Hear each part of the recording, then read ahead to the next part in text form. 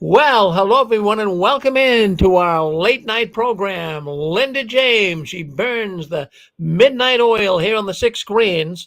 So she got a program called Healing After the Watchtower. Now, Linda is your favorite apostate. We know her as APOSTABABE. So let's bring her on right now. She's going to do a program tonight. So let's bring APOSTABABE on and say hello to her. Hello, APOSTABABE. Hi, Rick. How's it going? Well, going good. Things are moving in the right direction. We've had a lot of good programming tonight, a lot of people calling in. So we're looking forward to what you're going to be talking about tonight. Anything in specific that you'll be discussing? I'm going to talk a little bit about Mother's Day. Yeah, well, that's something that the witnesses never talk about. So we're glad to hear that you'll be talking about it. That's good. So I'll step out of the scene, and you can take the program away. Thank you. Okay.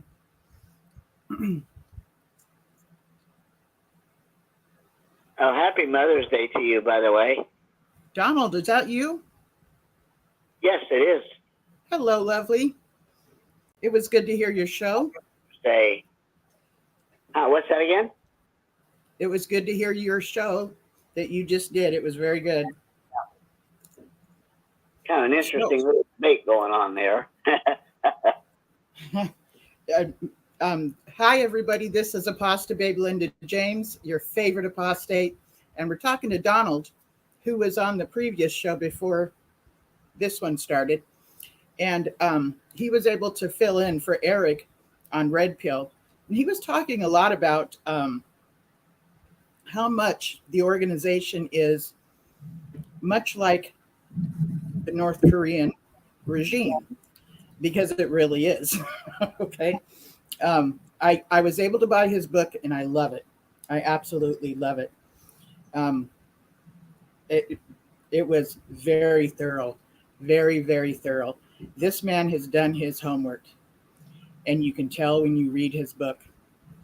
I've read it now twice, and it is incredibly informative. And what he'll do is, as he's bringing in information, much you may have already learned, he will compare it to the North Korean regime.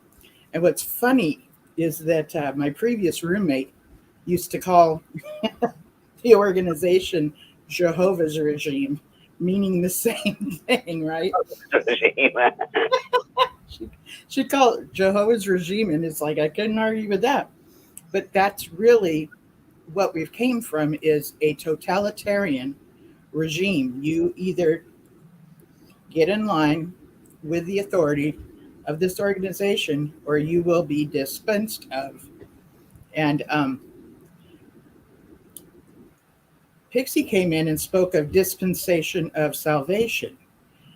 And what I would like to bring up is dispensation of existence, which is part of Robert J. Lifton's 8 criteria to mind control, or totalism. And that really means, in all, basically, that you really don't deserve to be alive. Okay?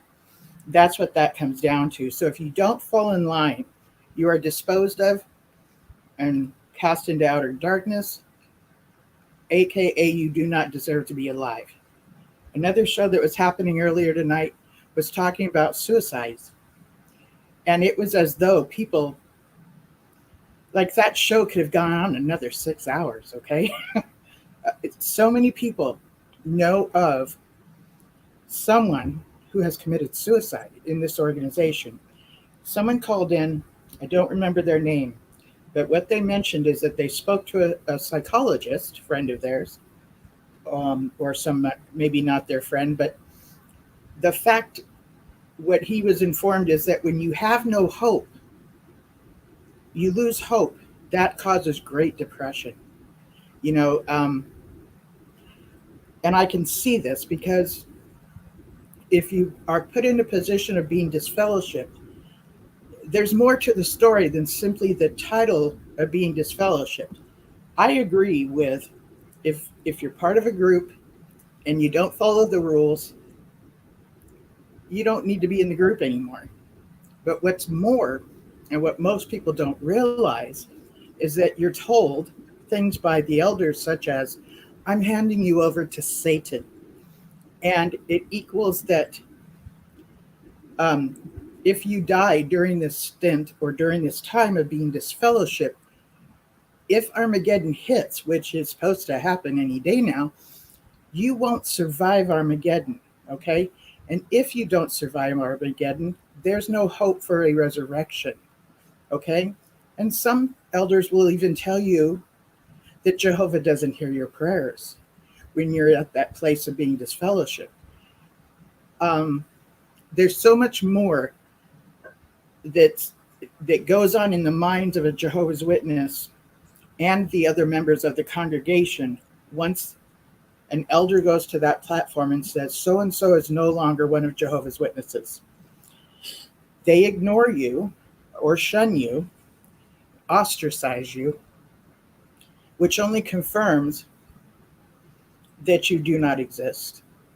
You're told that, like, Jehovah doesn't consider you worthy because you're definitely not in his organization anymore.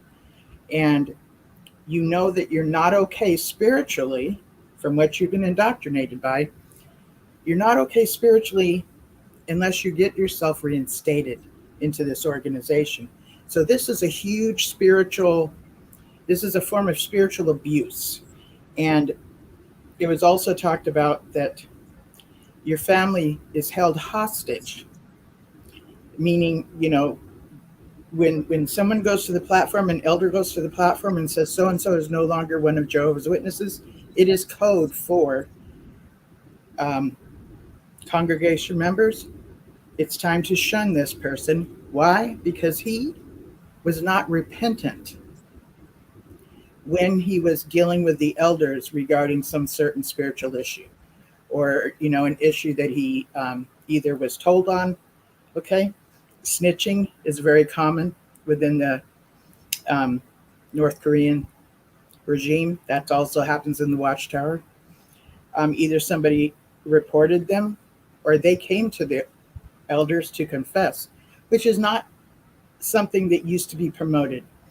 I hear people that used to be in the organization and they'll call up and say, I don't even understand why they went to the elders to tell them anything, But it's now been very much suggested that you go to the elders and confess your sins or any transgressions you've made.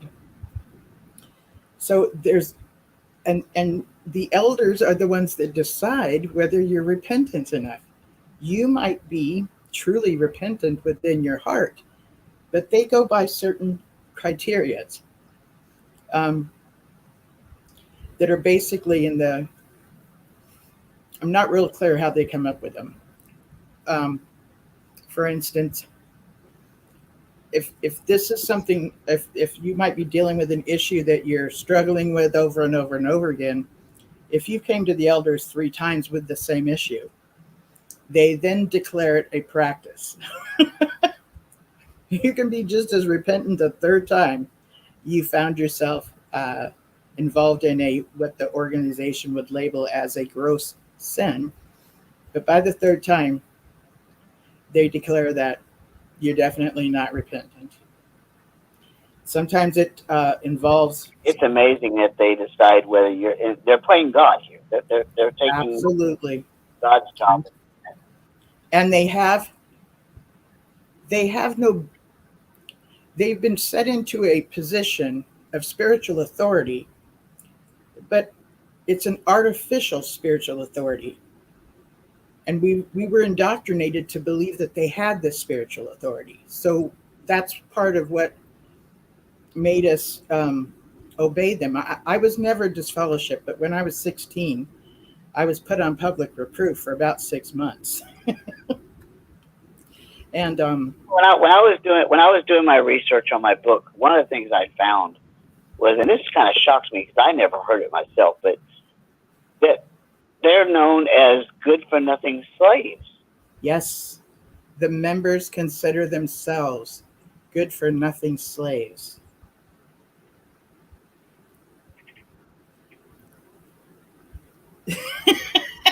It's like, in case you don't feel low enough it's almost kind of the pseudo fake humbleness, good for nothing slaves. And that we're so fortunate that, God gives us undeserved kindness, right? Or, grace. I don't believe that it's a self-imposed indoctrination that has been given you by the organization. Okay? I've spent time in mainstream Christianity, a good amount of time, okay, after I left the organization. And I've gone to a few churches. I never once heard from the podium any suggestion of being good for nothing slaves. Ever. The thought of being a slave as in a servant to God, yes, but not a good for nothing slave. I've heard from the podium that some people, once they're freed from slavery, that they would put an earring in their ear, which would be a choice for them to remain under the authority of whoever they were under authority of, because they still wanted to remain a servant of that person. They would have different reasons, but that was compared to a Christian and God, of the Bible. Never have I ever heard from the podium that members are good for nothing slaves. Ever. Have you ever heard that, Donald?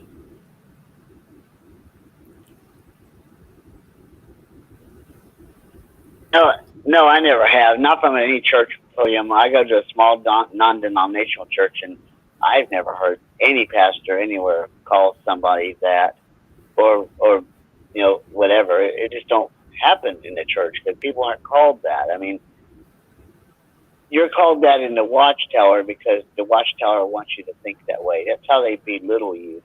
They're belittling you so they can lord over you. Absolutely. So that they can lord over you, which is an abuse of authority and an abuse of position of power. Oh, yeah. Which is very unethical. Very unethical. And, they're playing God or trying to play God. Of course, they can't because, they're not God, but they're trying to fill that role, which they can't do. Yes, and if anybody recalls the it's put together where it shows like the hierarchy of Jehovah at the top, Jesus at the second, and then the governing body. And then it goes into, ministerial servants, and then elders, and then publishers. Okay, You know what's missing there? The Holy Spirit. that's right. The Holy Spirit is missing in that hierarchy. I see them as taking the place of the Holy Spirit in someone's life. And Oops. they have no business doing that. No. They're in big trouble over that.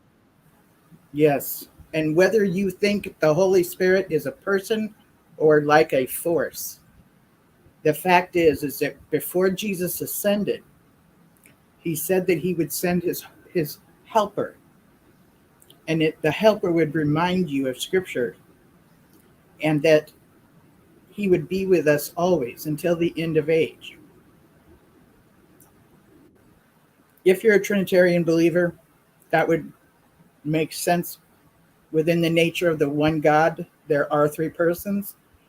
And then there's some Bibles that actually at the New Testament forward calls the Holy Spirit the Holy Ghost. The definition of a ghost is something that was once embodied in a body. So that's interesting, and that kind of is a Trinity mindset. So I am with you always until the end of the age. So yeah, the Holy Spirit, if he is in fact speaking of the Holy Spirit, the Comforter, as being Him being with them, that speaks kind of Trinitarian too. Many of Jehovah's Witnesses that have left the organization do tend to have a non-Trinitarian belief, and it is my thoughts, and I just think God's bigger than that. I think God's bigger than whether we have all the doctrines figured out or correct or right. That He's bigger than whether or not we are right or wrong or accurate or not. If you have a prayer for a relationship with Him, then that's what Christianity is. And because you have that in the first place, that's why you gather at churches. And churches are all man-made businesses. But the purpose of going to them is to gather with others that you have something in common with. And we are social creatures and need that. So that's you don't go to church so that you'll be saved. You go to church because you already have a relationship. And most Christians believe they are saved past tense. The organization, on the other hand, makes sure that you don't know if you're saved, and always makes sure that you know that you just don't measure up. And this is a very, very abusive, toxic technique used in most cults. And like Donald said, it's very dehumanizing.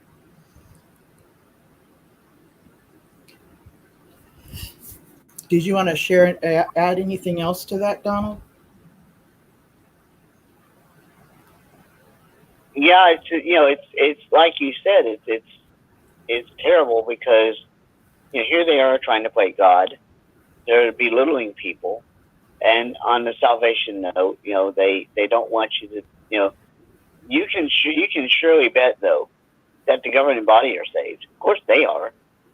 It's automatic with them, and everything with the governing body is for sure for them. They're going to go to heaven. They know they're going to heaven. But the average witness, no, they have to beat the streets and try to win people over to the religion and hope and pray that they're doing enough, and they know they're not doing enough. They never do enough. While the governing body sits up there and all their fancy suits and Rolex watches and gloats over everybody else, oh, we're going to heaven. We're anointed. What they don't realize is, as a Christian, all Christians are anointed. It's not a certain... Thank you. Please continue. I'm sorry to interrupt. Everybody that's a Christian is anointed. Yes. And what would why they do that separate class thing? It's because that's a common practice of a cult, to put certain groups in the group above everybody else.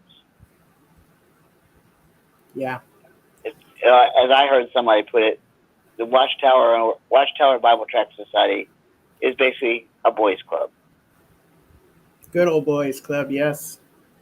Yeah. Yes. Yeah. If I could add to that, sure. Watchtower actually has 3 classes, not 2. You have the ones that are going to live forever on a paradise earth. You have the anointed, and then you have the faithful and discreet slave. The reason why I say there's 3 classes is, if you take the governing body, at whatever time, it might have 8 people, they might have 12 people, 14 people on their panel, right? Right.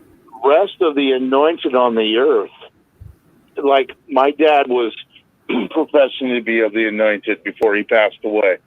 If my dad didn't agree with the overlapping generations, for an example, he couldn't just call and talk to the anointed from one anointed person to another anointed person and say, I think something's wrong here. I don't understand this concept or I don't agree with it. My dad could be disfellowship or apostasy just as quick as I could be. Yeah. So that's why I say, in actuality, there are three classes. You got your faithful and discreet slave, regardless whether they still call themselves that or not, the governing body, whatever. Then you have the rest of the anointed, and then you got the ones that believe they're going to live on earth for the rest of their life. And that's a concept I had never thought about before. But when I realized my dad, because when I would talk to my dad about certain things, he was like, you just got to leave it in Jehovah's hands. It's not our job. And I thought, it is our job to stand up for truth. It's our job to stand up for what's right. Why were the Bereans considered honorable people? Is because they researched what they were being taught.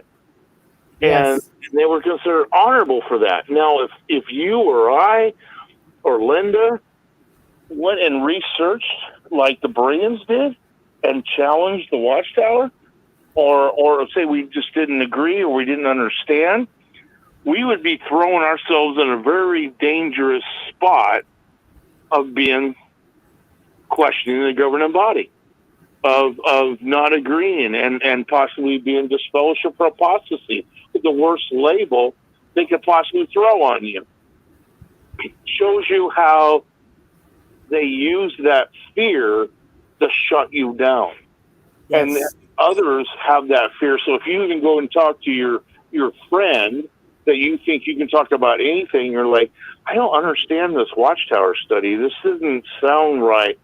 Before you know it, you're not careful. That friend's going to the elders and saying, I'm really concerned about my friend. They're questioning what the faithful and discreet slave is putting out, or this or that. And you find yourself in the judicial committee. That's crazy wild. It's conform or be cast out. Yeah. And it got more so this way under the reign of Rutherford. Russell wasn't all that.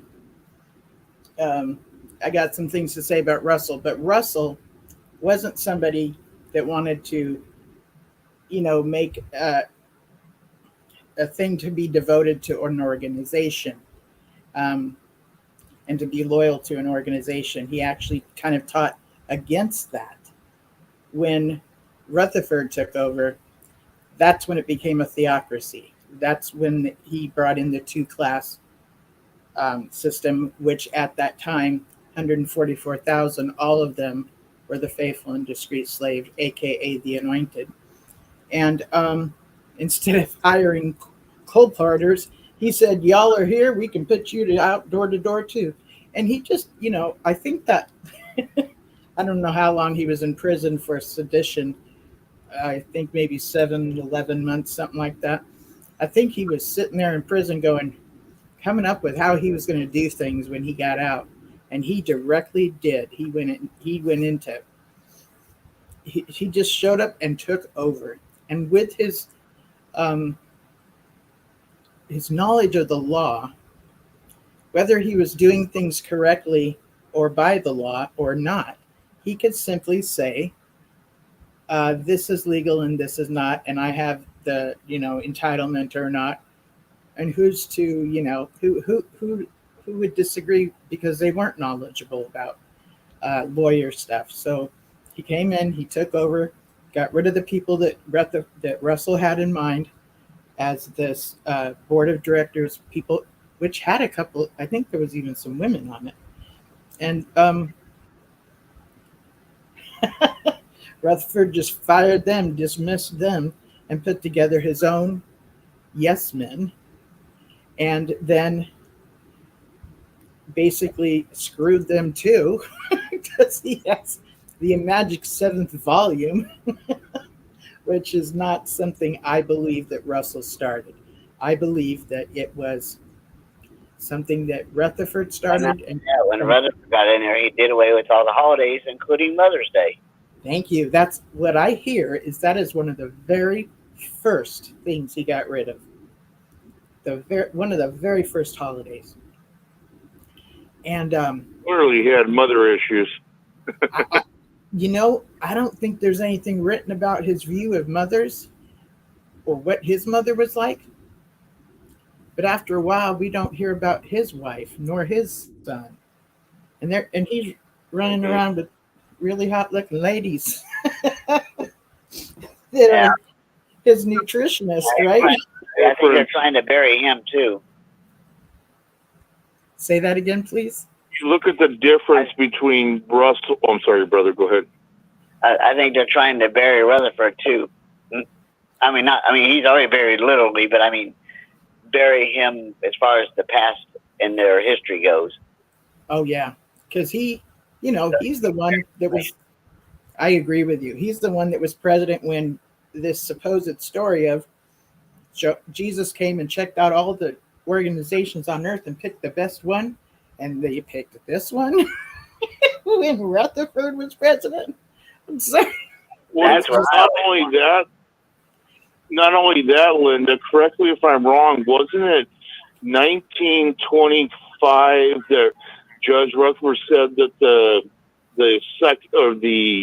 the anointed, the door was closed so that the rest that would come in from that point would be of the earthly class. Wasn't it like around 1925?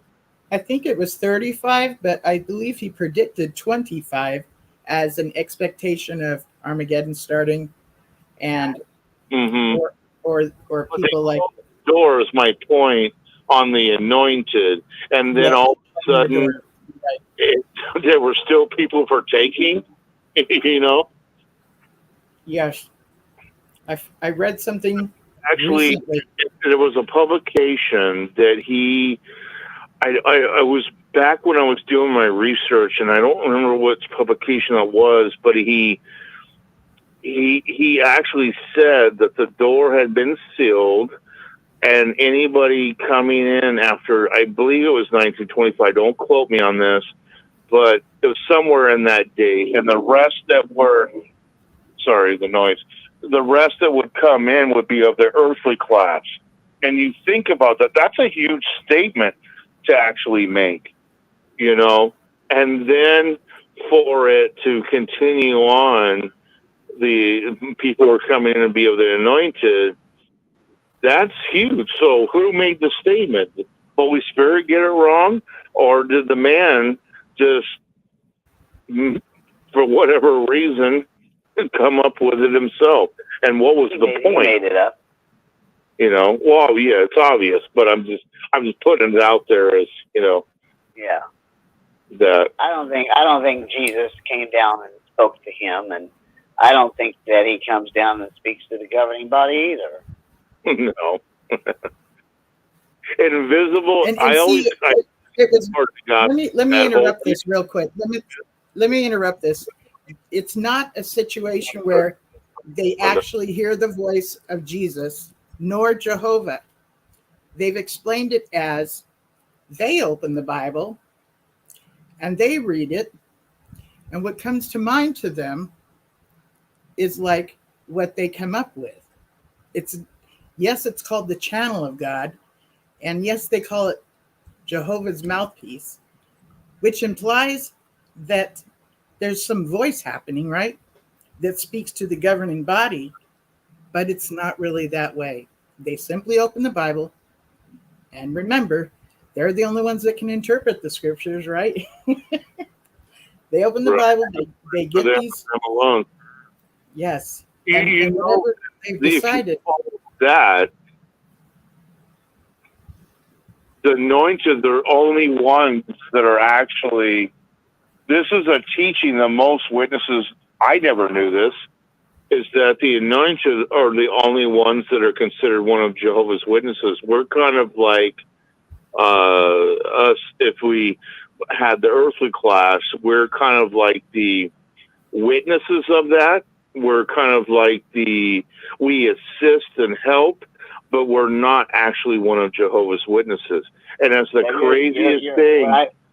What I look at it as, like you're saying, I picture this earthly class as a bunch of little puppies sitting on the floor waiting for little crumbs to fall from this big master's table. Mm-hmm. And they're sitting there with their tongues hanging out and yapping and yapping and yapping, you know, begging. But the crazy thing, though, is when you get baptized, you're being recognized as one of Jehovah's Witnesses. So they speak out of both mouths, is that, one, you're not a Jehovah's Witness because you're not of the Anointed, but when you get baptized, you're recognized as, they become one of Jehovah's Witnesses. So what are you? What are we? You know, I mean, what were we? Anyone that's a publisher is considered a representative of the organization. And back in the day, we were all ministers, and maybe even today too. But what I think you're talking about is God is only the mediator between, Jesus is only the mediator between the 144,000 and God. We, who are not part of the anointed, quote unquote, or 144,000, he is not our mediator. But it does benefit us to stick close to the ones that are in the organization. And they call the 144,000 spiritual Israel. So you'll find quotes that'll say, right, we're not part of that. We're not part of the spiritual Israel, but they did actually put in print. I'd have to go back, and when I did my research back in the day, I believe it was Judge Rutherford, but I'm not 100% sure. It was something I read in print.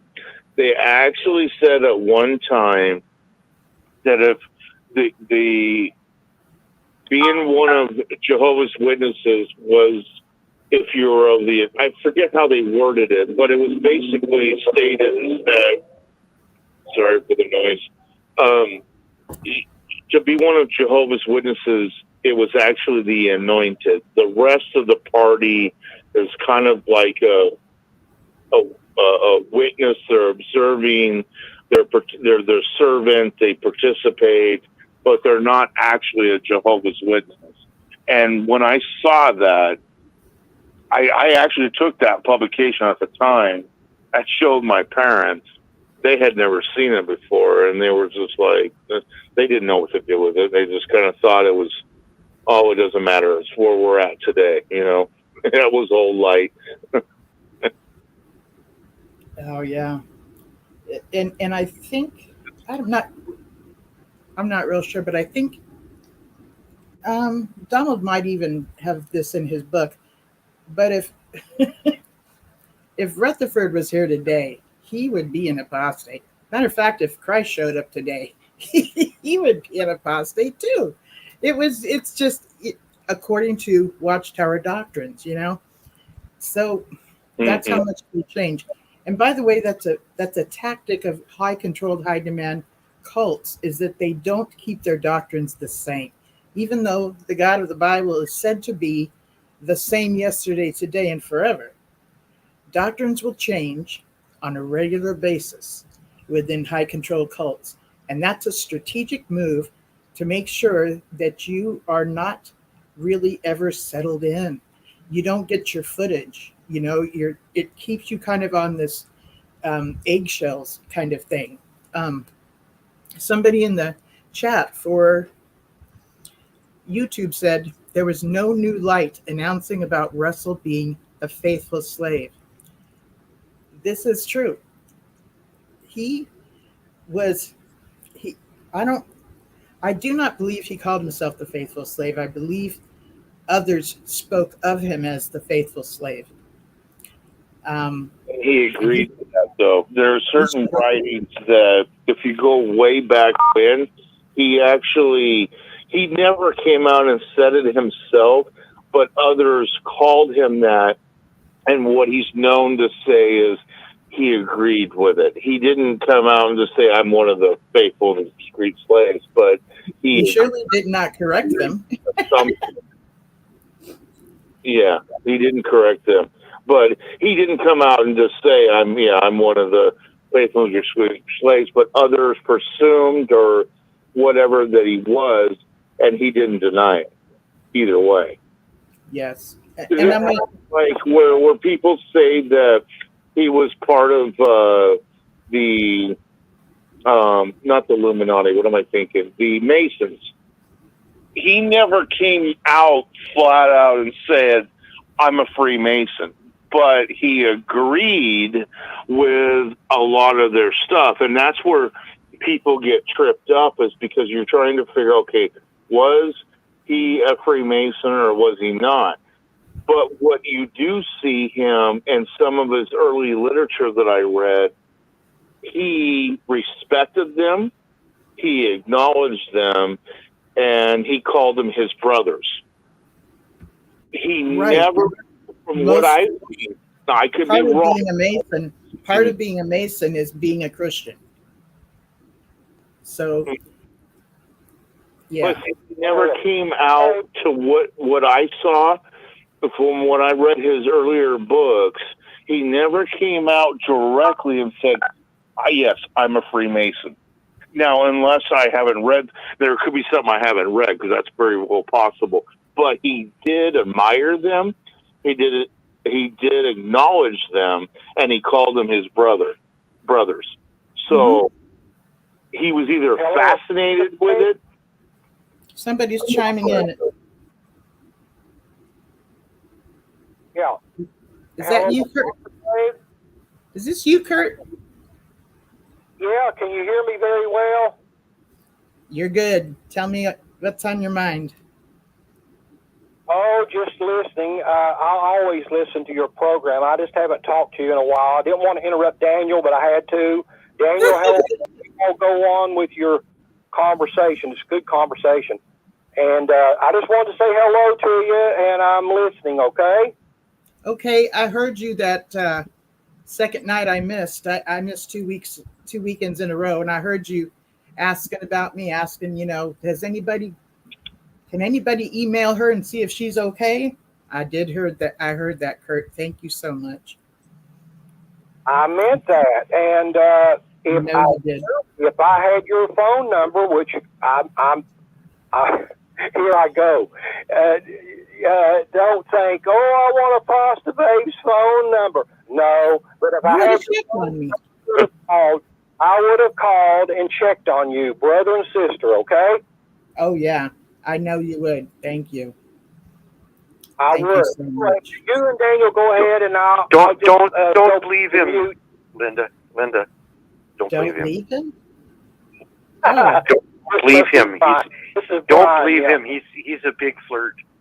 Don't believe him. Oh, don't believe him. I thought you said don't leave him. He's a big flirt. I'm sure she understands that you're joking. Yeah, I know. No, I'm not joking. I'm serious. Okay. I'm going to go back to telling on. You know what? I'm a little flirt though. I'm a little flirt. You look real cute today. Oh, thank you, Brian. I'm a little, but Kurt, he's a big flirt. So watch out. You're a little okay. Brian. Okay. Hi there. Brian from Canada? Yeah. Yes. Hi, Dad. How's it going? Hey, good. I haven't heard you in a long time. Are you doing all right? Oh, yeah. Yeah, I missed you, my friend. Kicking and a gouging. Yeah. I missed you, my friend. Yeah, good. Well, I'm around. I listen in. I don't always talk. And may I just mention a little bit to the audience why you've kind of been on a hiatus, Brian? Or would you rather just somebody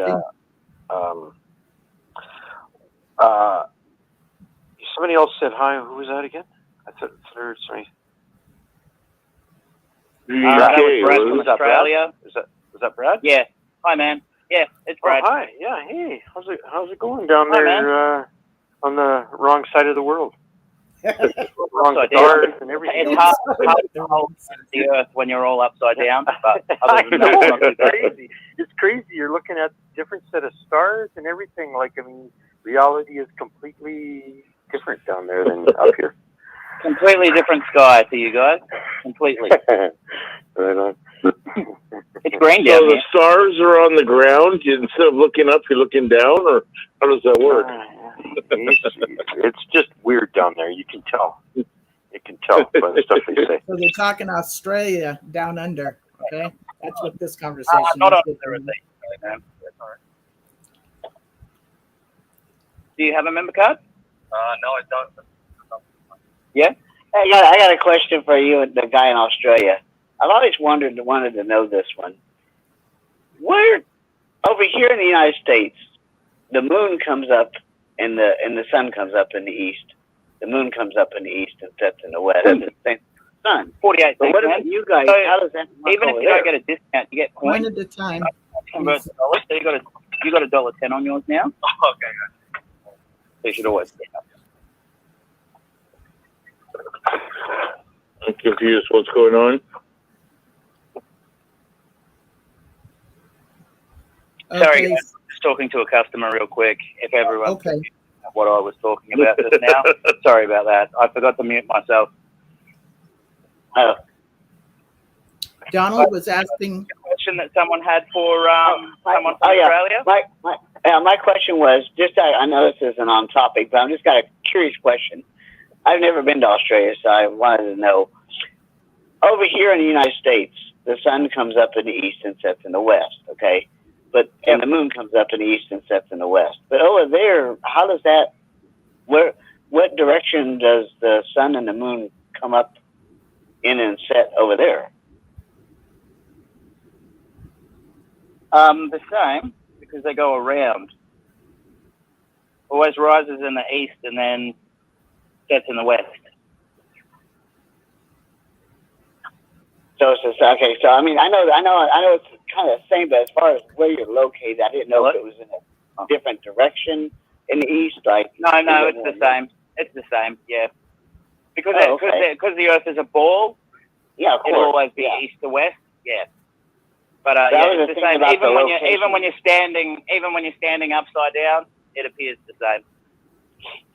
Oh, okay. You I didn't know know. what's really funny right now? I knew it all came up in the east and set in the west, but I was just wondering, like, That's also how it year. appears to us as well. Huh? You know what's No, really keep going. funny? Sorry, finish what you were saying. You guys, one of you are from the United States and one of you from Australia, and your voices sound very similar. Like you could be brothers. Oh no. Oh, do they? Oh, that's cool. There is some similarity. Okay. Yeah. That's why I'm talking to him. I haven't seen him in such a long time. Yeah. By the way, I'm Donald Brown, by the way. Yeah, nice to meet you, Donald, and you did a great show covering for Eric today. Thank you for that. Yeah, Really good sorry job. about the big debate on there, though. I didn't start that No, one. that really, happens, man. That's one of the good things about six screens. We can argue with each other. 5 minutes later, we're all good and talking about something completely different. So it's all good. Yeah. No, great show, man. Great show, and really nice to meet you as well. Oh, thanks. Yeah. Donald, where are you from? Take a few minutes to round this up and then go into Mother's Day. Go ahead, gentlemen. No, I was just fascinated, and I don't know if it's just me, but Donald and the brother from Australia sound very similar, and it just kind of tripped me out because I had to listen to who was talking to figure out where they were from. They have similar, I don't know, accents or something. It's just The tone of their voice. Yeah, I heard it too. And it was having to hear them together talking that I heard it. Yeah, I heard it. Yeah. Well, I'm spending part of Mother's Day with my mom tomorrow. Got church in the morning, but after I get home, I'm gonna be went over to her apartment tomorrow. Cool. Yeah, and that's a lovely shift that I would like to take to go into Mother's Day. And when I'm speaking of Mother's Day, I'm speaking about mothers that have given birth, and many of Jehovah's Witnesses have been asked to not have kids until the new system of things. Okay, so I'm talking to you as well. If you are anything resembling a mother at heart, whether you've had children or not, I'm talking to all of us, okay? You might be surprised to find out that the person that put Mother's Day into effect was never married and had no children herself, okay? So I have an article I'd like to read to you, a little bit about the history of Mother's Day. So, history of Mother's Day, and the origins of Mother's Day, the Mother's Day celebration. Okay, this happened to actually be an article written by Pro Flowers, because sending flowers is a very common thing. But I'm going to get into talking about what's so awesome about us is that if it doesn't go against our conscience to celebrate Mother's Day, we get to make new traditions. We get to make it our own. Okay? Excuse me. So celebrating Mother's Day, history of Mother's Day. And this was from April 19th, 2022. Mother's Day is a time to honor motherhood and show our appreciation to moms and all kinds of, including wives, sisters, grandmas, for all their hard work and sacrifices. In the United States, Mother's Day is celebrated on the second Sunday of May. So today or tomorrow. I am still in Saturday, but those of you that have already went into, midnight, it's already tomorrow. Now, as with many holidays, the history behind Mother's Day is based on both ancient and modern traditions. So there is a bit of paganism, okay, because of the ancient traditions, okay, from the world. And then it said, keep reading to learn about why we celebrate Mother's Day, how it's observed globally, along with gift ideas for the incredible woman in your life. Again, this was put together by a place that sells flowers.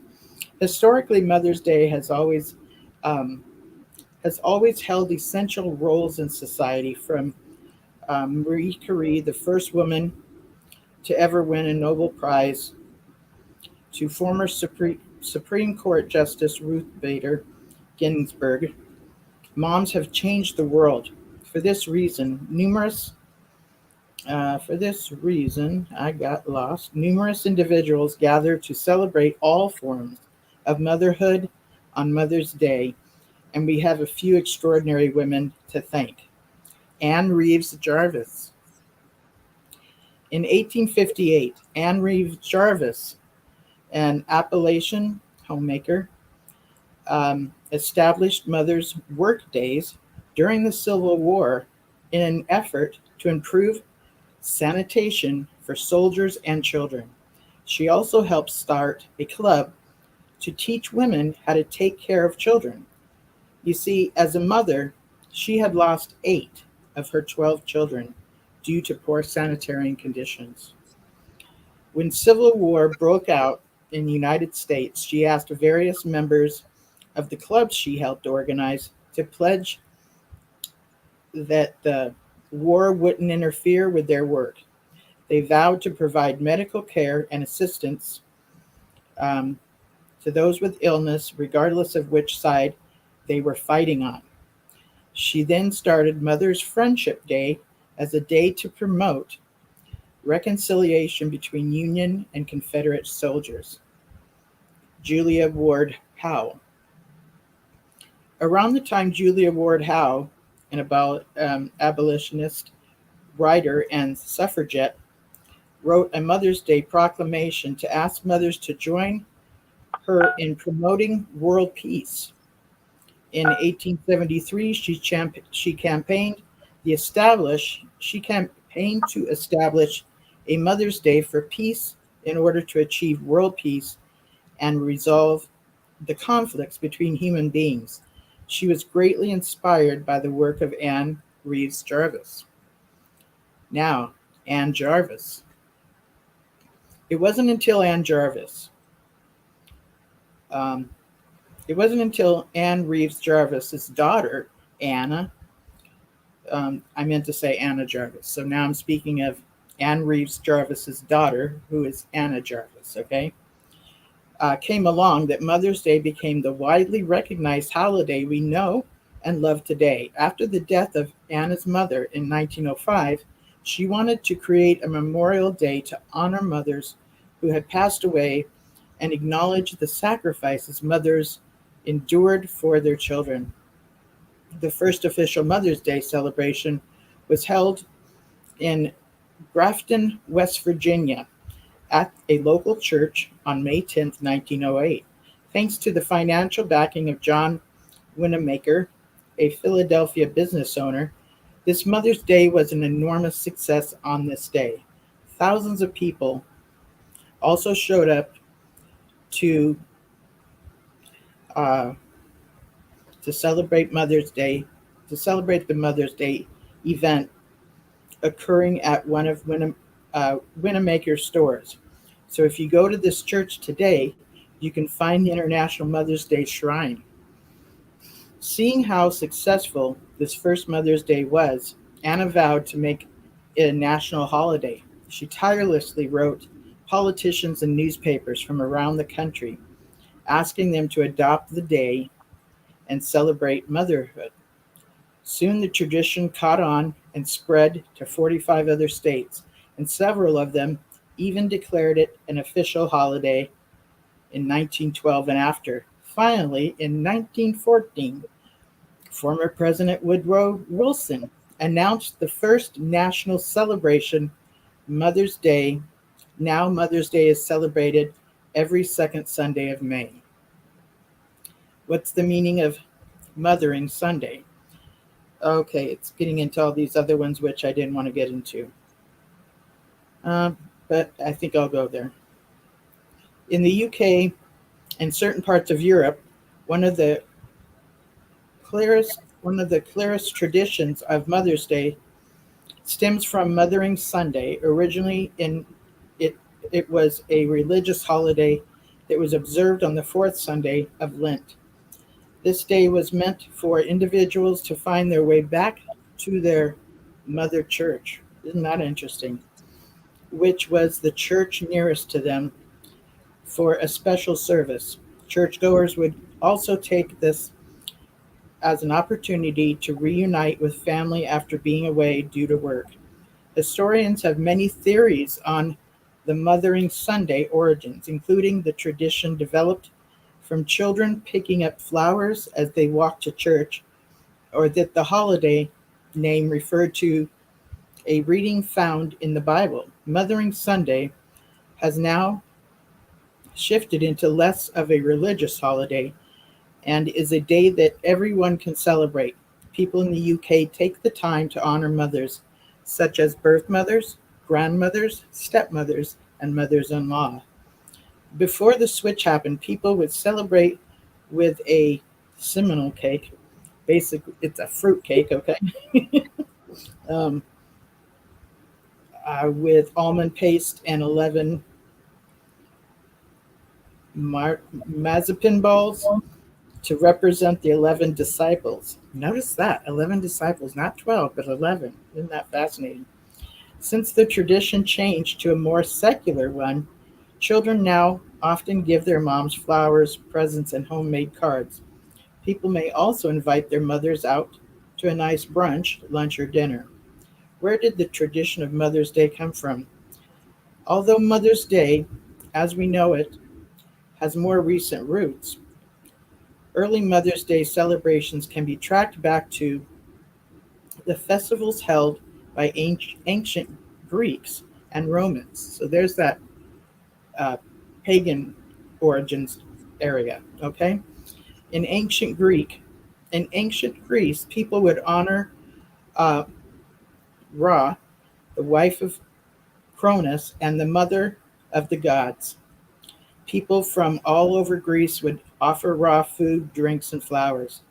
The Romans also celebrated different mother of gods named Sybil or magenta mater, which means great mother. The Romans even went as far as to dedicate a temple to her. And in March, they would participate in the festival of Hilaria and provide gifts for the goddess. Today, most people celebrate their moms by purchasing or making gifts, giving them a much needed day off. Chocolates, flowers, cards remain the most popular Mother's Day gifts. In fact, National Retail Federation (NRF) estimates that Americans spend approximately $2.67 billion on holiday purchases, including the ever popular Mother's Day roses. How is Mother's Day celebrated? Although Mother's Day is traditionally a Western concept, the holiday has become incredibly popular worldwide. Mothers everywhere are honored on certain days, sometimes even with grand festivals and parades. We'll explore the ways in which people in the U.S. and abroad honor their mothers and celebrate occasions. United States. In the United States, Mother's Day is a time to shower your mom with gifts, whether you're looking to go all out and willing to go all out or stay within your budget. There are many ways to celebrate Mother's Day in the U.S. Here are a few of our favorite Mother's Day activities. Kick off Mother's Day morning by surprising her with her favorite breakfast food. I think you might have heard the tradition of serving a mother breakfast in bed. I think that's what this is talking about. So if she likes to start her day with coffee or tea, include a beverage gift basket as an extra special touch. Enjoy the holiday by spending the day together. If you have a family of your own, chances are you don't see your mom as often as you'd like. Make the day memorable by doing activities she always wanted to do. If you live far away, call your mom and invite her to a virtual brunch. I think this is a great idea because you can have a virtual brunch through something like this, which is streamlined. We can do it through Zoom, and there's other different apps that we can use to have a virtual brunch with our mothers, or those that we can do it through different sites like that. If you live far away, call your mother and invite her to a virtual brunch date. Do it yourself or DIY some tasty mimosas, which is alcohol and orange juice. Dress up for the occasion or stay in pajamas and chat the afternoon away while enjoying each other's company. You can also send your mom a sweet greeting card with Mother's Day quotes that she loves. Ceremonial tree planting has become a popular tradition amongst families on this important holiday. That, I think, is a really cool idea. Mother's Day plants are an exciting gift option, even for moms that lack a green thumb, which would be me. Okay? I just don't have a green thumb. They are low maintenance succulents and other potted beauties that make great table centerpieces and can live on for months. Whatever you decide, your mom will appreciate all the effort you put into making Mother's Day unforgettable. Mother's Day around the world. Costa Rica. Mother's Day, or I can't even say it, is Dia de la Madre, is, as it's locally known, is a big deal in Costa Rica, where the importance of family bonds is prevalent in every aspect of daily life. It is a national holiday in Costa Rica, held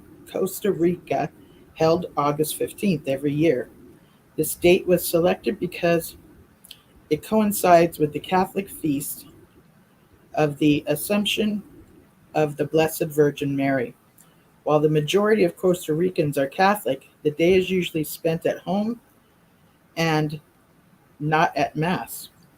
Extended family members are invited around to share in a huge feast and gift mom with flowers and presents. Ethiopia.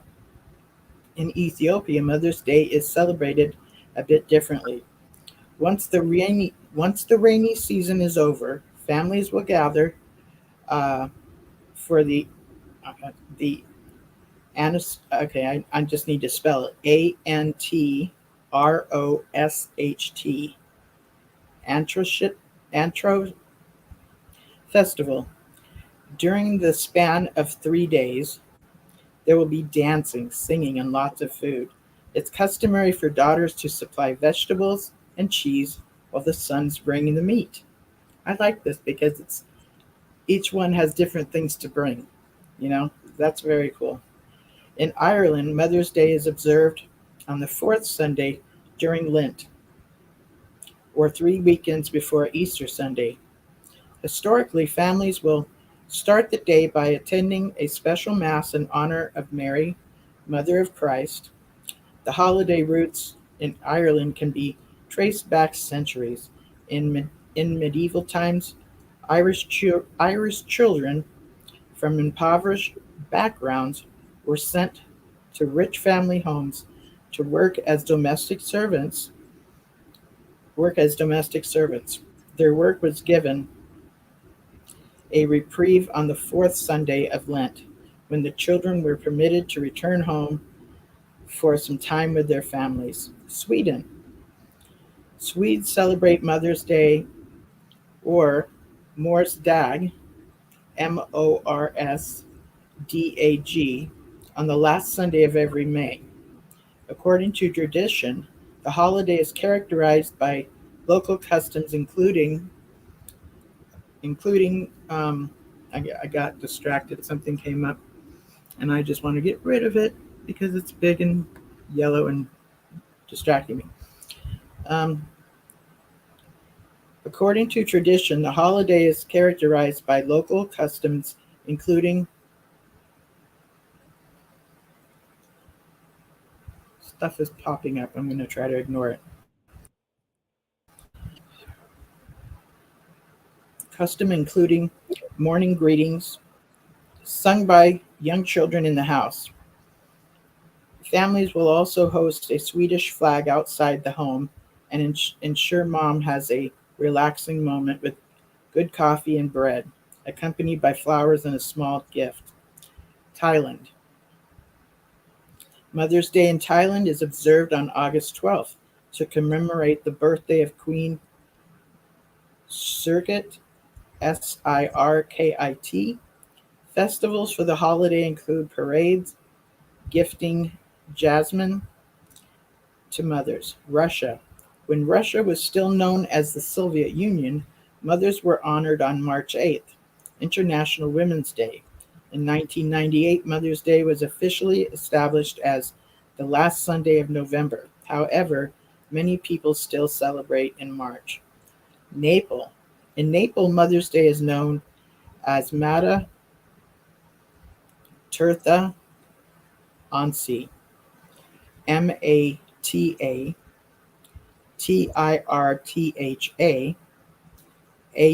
AUNSI, which means Mother Pilgrimage,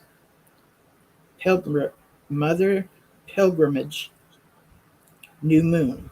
On this day, individuals will cherish the time spent with their mothers and remember all of those who have passed away. Despite the differences, there's no right or wrong way to celebrate Mother's Day.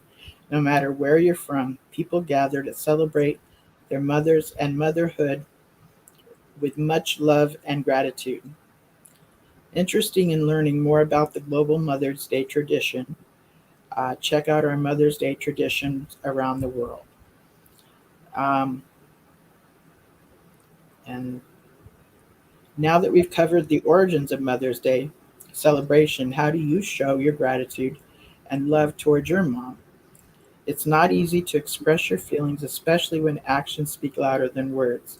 This Mother's Day, share a gift that's just as unique as she is and that she'll cherish forever. While popular gifts include Mother's Day chocolate and jewelry, there are a variety of options you can choose from if you've simply hit a dead end. No matter what her interests and hobbies are, you can help we can help you find a gift that she'll absolutely love. Below you'll find a few amazing Mother's Day gifts to send.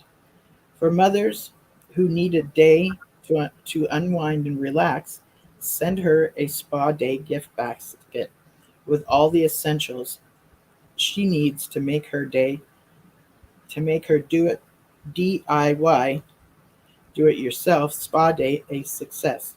From lotion to body butter to cozy slippers, she'll have a perfect day of relaxation while at home. If she Is she a wine enthusiast? Send your mom her favorite wine along with a quality cutting board and meat and cheese gift, or meat and cheese gift basket, including a cutting board and delicious pairings to make your own um, something board. And I'm going to spell it CHARCUTERI board at home. Who doesn't love a good wine night? What better way to show your mom you love her when with a mother's floral arrangement? Mother's Day flowers are a classic gift for a reason, and we can help you deliver fresh blooms straight to her door. If you're looking for traditional flowers this May 8th, because this is an article from 2 years ago or 4 years ago, opt for the top sellers: carnations, daisies, roses, or Mother's Day lilies. And Mother's Day tulips also great selection since both types of blossoms symbolize motherhood. Fun facts about Mother's Day. This is the busiest day of the year for phone calls in the United States. More than 122 million calls are made to moms around the country on the second Sunday of May each year. It's also busy for restaurants. Families everywhere love to take moms out and spoil her with a delicious meal.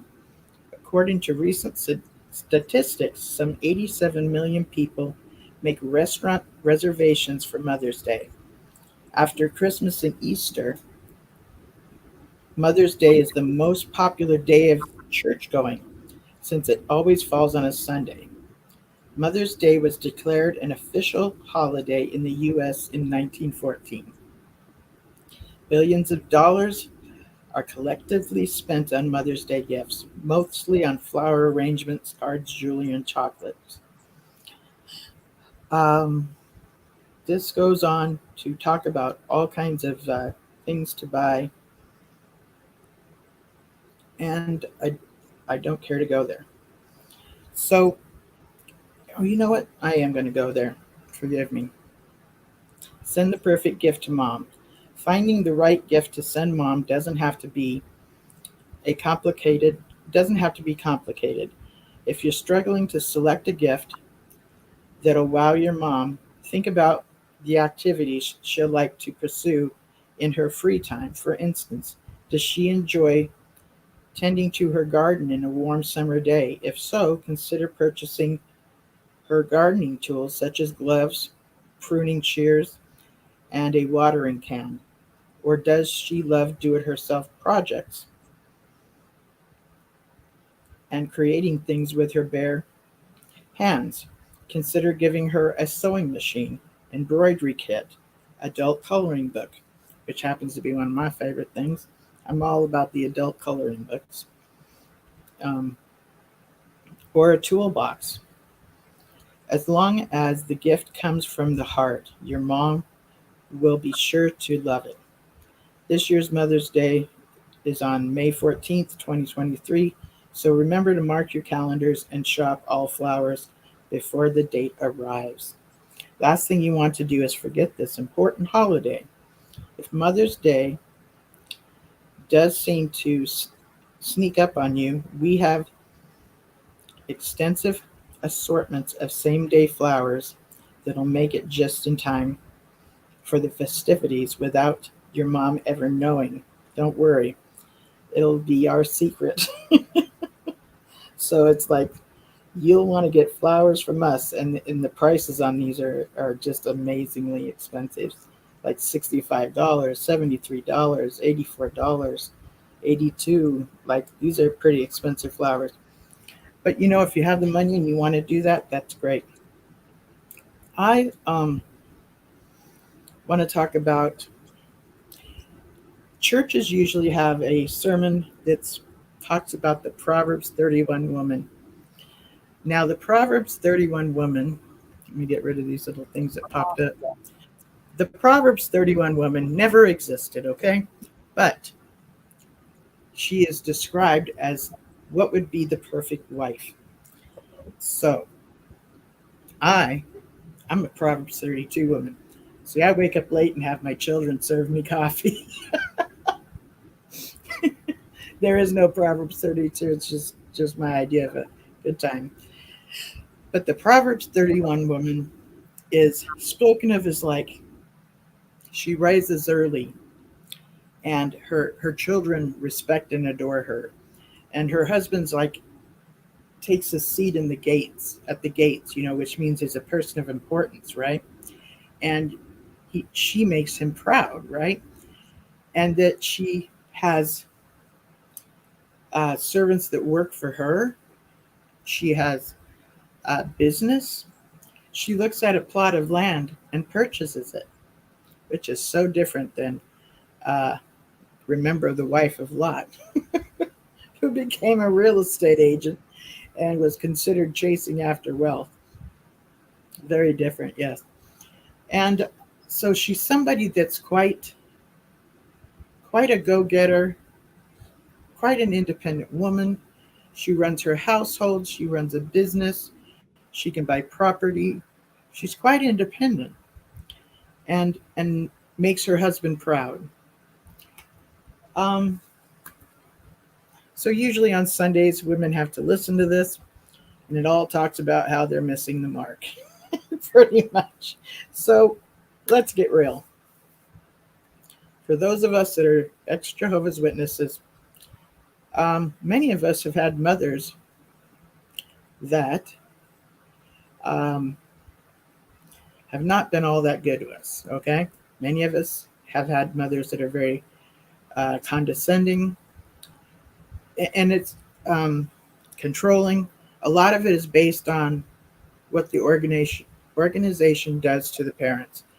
Basically, the organization has the parent to do their dirty work. So they're the ones that have to tell us, no, we can't join any extracurricular activities. No, you can't go to someplace with your neighbor friend. No, you can't stay after school and visit with somebody that's a friend of yours at school. And, so there's a whole lot of control that the mothers have to do. And within women within the congregation have so much responsibility, but very little control. And you'll often hear, talks about, well, I think Anthony Morris was pretty famous for it.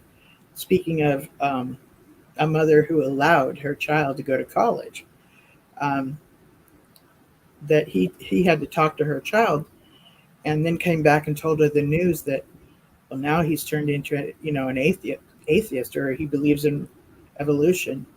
And basically he said, who's the one that dropped him off? So that's one of those things that's discourages a mother to send their child to college.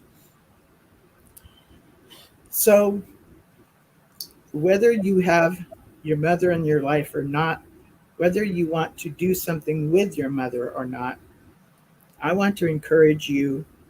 Again, this goes for women, anybody who has a mother's heart, or who has given birth to children, or who has adopted children, whether legally or by heart. I really want to encourage some self-care. if you're going to spend time by yourself, meaning maybe your mother's already passed, or you have a mother that's probably best not to contact, okay? And if they're a Jehovah's Witness, we're going to respect them and not call them up and tell them Happy Mother's Day. You know, that's just going to be a disrespect according to their belief system. So I want to encourage you to give yourself self-care. And if you do have a mother that you do want to give some gifts to, there's ways to, deliver something like the article I just read. You can deliver flowers and different things. They have even like fruit on sticks and stuff that you can get delivered. There are things through Amazon that if you have an account, and you can make an order that gets delivered to your house, but there also is an option where you might be able to send something to them at their address. Not always, but you'll have to put in their address and see if it does that. If you want to put together a gift for your mother, and you don't have access to some extra money that you can just easily dispose of, you can hit the dollar store, you can hit the 99-cent store, you can hit the $5 section at Target or Walmart, and you could put together a cute little amount of things that are nice to look at and would be something convenient for them, like little tablets and little pens, some sticky notes, just some practical stuff that is something that people would use on a regular basis. Most people would. And, there's inexpensive cards there. And I would say for a good $10, maybe even 15, you could put together something really cute from a section of a store that has lower prices, that has a section like that. And being that it is Mother's Day today, you can just drop by, pick something up, and go head over to Mom's, But if you don't, you can take time for self-care. If your mother has passed, if you don't associate with them because the relationship is toxic, spend time doing something for you. And you can easily come up with a recipe by Googling it on how to make, I can't think of the word, but balms for the bathtub that release certain fragrances. I think of the name. Easily make them out of like baking soda and some other things. There's a few different do-it-yourself gifts that you can actually make for yourself. You can take a nice long bubble bath, read a book. When the water gets cold, you just run more water, and fill up the bathtub again. Maybe light a few candles, listen to some music. You can bath bombs. Thank you, Bob. Bath bombs is what they're called. Thank you. So you can choose to binge watch something on Netflix if you have an account, or take time to read a book. Maybe listen to some podcasts that have that are under the subject of your liking, and spend time maybe giving yourself a manicure and a pedicure. If you don't know how to do that, you can Google that too. You can Google all kinds of things to where somebody, Johnny, there's a funny Bath Bob Babashan. I thought it said Bath Abomination. So there's these easy like recipes that you can make as a facial scrub or a body scrub that's made like the base of it is usually either some salt add it to maybe some shampoo you already have, and that would be a good exfoliant to take off our dry skin. And then we really feel the difference after that. If you want to give yourself a clarifying shampoo, which would be because you have buildup on your hair because of hair products you've been using, you can add cornstarch to your shampoo, and that becomes a clarifying shampoo. And that helps to get rid of buildup on your hair. Oatmeal is a great base for a face mask. Yes. So you could Google something to the effect of making things from things you have at home, like a face mask from things you have at home. There are so many things that you can use, like oatmeal, as a base for a face mask. So it'll be kind of fun to, and they make it to where it's pretty much stuff you have around the house. So you can do some self-love and come up with things that you have around the house to care for yourself. A lot of times, if you're a mother with children in the house and you're going and taking care of kids, and if you're married, dad has one shift, the mother has another shift, and there's all kinds of different things that you can do. And if you're a husband or a partner, you can actually give your partner a pedicure. Bob says, I know a few really good recipes for face masks. How cool. And then he says, homemade ones smells so much better too, because it's all pretty much just food. This is true. Baking soda and salt is pretty much the base for exfoliating. And exfoliating basically means to rub off old skin cells, your skin, to just kind of, when you rub off the skin cells, your skin has a more smoother feel to it, and it's more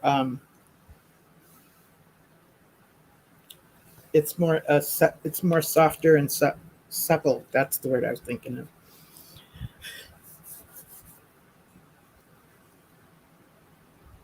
Thank you, Johnny. Thank you, Johnny. He was just telling me Happy Mother's Day. And we really can't depend on whether our children are going to honor us or not, because they might forget. So again, we can make Mother's Day with our own traditions, however we want it to look. You can make traditions that have nothing to do with this article I just read. By the way, I need to go back to the article that I read, because something in the article didn't make it clear what I first told you.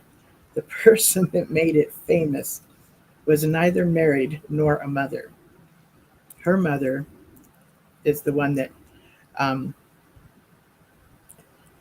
had kids and lost a good amount because of sanitary purposes. So her mother used to have these get-togethers and stuff about learning good hygiene and stuff like that for taking care of kids. So it is her daughter that wanted to honor her mother and asked the politicians and all that to make it a holiday. But she was really bothered that it became so commercialized. So then she was kind of like, she was pissed, actually. She was pissed that it became so commercialized. And she ended up getting so mad, she was like trying to stop people from doing it. She ended up broke and in an asylum. Sad but true. So, look, the world's going to use anything to make money. That's just how things are.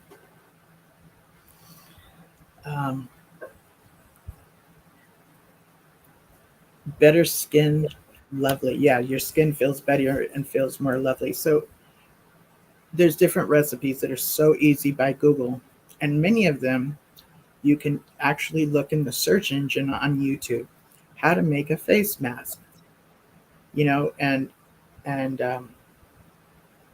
you'll find all kinds of different things that you'll stumble upon that you never even thought of that sound like a good idea, and you know what's in your kitchen or other places, and you'll be able to put together some things that are just things that are done for yourself, from yourself on that day. So that's what I wanted to share about for Mother's Day. And again, I don't want it to be only thought of as those who have given birth to children. It's for those who have put off having children, waiting for the new system, or simply don't have children because you chose not to. And but if you have a mother's heart, let yourself, be involved in Mother's Day. It's an opportunity for self-care. But let me just say, as the article said, it's a great day to go to restaurants and make reservations. But let me just tell you, it's going to be the busiest, and most crowded day of the year to go out to eat. If you're cool with that kind of a thing, have a good time. But y'all can just make some tuna sandwiches and hit the park and have a picnic, and not be around a huge crowd.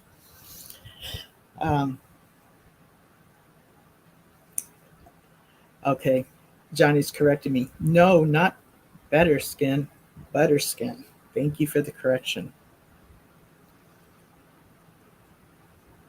And then I see a peanut.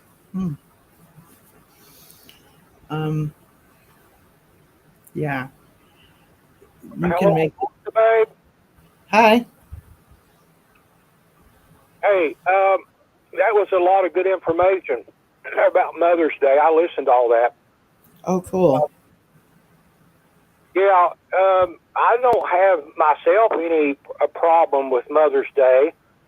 I was sitting here thinking a little bit about what the Watchtower taught about it, and I don't know about other groups. I don't know about the Mormons, the Plymouth Brethren, or anybody else, actually. I'd have to do some research on it.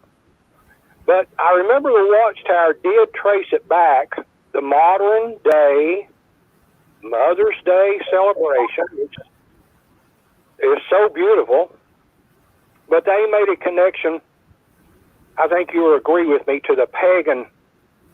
The Greek goddess, I forgot what her name was. The Roman goddess, I think you mentioned Sybil, was her name. And yes. I'm not sure about this, but they set aside, the Greeks and the Romans set aside the second Sunday of May. But I have to check myself on that. I may be mistaken. And I think, isn't the celebration today the second Sunday of May? Is that yes. What it is? Mother's Day? Mm-hmm. Which is tomorrow or today. Yeah, anyway, I don't know where to go to the Watchtower literature to find out exactly what they said, but it seemed like they tied it in to that Greek goddess and to Sybil, the Roman goddess. Mm-hmm. And in fact, it was celebrated to the Queen of Heaven, the Mother of the Gods. Yes. And how they make a direct link to Mother's Day today is a little puzzling to me. But anyway, I think they did that.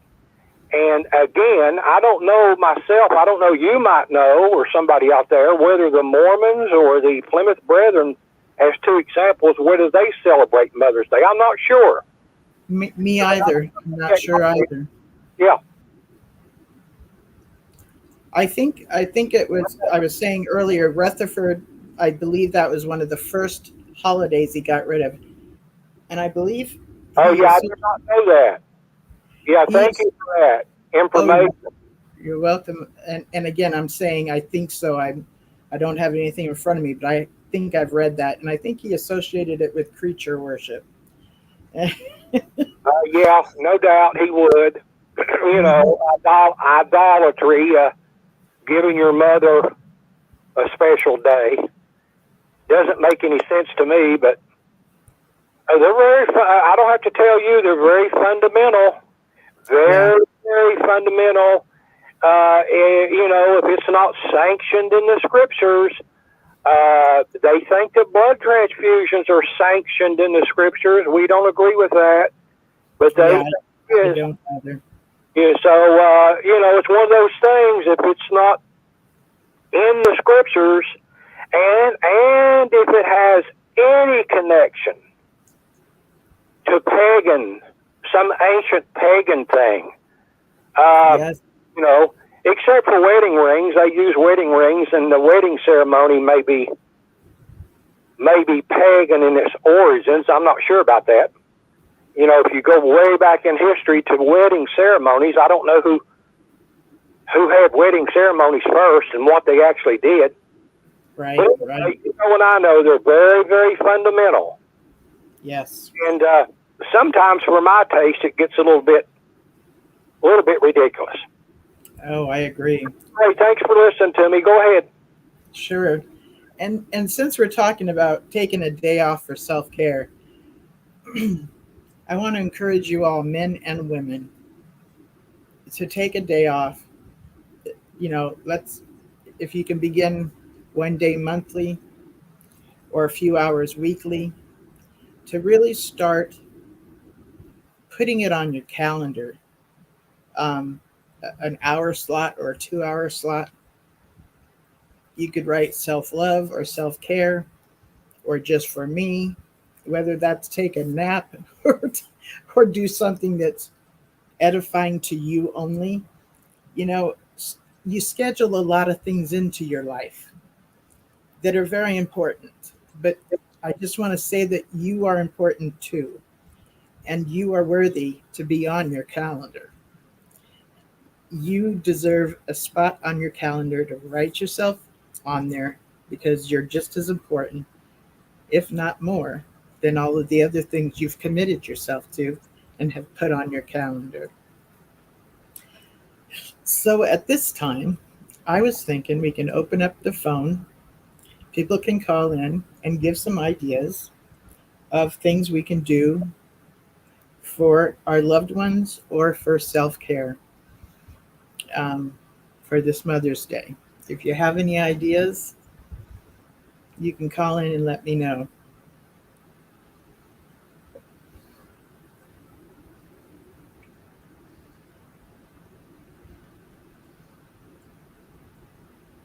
Yeah, I'll be celebrating my Mother's Day with my mom upstairs at her apartment. She lives in the same building that I live in, so that's at convenient. the church tomorrow, I'm going to be going up to visit her tomorrow afternoon.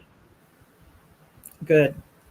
I'd be curious. In Baltimore, he's going to order pizza. He's going to have it delivered here. Oh, that's perfect. Mom and I have it. It won't be on Sunday. That would be on Tuesday, because Mom and I are going to have chili for supper tomorrow night. So that's another thing. I'm really glad you said this, Donald, because it can happen. It can be celebrated on any day that works for you. It could be a celebration all month long. We can do it the whole month of May at any time. My mom and I are very close. Matter of fact, you're going to laugh, but her nickname is Mother Dearest. Woohoo! That's too cute. Not any relation to the movie Mommy Dearest now. Okay. Thank you for correcting me. Have you ever seen that movie? Yes. Yes, I did. Yeah, no, she's not in relation to that. I call her Mother Dearest. Oh, that's better. Yes, it is better. Yep. I'm really glad to hear that you have that planned. And I bet she's really looking forward to it. I mean, having loved ones near you, that whether you're, doing something for them or just having them in your presence. Well, see, and I almost lost my mom a little while back, right around the holidays. She got really sick. We don't know exactly what it was she got, but she couldn't hold anything down. She was throwing up and everything, and she lost a heck of a lot of weight. And she got so bad that when she went to the doctor, she had a seizure in the doctor's office because every one of her bodily fluids, all of her vital fluids were in the toilet. I mean, her electrolytes were down. She had no calcium, no potassium practically. And it knocked her through a loop. And actually the seizure gave her a problem now with her heart because now she has atrial fibrillation. So she's got that going on now. So she was laid up for a little while. Wow. Yeah. So I'm glad I have my mom. And everybody out here, I hope you guys all are happy to have your moms. I hope you're close to your moms, and I hope that you can spend time with them tomorrow if you can. You know, if you don't live near your mom, like Apostabate said, call her, you know, give your mom a call. Send her some flowers or something, but call her, at least call her. You know what Mother's favorite thing to hear is? You were right. What's that? You know what, Mom? You were right on anything, any subject. That's like the best thing you could say. Well, I love you is the best, but. Oh, wow. You know what, Mom? You were right on this certain thing or a certain subject. That's like total wonderful thing to hear. I'm glad to hear you're spending time with your mom, and she's getting better now. Yeah, she is. She's walking a little bit. She's got a walker and stuff. She's using her wheelchair still. This horrible illness made her wheelchair bound pretty much. At first she was bedridden, but now she's getting better. She's on oxygen. She'll be on that probably for the rest of her life. And she's 81 years old. Is she? Okay. She's doing good. You know, Johnny in the chat has said that he lost his mother on the 27th of December, 2021. Wow. To COVID. Okay. So yeah.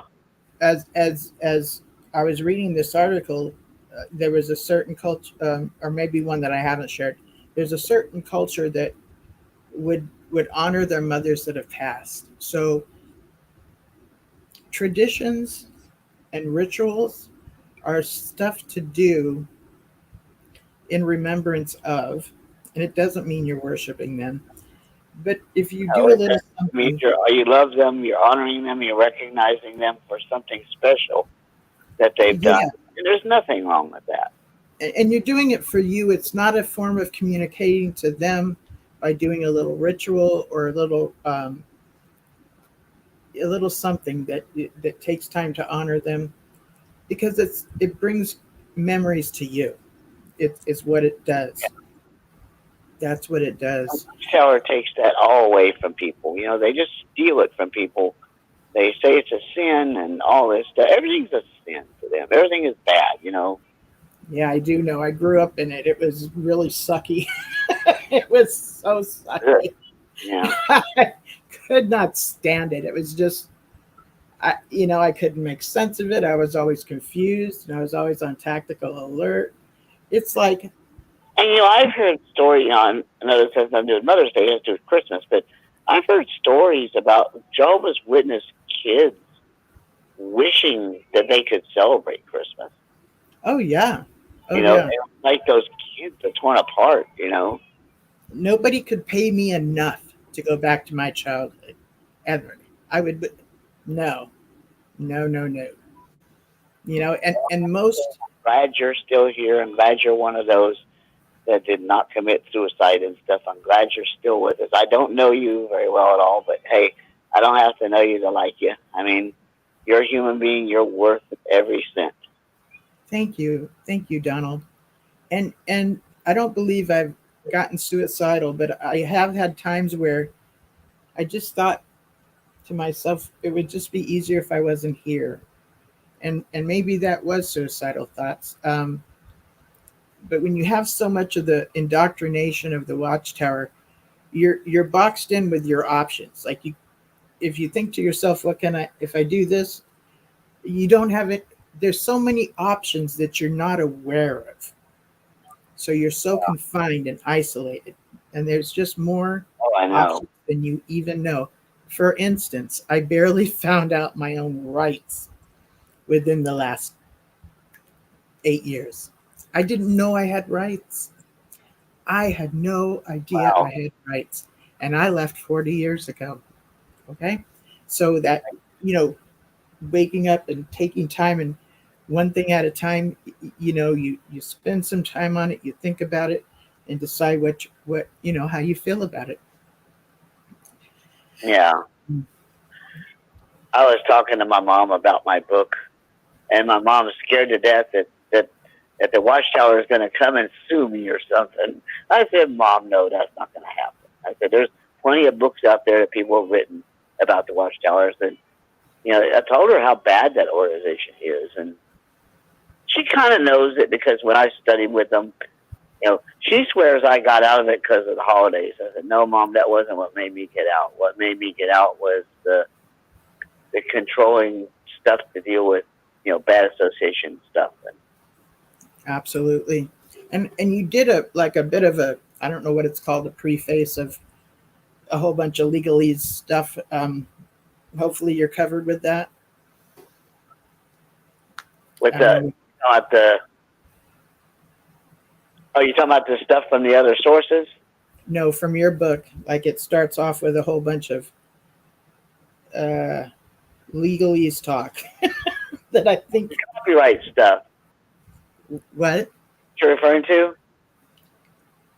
What did you call it? Are you talking about the copyright statement? That and a whole bunch of,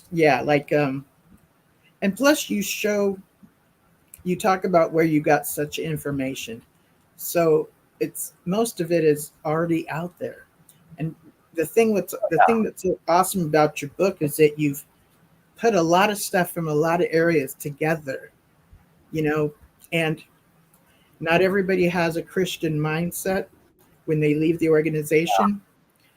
Yours book does lead to Christ, does lead to relationship with God, but it's not pushy. Yeah. It's not pushy at all. So thank you for that. Thank you for that. It's you're more than welcome. You're more than welcome. Because I don't care for pushy biblical stuff at all. So the number you can use to call in is 727-731-6701. And again, that number is 727-731-6701. And you can dial *6 to share a comment.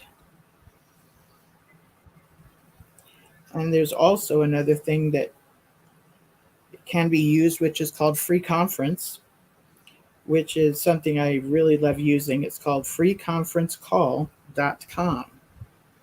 This is an app you can actually get from the apps like the Google App Store.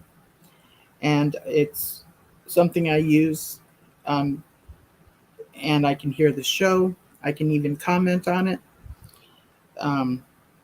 Again, this is freeconferencecall.com.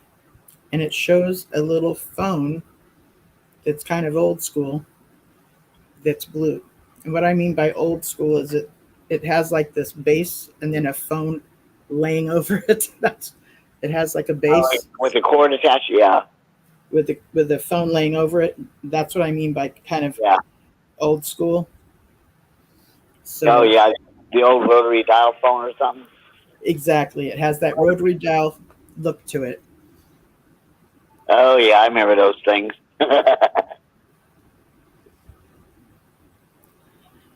I hated using those things. I didn't like them. I wanted to ask you, you're saying that you're legally blind. And so I emailed you and sent you a few screenshots. Would that be something you could not see? Or because I had a different friend who was legally blind, but she had her way. They don't do anything for me. Okay, so you wouldn't have been able to see. I have some vision, but not good enough to see the screenshots. Okay. Okay, then that makes sense. I was just curious. Yeah, I'm totally blind in my left eye. My left eye was removed when I was 5 years old. It was infected and it was deformed really bad. And my mother had rubella when I was born. She had what? Rubella syndrome. Okay, okay, that's when you were born. Yeah, Okay. she didn't know she was pregnant with me at the time she had it. I was small. I was really little. So she didn't show much. Sometimes that happens with people. Yeah. The time that I was born, there was a lot of kids that were born under rubella, and a lot of them were retarded and deaf, and some were deaf and blind. A lot of them were deaf, blind, and retarded, multiple disabilities. But fortunately, with me, I just was born legally blind or blind, whatever you call it. My hearing wasn't affected, and nothing else was affected. Well, yeah, I enjoyed listening to you talking earlier on your show, and just a heads up, many of the people from Six Screens have like that Aryan mindset, not Aryan KKK, but Aryan mindset of non-Trinitarian. So Yeah. So that'll show up again. if, but they're people, and I care for them anyway. Absolutely. So I don't have anything against them at all. I mean,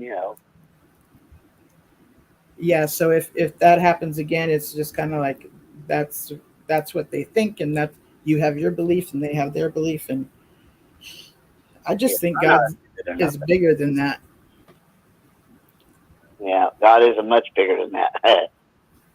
But like I said, I'm not offended at all. No.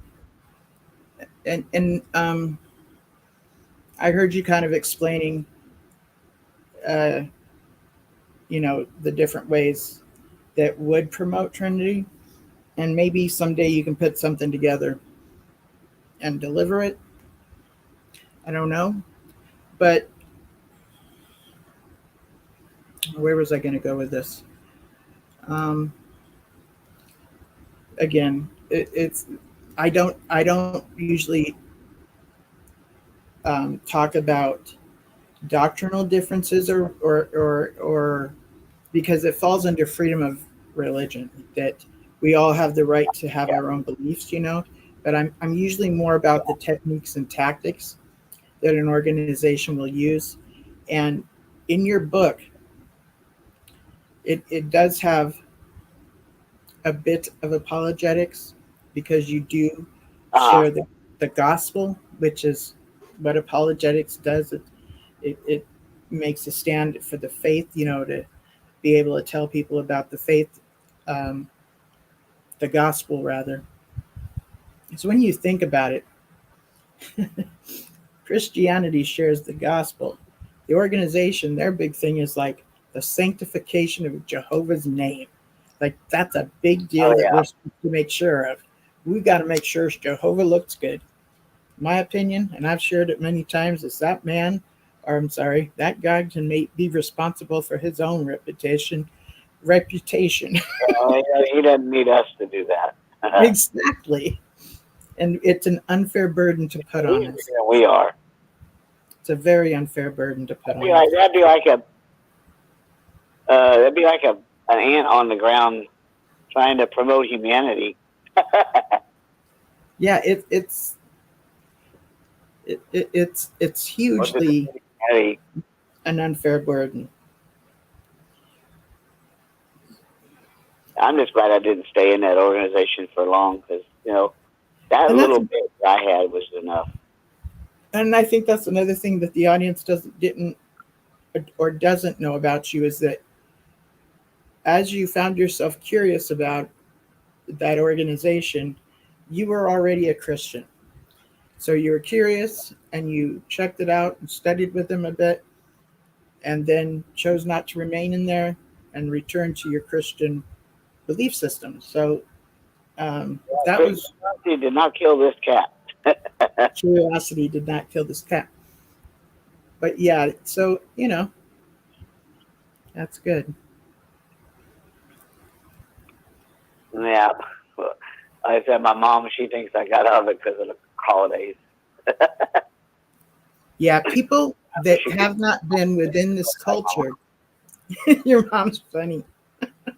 People that have not been in this culture and lived in this culture doesn't really understand the controlling techniques that are used and how I was in it just long enough that I even got rid of some stuff that were Christian related, like crosses and stuff, and I even got rid of stuff that was my grandma's that was Christian related, all because I started believing what they were telling me. Yes, it's very easy to, and the way that they put it, it makes things seem wrong that are pretty normal. Okay, and when it comes to the cross, I think Jehovah's Witnesses are. It's almost like, I don't know if you ever seen the movie The Exorcist, but you know how in The Exorcist movie, how the devil was scared of holy water? Well, I had, at the time that I was studying with the witnesses, my stepfather, the guy my mom was married to, was suffering with cancer, and I had to come home because my mom. I live in Beaumont, Texas, and my parents at that time lived, up in this area, and I was living in Houston. Well, my study partner brought me back up home, back up to my mom's house in Lumberton, which is a little town north of Beaumont. And because Houston is like 90 some miles away, and he brought me up there in the evening time, it was dark, and my mom invited him to spend the night. She says, "You're more than welcome to spend the night." And he actually said, "No, I can't sleep here because there's crosses in here." can't. Oh, because there's crosses in there. Yeah, that's indoctrination. Not like. Wow. The power. Wow. You know, they teach that Jesus died on a stake. Yes, but earlier, even under Russell and Rutherford, they believed he died on a cross. Yep, and then they changed it. This is what I call so close. Why would he make them change that? I call this so close, and yet so far. You know that song? Oh, yeah. They spend time arguing on whether or not Jesus died on a cross or a stake, and never get to the gospel. It really gets my never get to the purpose of the resurrection. Thank they you. Don't believe he rose physically. That's correct. They believe that he had a different body. So if he didn't raise physically, nobody has hope. Yes, I hear you. You were studying with the witnesses. Maybe I don't understand this part, but how did they explain the dealing with doubting Thomas? Oh, he just was like, "Oh my gosh, oh Lord, oh my God, oh my Lord," like as if it's a "oh my God" rather than "oh my God," rather than calling him God and Lord. But wait a minute, what I'm getting at is when Thomas saw the nail-scarred hands and the feet and put his finger in his side, if Jesus didn't raise physically, then that means that Jesus or Jehovah manufactured a replica to look like the one he died in. And if that's the case, then wouldn't that make Jesus a liar? And can you elaborate? The original one he died in? Yeah, I hear what you're saying. And interestingly, that's kind of the same way that the members are taught that they too will be resurrected. But another step further, their memory will be erased from their time here. Yeah. Oh, wow. And not only that, they believe that when you die, your sins are paid for. And then I thought, and that's in my book, I think. And as found Let that me out. ask you something, Donald. Johnny's asking, I think he means the holes means Jesus had the same body, which I believe that's what you mean too, which is different than Watchtower doctrine.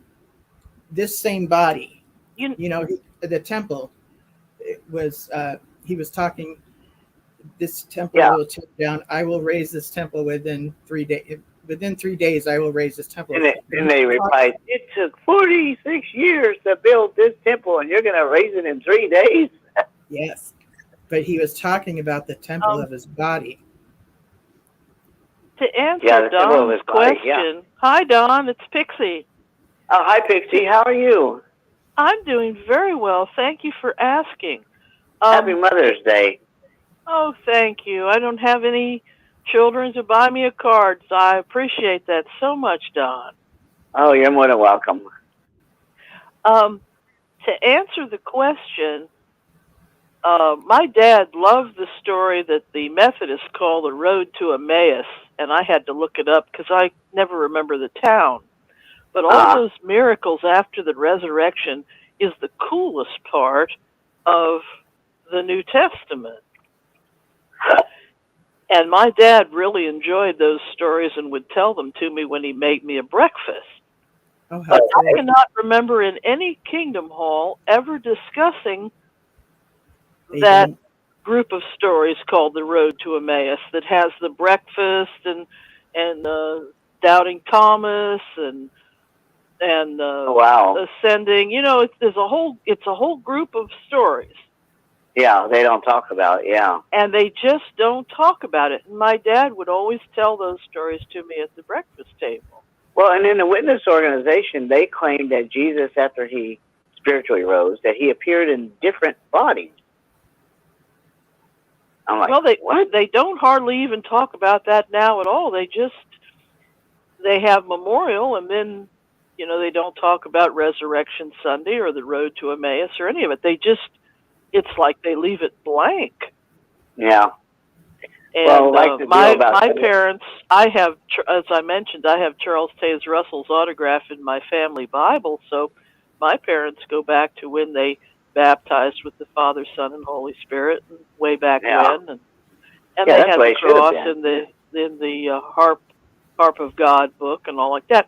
Rutherford was very power mad, and he took the organization over because Russell had some people he wanted to inherit the power there, some family members and some Christian brothers and sisters that he wanted to edit his magazine. And Rutherford was power mad. The book by Rudd Peterson about Rutherford is very dry, but it's interesting because it talks about all his. He wasn't a very ethical lawyer either. He didn't even keep good track of his own business meetings. He was just power mad. It makes you wonder why would Jehovah pick two men that were totally dishonest? Well, I'm not sure that Jehovah, the creator of all things, picked them now. No, I know he did. I know he did, but they claim he did. But no, it's like I've always heard. Oh, Jehovah looked at all. Jesus looked at all the religions on earth, and he picked the Jehovah's Witnesses. I'm like, and they all represent him. After reading about Rutherford, I don't think he was God's man at all. No. Especially with all that good Canadian whiskey and prohibition. How do you do that? I told my mom one day. I was talking to my mom first. My mom, she's not into the witnesses and religion and all that stuff. And my mom was raised Catholic. So I told my mom, I said, I would love to get a Jehovah's Witness, a Mormon, a Seventh-day Adventist. Walked into a bar. Because they all claim they have the truth in their only organization. I'd like to ask them all, which one of you is the real organization? Because you all claim it. It's a very good question. I don't think Jesus had an organization. No, he did. This story about the devil and some diamonds, and he sees some glass, and he looks to Jesus and says, "Let me organize it for you." So. Oh my. You know what? I want to go back to Jesus's body. within Christianity, the belief is that the same body that was sacrificed and went into the tomb was resurrected.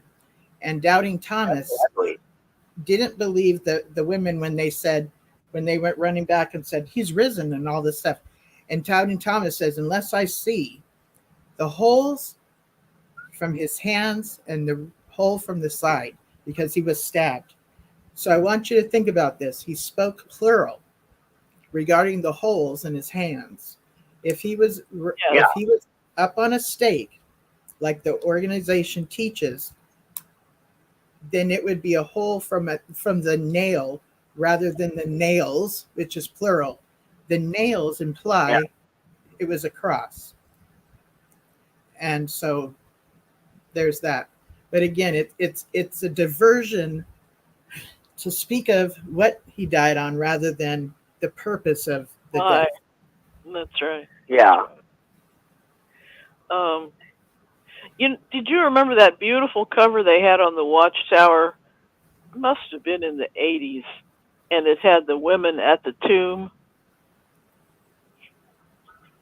No, I didn't see that. Well, it was a beautiful painting, and it showed the women at the tomb.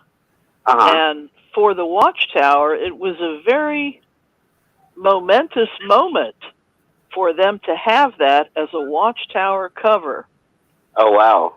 And there was a brief, let's say, year or two where they were talking about the first century church and women's roles in the church and some of the things that some of the other mainline Christian churches had done recently with the early history of the Colosseum and the theater and the women's roles and things we know about archaeology. And there was like a 2 or 3 year period there where it was like, wow, this is really exciting.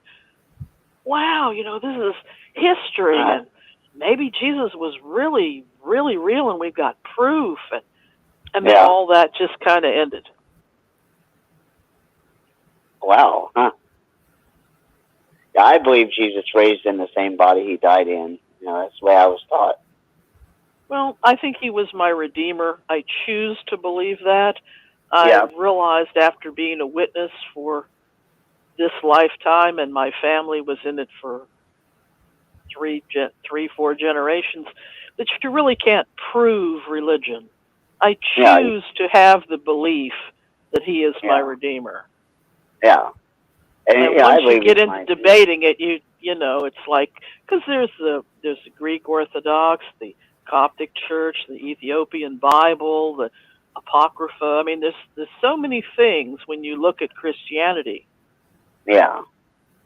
And it's more important that we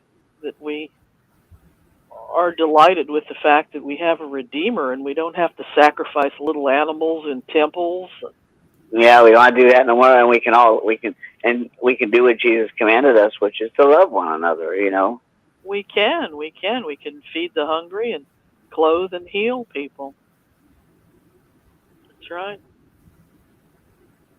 I just to show you how compassionate someone was to me.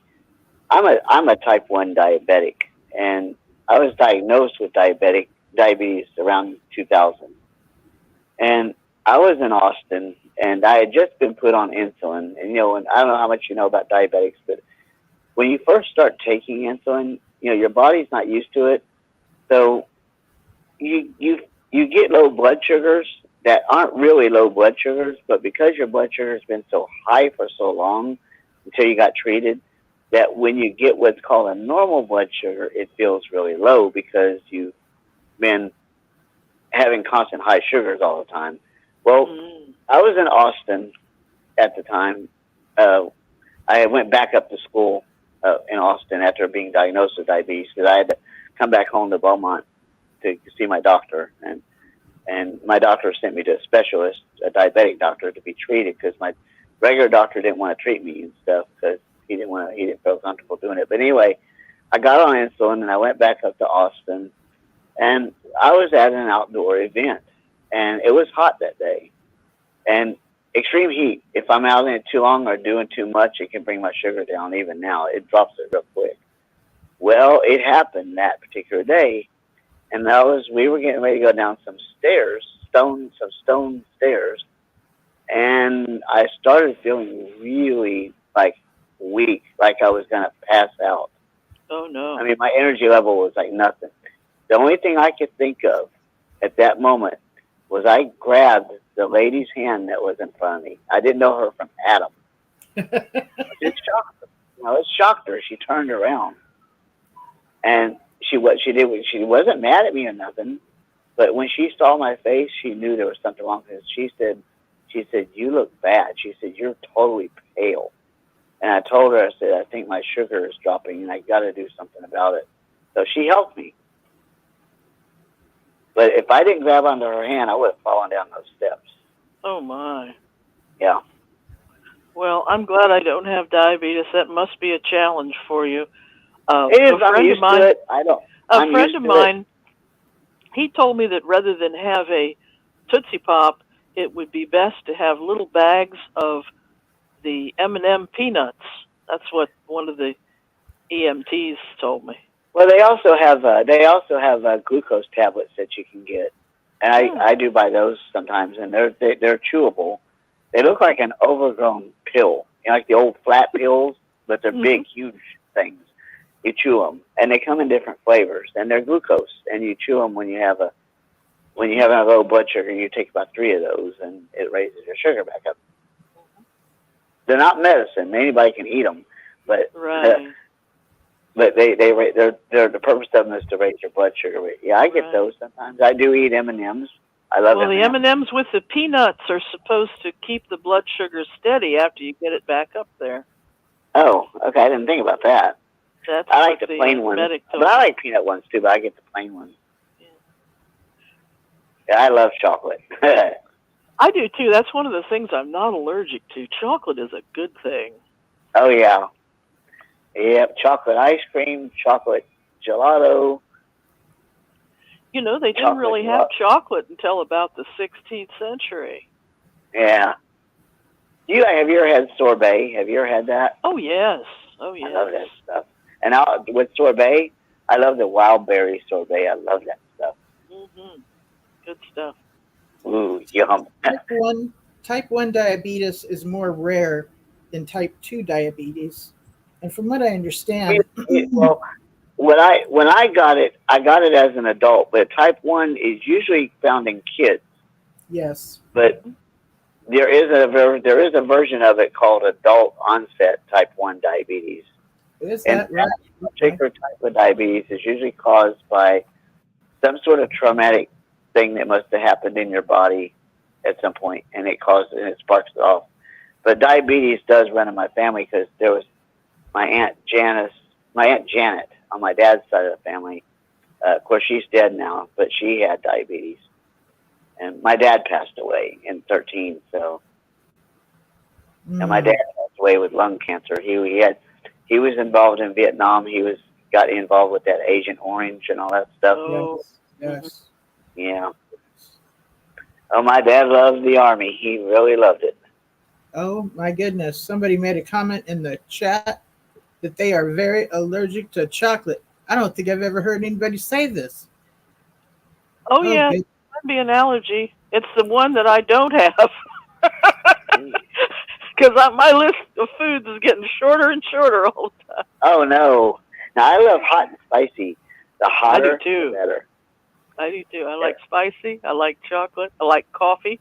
Oh, then you need to come to my house because I got some stuff here that's like lava. It'll burn your mouth so bad. You know what you might like are the chili chocolate candy bars. I never tried one.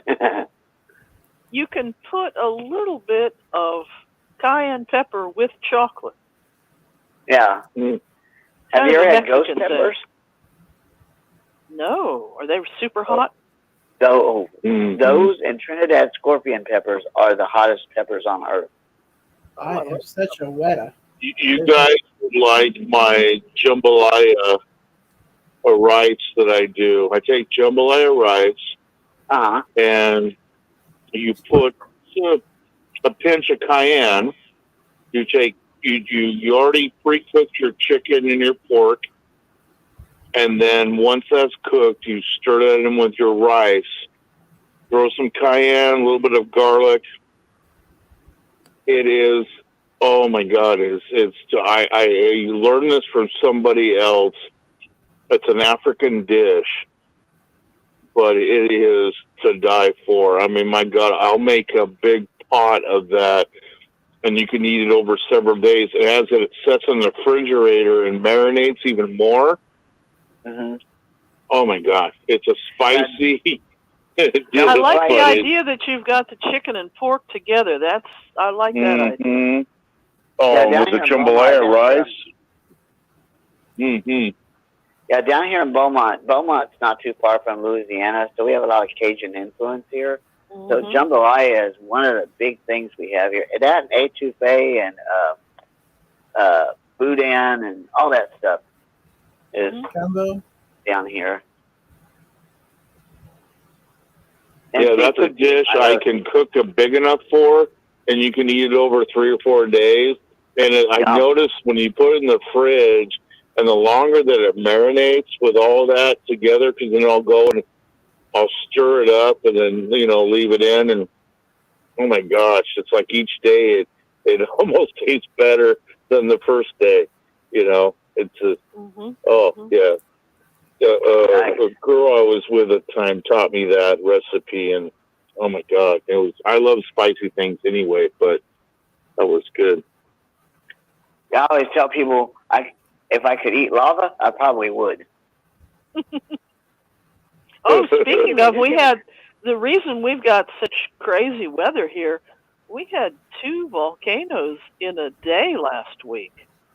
One in California and one in South America. And that's why the weather has been so rainy, and it's not really warming up here on the East Coast. The crops could suffer because of it. Oh, wow. Yeah, I've always told people if I had the money to do it, I'd go to Hawaii and stand right next to an active lava flow. That wouldn't bother me at all. It's a big vacation spot there. Yeah. That's a sacred spot in Hawaii, but they do get vacationers too looking at it. Oh, yeah. It's a big deal in Hawaii. My daughter lives there. So there's lava rocks all over the island. And there's also jewelry that are beads. There's beads that are lava rock beads. Now, the deal is, you're not supposed to take the hot stuff, not the rock stuff. I'd love to see the hot liquid stuff. Let me finish this up. The deal is because of the respect of the volcano, is you're not supposed to take any like lava rocks, which I found them like this big, like huge. You're not supposed to take them from the island. Like if I was to take it back, it's like bad karma. You're not supposed to do that. Oh, because of Pele, yeah. Yeah. Well, Yellowstone is actually a volcano. Most people don't know that. Was that where the volcano was in California? Never goes off. Did you know about summer? What? There was a year that had no summer in 18. Oh, yeah. And I just I read about that. I just hope our summer warms up so we can have good crops. Yeah. What state are you in? I'm in Virginia. Oh, okay. But, we've had some food shortages in the last year and a half, so right. We don't want to have a bad crop year this year. No, you don't want that. I've been driving. I've been doing expedite delivery, which has taken me from New Jersey, Brooklyn to Florida to Georgia, to Carolina, all over the place. And it's interesting. I'll stop at different places, at different stores to get something to eat.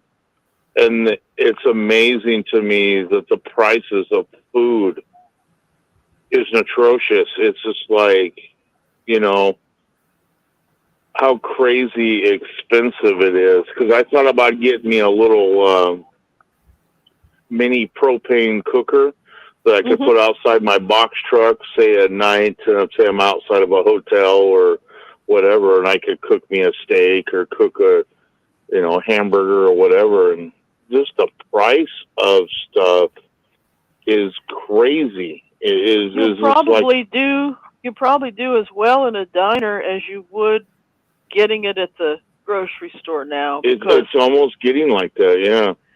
Because like a can of peaches a year and a half ago was 69 cents, and now it's literally doubled just for something as simple as a can of peaches. My mom loves peach juice.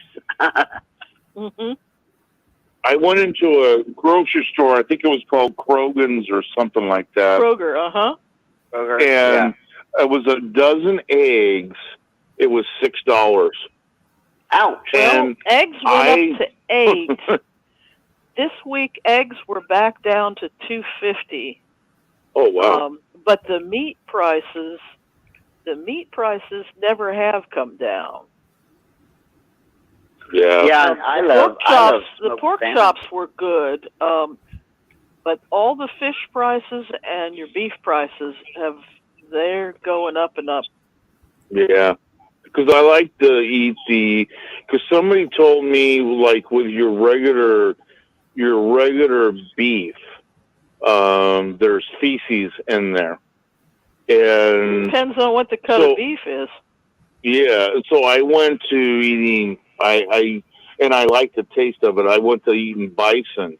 It's a little more expensive, but oh my God, I love the barbecue. So you put that on a barbecue, and a lot of times I'll take another recipe that I learned from somebody else that I love is a stuffed bell pepper. So you get your yellow or your red. I'm not real fond of green, but I'll get the yellow or red, cut the lid off of it, and I'll cook my, say, bison, and I'll put some onion and garlic and some other stuff into it. And then once it's cooked, I put that into the bell pepper and put the lid back on it, and I would bake it for, you know, another few minutes, 10 minutes or so. Oh my gosh. Put a little bit of minute rice and your bison in there, and put the lid of the pepper back on the pepper. Exactly. Yeah. That's what I would do. And the East Coast, we've got fish you don't have on the West Coast. We've got crab cakes. If you're on the road between Maryland and North Carolina, you might see a crab cake stand, and the fish in our region is delicious. Whether it's a crab cake or a fish and chips, you're going to have fish like you never had out west. Oh, I love fish. I'm eating some smoked salmon right now. Oh, that's delicious. I love that. But even just our fast food places that have fish, it's just so wonderful where I am.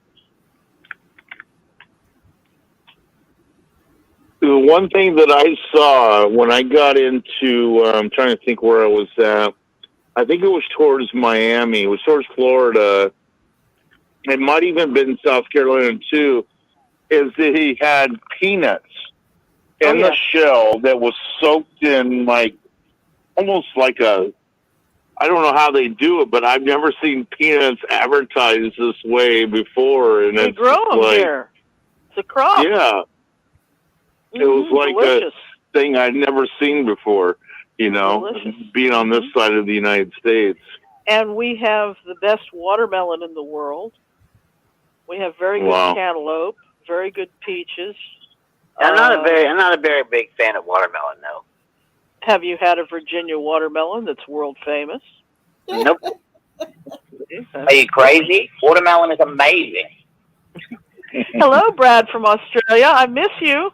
Hello, Pixie. I miss you.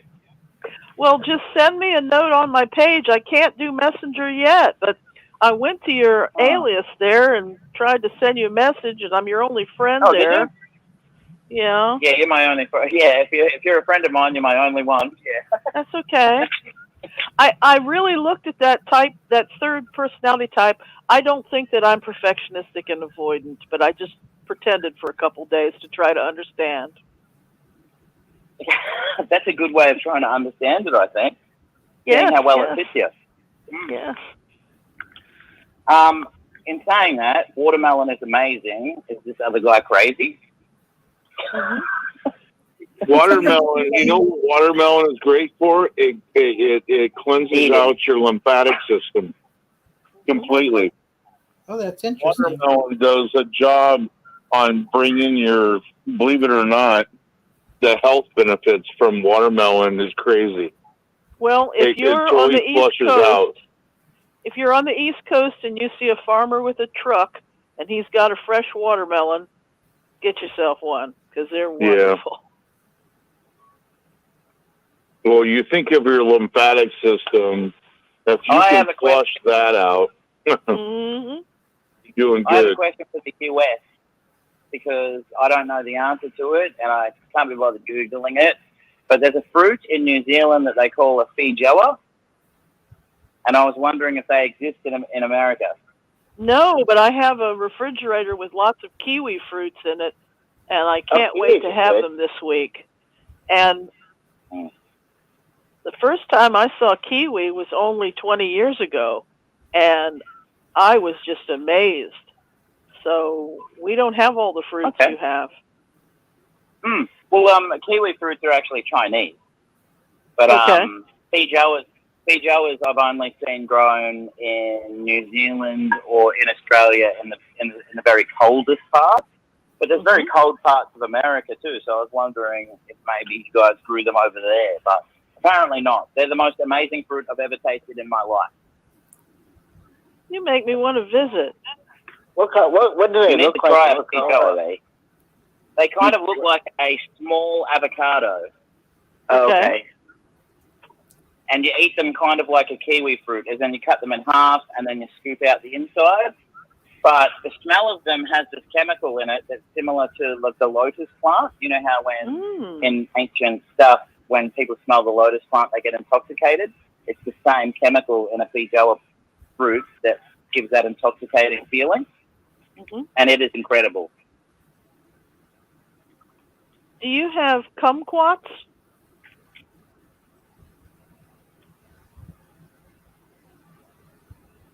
That's the name of a fruit, kumquats. Yep, sure do. Yeah, I love those. When I first went to Florida as a child, I was amazed that I could just eat the whole fruit. So I just looked up the earthquake in California. Oh, okay. Wow. They're called something different over here. I can't remember. They're like a really small orange mandarin thing, aren't they? And you just eat the whole thing. Yeah, we have a different name for them. I can't remember what it is, though. Yeah, but we can't. But yeah, the grocery delicious. stores don't have them. You have to be in Florida to get them. I can't get them here in Virginia. Oh, I think grocery stores are pretty crap fruit. There's a lot of orchards around the Gold Coast, and not in the immediate Gold Coast, but a bit further out into the hinterland. And I like going out into those places and getting all the fruit from the farmers and things like that to grow kind of what some people would describe as exotic fruit, but isn't that exotic? You know, like a dragon fruit. I have had a dragon fruit one time. Yeah, we have beautiful farmers markets here. And we have the Virginia watermelon, which is becoming like world famous. And it's the big one that has the seeds. And we have all kinds of melons, all kinds of peaches. Tomatoes are especially good here. Wow. Okay. I love tomatoes.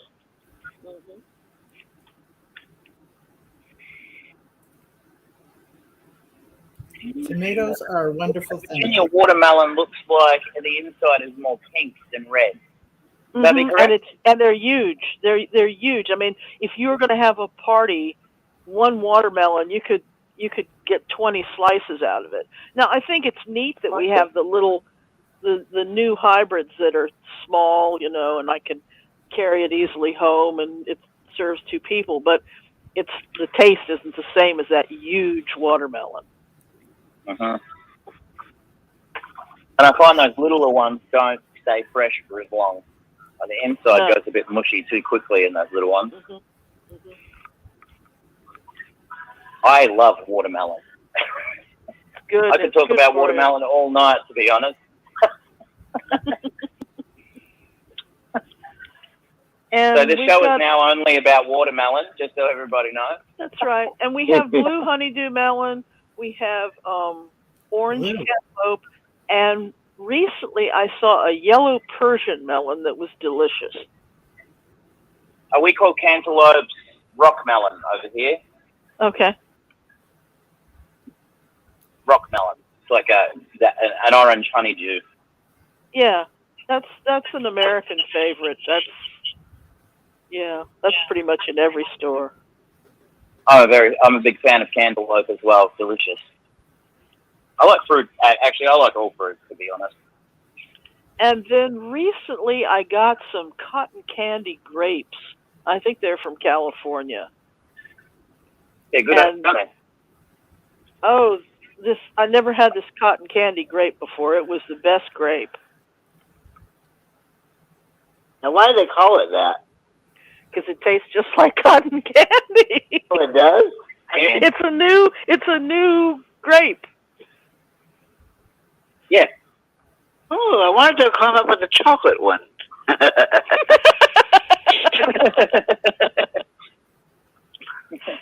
So I'm going to mention about the volcanoes in California.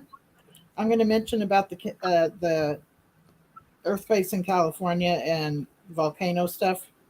So yeah, they happened on. I just found this article. I'm sorry, I'm scaling up and down. So okay. Sacramento, California, Northern California, has experienced 2 moderate earthquakes in the last day. The first was preliminary 5.5 magnitude earthquake at 4:20 p.m. Thursday to the U.S. Geological Survey.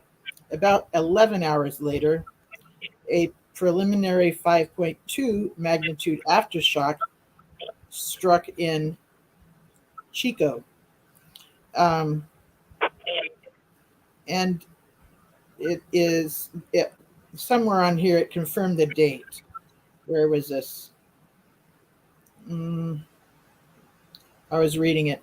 When I was reading it, it was like within the last day or so. And then when I looked up, it was something that said 1 day ago. So that's the volcano story and the earthquake story, but it's not mentioning the volcano. Okay. So this article is from May 12th, 2013. And it says within the last 24 hours. Okay, so that's what this is about. There it is. So I guess no lava must have come out of those volcanoes then, huh? It's not mentioning volcano. So I think they had some lava. YouTube had pictures of different ones. Oh, okay. Okay, wait a minute. The team reached out to the California. Here it is. Oh, yeah. The team reached out to the California Volcano Observatory with the U.S. Geological Survey for an answer. Here's what they said. We have no concerns about an eruption from Laysan, so that's a certain location. There has been no sign of unusual earthquake activity, ground deformation, or any other kinds of unrest on our monitoring networks in the Laysan volcano region, and we have had no concerning reports from our partners at the national park. The California Volcano Observatory continues to monitor the volcano, and we will issue an official statement if anything changes. According to the USGS website, earthquakes could cause a volcano eruption, but volcanoes can only be triggered into eruption by nearby tectonic earthquakes if they are already poised to erupt. So usually there's earthquakes that will happen when a volcano starts to smoke and stuff. That's very common. Good. This I'm glad they're finally admitting that to the public, because 50 years ago they never admitted that to the public, even though it's always been true. Ah, wow. You know, I was watching something on the History Channel a few months ago on Yellowstone, and they said that if it ever erupts, I believe it was Yellowstone Park, if it ever erupts, it would affect the whole entire world. It would shut down literally all airplanes. I'm trying to remember how they explained it, but basically it's such a huge thing that would explode that would bring down all airplanes across the globe. And it would literally... Too. Yeah, and the interesting thing about it is when they were talking about it, they said that Russia, if they were ever to attack the United States, they would be looking at hitting us in those areas to trigger a volcanic eruption. And I thought that is crazy, because if you look at what that would expand to, it wouldn't just affect America. It would be so huge. It would be a global thing. So it could even affect Russia. But they were willing to. They said the risk would be worth it, because it's like hitting us. It's like finding our weak points or things that you could strike, that one hit creates something on such a level that you're not even having to go after the cities or whatever else. You're triggering. It's a wicked, and I never even thought about that on that level. Like I said, they had that year in 1880 or something that was the year without the summer, and that was a worldwide volcano. You know, like the volcanic dust all around the world and everything. Wow, it's crazy. So, well, if Yellowstone ever goes off, I'll just say bye-bye, Watchtower. Yeah, bye-bye everything. Yeah, pretty much.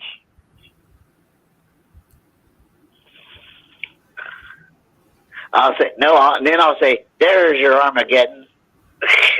It would be too. I wish I was near a cave. You know, sometimes I'm thinking, oh, I wish I was in a different part of Virginia. You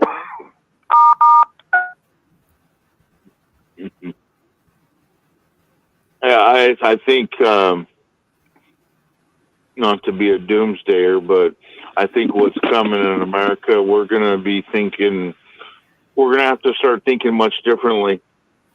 Oh, I've been thinking. Yeah, it's, you know, I've been on a mountain when it's erupted, a volcano.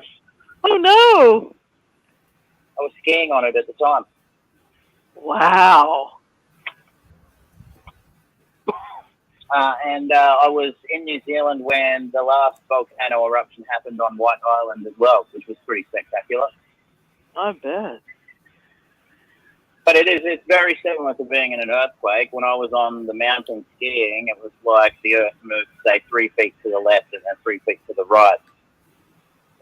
You know, like it almost like the entire world just moved to the left slightly and then back again, which makes everybody simultaneously fall down off their skis. Wow. I was in LA the day before they had the big quake, and we had Led Zeppelin at full blast. and the house shook, and you could hear the earthquake because it was an 8. And I got on the plane the next day and came back to the East Coast, and that night in California they had the big Hollywood quake. Was that what they call the San Francisco quake? I think it was the Northridge. It was the big Hollywood one. It was 20 years ago now, maybe 25. But is that the one that was like in October 13th or 17th, something like that? Yeah, but even Led Zeppelin at full blast, it still was loud. Yeah. The earthquake was loud. See, I was a teenager. I was working in Watsonville, California. I was in a bakery, and when that happened, I dove to a table, and the air conditioning unit in the ceiling fell out of the ceiling and hit the table I was going to dive for. Because I knew I was surrounded by glass, because all the windows, the rows is glass. And so I ran for outside, and as I was running from outside, because I was working in a bakery, but it was a grocery store. There was it was kind of a shopping mall area. And people were running out, and in Watsonville, they had the roof tile was a lot like what you would see in Arizona, kind of that brick. Anyway, it was sliding off the roof, and it was hitting people in the head as they were running outside. So I was, as I was running outside trying to get away from anything that could hit me, people were jumping in their cars and driving. I don't know what they thought they were doing, but they were about running people over. People were jumping on top of cars and everything, but it rolled. It was a rolling earthquake. Excuse me. I hadn't seen before. I've been in small tremors. I had never seen something like that. You see the ground rolling, and people were running out of these stores, getting their cars. I don't know where they thought they were going, but they were almost running people over. And, excuse me, I don't know what's got. Anyway, all I remember is jumping on top of a car and holding on to the top of the car while this whole thing was going on. And it felt like it lasted forever. It was just it was my first big earthquake I had ever experienced. And on the other side of the grocery store was a senior citizen trailer park. Well, the gas lines, whatever triggered whatever, you just saw these big balls of fire going up in the air. They were exploding. Wow. And it was horrific. It was one of the most crazy things to experience. But when you go through that and you have an earthquake that big, it's the aftershocks that you have for the next 6 months that I remember.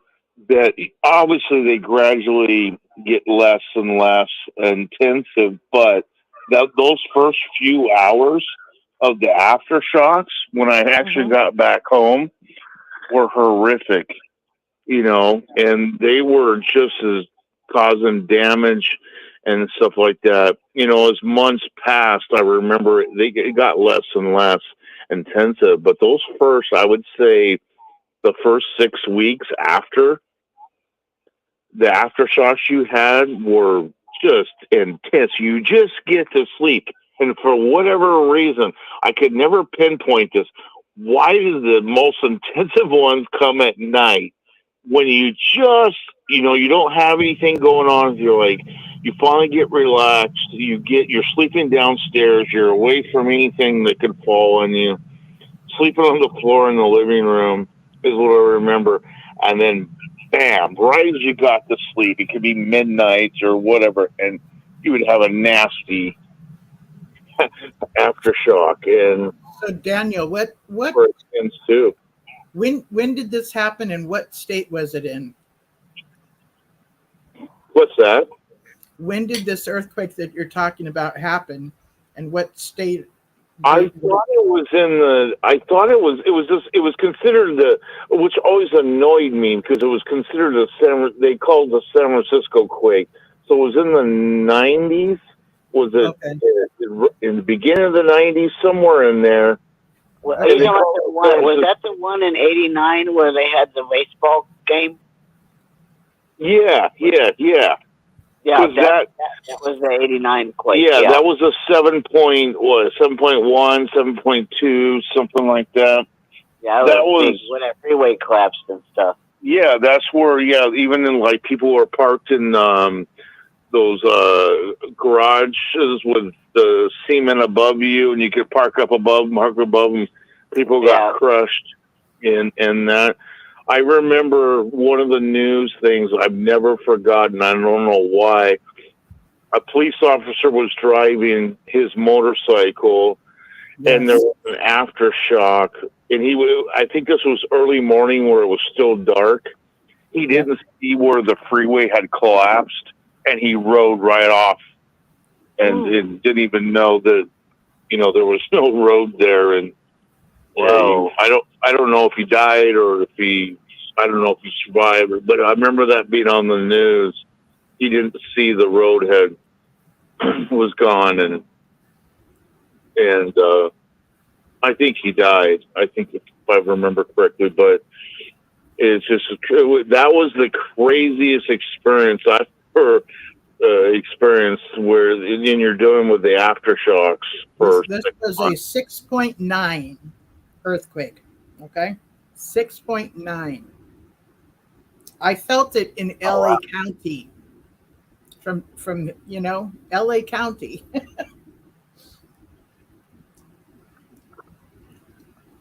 Wow. So it was a big deal too. Really a big deal. So 63 people were killed and 3,757 injured. Yeah, it's huge. I've never been in this place. I always wanted to know what they feel like. We had one here on the East Coast, and we'd never had one before. It was pretty neat. I'm glad I had been in one in California before that. When you try to run, when the ground is rolling underneath you, it is the most trippiest thing in the world, because one, you're in fight or flight.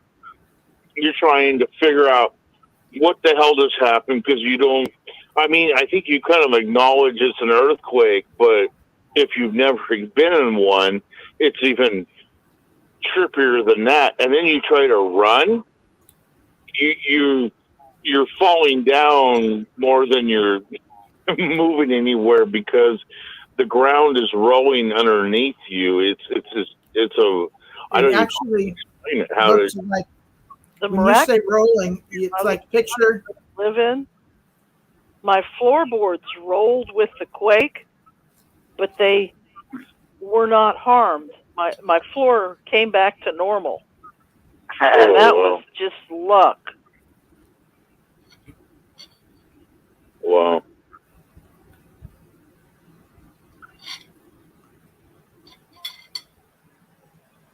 Imagine being in a high-rise during one. They had a tornado in Colorado on top of a mountain. Huh.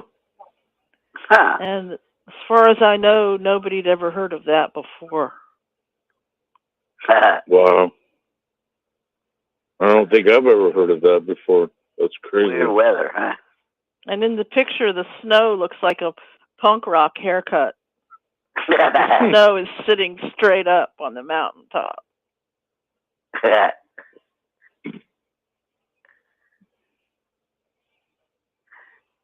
You know what I always found fascinating as a Jehovah's Witness? You know how Jehovah's Witnesses say they'll focus on earthquakes and stuff like that as signs of the end of the times, right? There's nothing saying about tornadoes.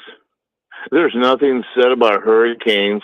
And you look at, yes, earthquakes have caused massive damages. And yes, it's been around the world. But you also look at what have hurricanes done? What have tornadoes? I mean, tornadoes alone by themselves, I think, have caused way more damage. Just my perception. Where I live is a tornado alley. You look at what you literally go and your home could be gone tomorrow. It's like you know, but it's interesting. The Bible is focuses on, or at least says, earthquakes is what's brought up, and the Watchtower focused on that, because I remember during the San Francisco quake, I was in Watsonville, California, and they were saying, well, it just shows you how close we are to the end of times. And I remember hearing about tornado, this and that. Watchtower didn't say anything about it. I remember hearing about hurricane that wiped out, you know, this and that. The Watchtower didn't say anything about it. This is like, really? I don't know. Well, I think in the Middle East they call them different things because they have desert, so they don't have, you know, their coastline's different and all. But I think we're in one of those grand cycles right now. You know, even if Armageddon doesn't come, we're in one of those 2,000-year cycles right now. Mm-hmm. I think we, energetically speaking, I think we're definitely in a cycle, and I think for Americans, I mean, if you look at what's going on in the world today, I don't care what your political belief is, you gotta step back and look at what's going on, where we're at. Something big is happening, and I think we're going to go through a really dark, scary time, but I think that we're also going to rise above it. It's almost like a reset is the thing that keeps coming to me, and I tried to think about, okay, what does a reset mean? I mean, what is the real purpose? What's the agenda? And without getting political, I'll just say that I think that what is going to happen is the majority of that is targeted is the senior citizens and whoever else is it's going to be at a loss, because I think the reset is the government won't have to pay for the benefits that you get as a senior. I think it's a reset of resetting the population. And I've been trying to set with this and fill with what's going on in the world today, what's going on in America. I think that happened 2 years ago, that part. But there's something bigger coming. That was just the beginning of it with COVID. There's a grand thing that we have to actually figure out together how we're going to survive, all of us, not just senior, not just the youth, all of us, because there's a bigger agenda that they're doing. That was more of a test wave, and also a distraction of what's to come. Well, what's happening right now with this new AI, this is interesting because there's many, many careers that if they're not put out of business, they will be working part-time. Be glad you're driving a truck, because truck drivers and dentists and a few other people will not be outsourced. But Let me tell you about writers, script writers. This AI can write a script for a movie. That's a whole group of creatives right there that will be out. They've got this writers strike right now. But a friend of mine yesterday, we said, well, could it write a film script? And it can. So. Let me tell you something that's scary that I never really thought about going into the truck industry. I always thought, if anything, we always need semis. We always need, they're delivering groceries, they're delivering product, across the United States, into Canada, wherever, okay? So, in getting into expedite delivery, I'm going to be honest with y'all. I've been out of work for a month. I'm living in my box truck right now, or the guy I was working for. And let me tell you what happened. So what happened initially is 2 months, I was going all over the place. I was loving it. I was enjoying every minute. I was going to Florida, going to North Carolina, South Carolina, Mississippi, places I've never been before. And the truck broke down. And so the guy, basically he had me taking it to different mechanics. He didn't want to pay what they suggested needed to be done. So I spent a month going from mechanic to mechanic, and he's paying for these diagnostics to be done, and he doesn't want to pay for it to be fixed. So no, it's, and so I spent the last month doing that. I'm not getting paid for that, right? So I'm living on the 2 months that I worked before. Well, in the meantime, my boss starts saying, well, the rates are bad right now. And so if I get it fixed, we're used to $2 a mile. I'm giving you an example. It's $2 a mile. And right now they're $1.50. Okay, not right now, but then. Well, then eventually over this course, it goes down to he's looking at the rates are 50 cents a mile. To him, it's not even worth turning on the truck, not alone getting it fixed. So I've been parked where there's a bunch of semi. I usually park at night where there's a bunch of other semi drivers. So I'll go and they're outside, they'll come out and hang out and in the parking lot to stretch or whatever, get some fresh air. So I've been going up and talking to them, and they said that we're used to $2 to $3 a mile, and they're down to 85 cents a mile. And some of these trucks are parked for days.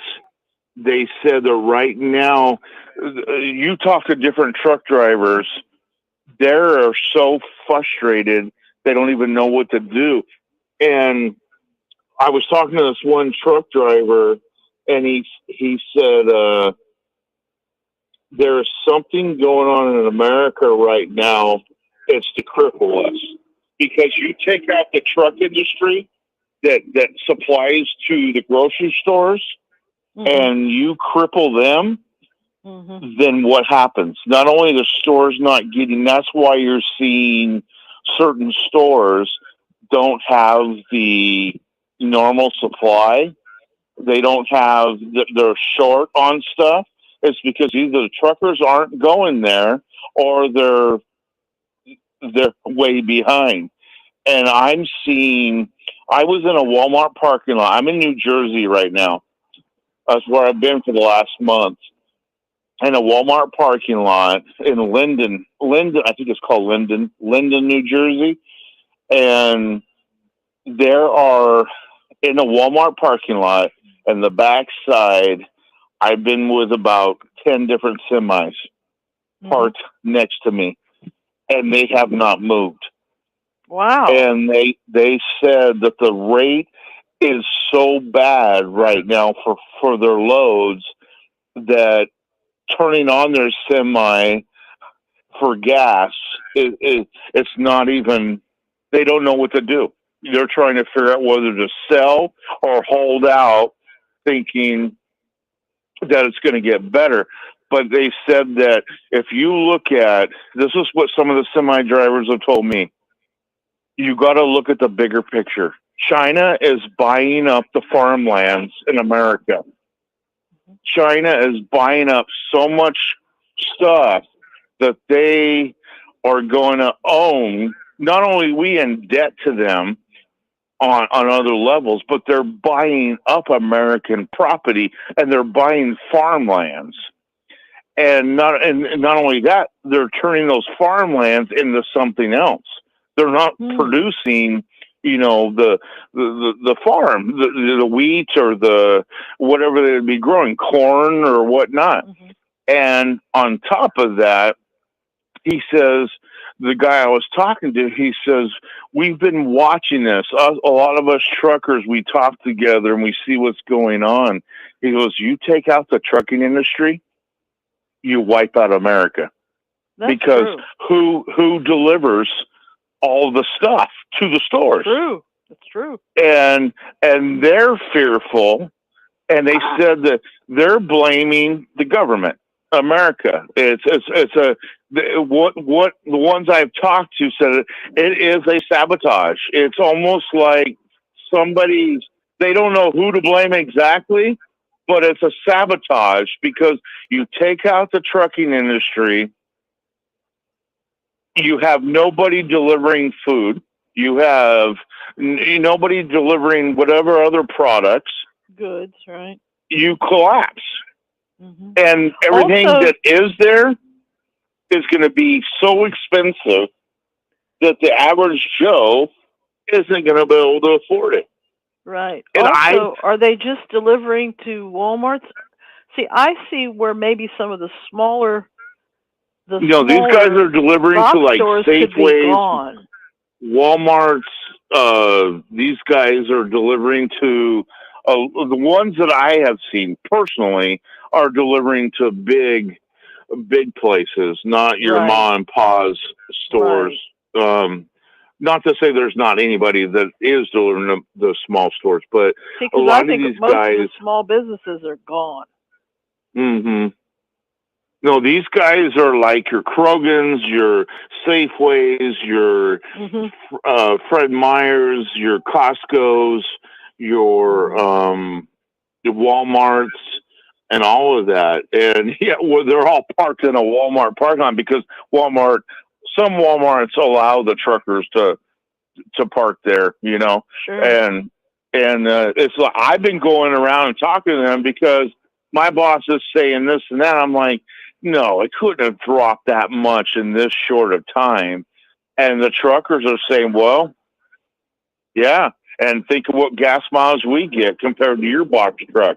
So he goes, you drop us down to 85 cents a mile.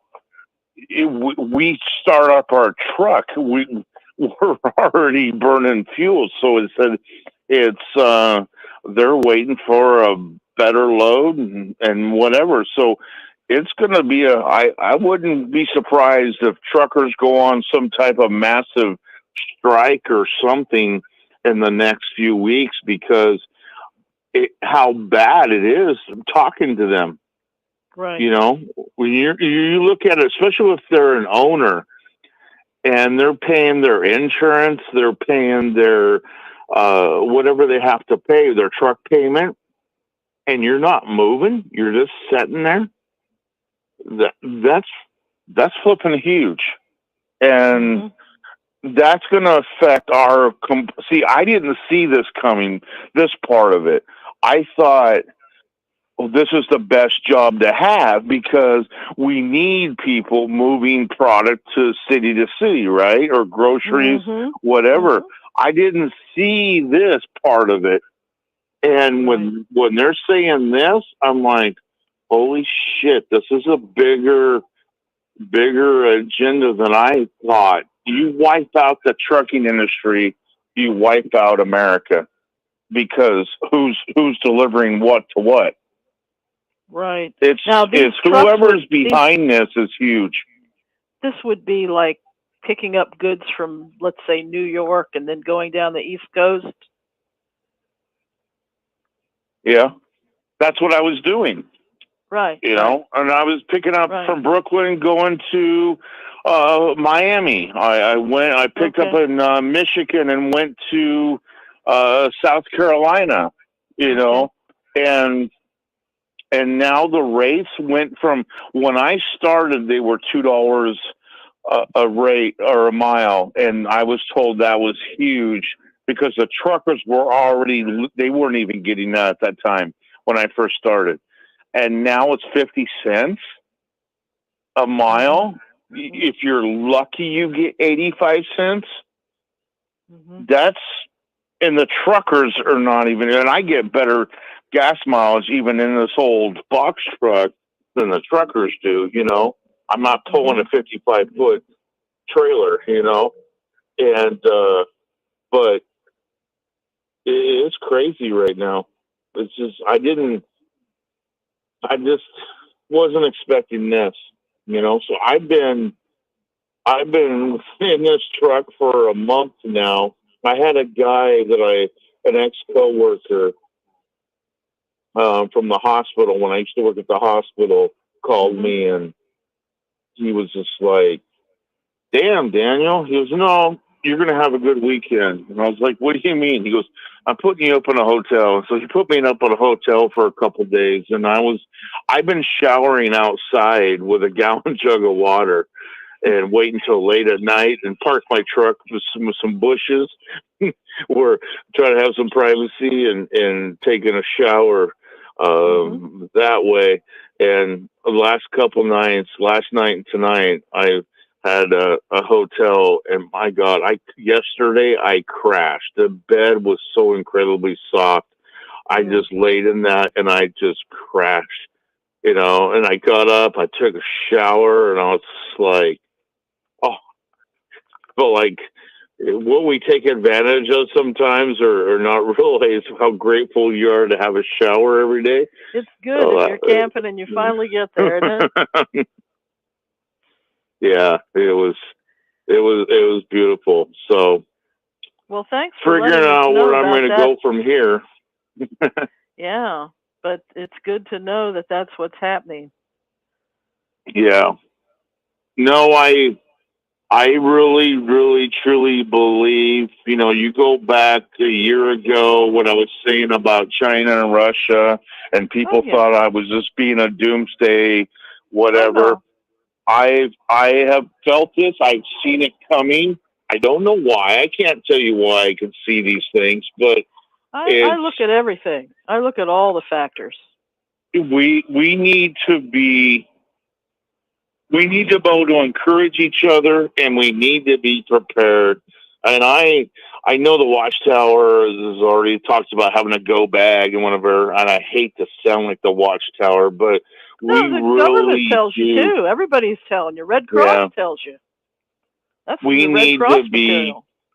We need to be prepared, because the one thing I can tell you two things. I know these for a fact, and the one thing I told a sister not too long ago, I'll never doubt myself again. Because when I first started sharing about China and Russia, people poo-pooed it, whatever, thought I was just doing a doomsday, and then you watch things manifest themselves. I'm not psychic by any means. Don't read the newspaper every day. If you read the newspaper every day, you can get some clues too. Right. I'm not psychic by any means. I think I'm simply just an empath, and this is how I view an empath. You feel energy. Yes, you got to be careful what you take on from others, but you feel energy. Energy changes 24 hours a day. So you could feel something is happening. Maybe the FBI arrests the person that was going to do something horrific. So the energy obviously interrupted that, and it changes. So my point is, if the energy keeps going the way that it is, and the people that are behind it, then I would say we do need to be prepared for, I would say, no electricity, no cell phones, and to be invaded by some country, whatever it is. But the thing that did change in the last 6 months when I was feeling that is we are going to rise above it. We're going to go through some dark stuff, but we will rise above it, and we will be a better people from it. But it's going to be some dark stuff, and we need to, I feel like I need to share this, because if I don't, and it happens, and people just think nothing of it, you got to be prepared to a certain extent, like you'd prepare for an earthquake. If we had a massive earthquake in a major city where we lived at, if you're not prepared, you don't have water, you don't have whatever, you're going to go through a time, right, of recovery and trying to survive through that event. And I kind of feel like it's earthquakes, and where I live, we have tornadoes, so we think this way all the time here. But what I'm seeing, not from a ESP perspective, but just from a news perspective, I'm glad that I'm in the countryside now, because I used to live in the big city, and the two big cities near me are far away now, but the large cities nearer me, their crime rates have just doubled in the last month. So the big city crime is getting worse and worse. I live in the countryside. I'm glad I left the city.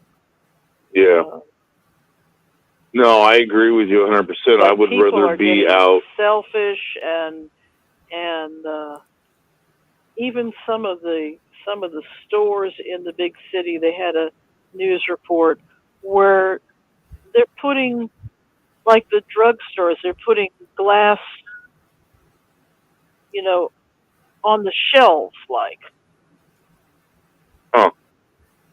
What's that for? Well, because people in the big cities are shoplifting. Oh, I got you. Okay, good. Whereas so they're putting it under lock and key, where you got to go ask. Where it used to be the same city and the same drugstore, you were free to go in and browse, and yeah, it's different. It's different. I was in a Walmart the other day in New Jersey, and I just wanted to buy a simple air freshener. Now, think of this: a simple air freshener that's like anywhere from $1 to $4. Put in the truck, right? Because I'm sleeping in there. It was under lock and key. You had to push a button to get somebody to come there. Well, nobody came, so I found somebody, and they had to go find the manager. I waited 20 minutes for them to finally come. So just to get it was $3.98. It was like a little, it was by Axe, and it was air freshener. You put in your truck or your car or whatever. But it was under lock and key. I couldn't just go in there and grab it, and so that was locked up. So yeah, I guess that tells you like that, social changes that are going to be a pain in the butt. Yeah. Yeah, it was crazy. I was just like, for real? Yeah.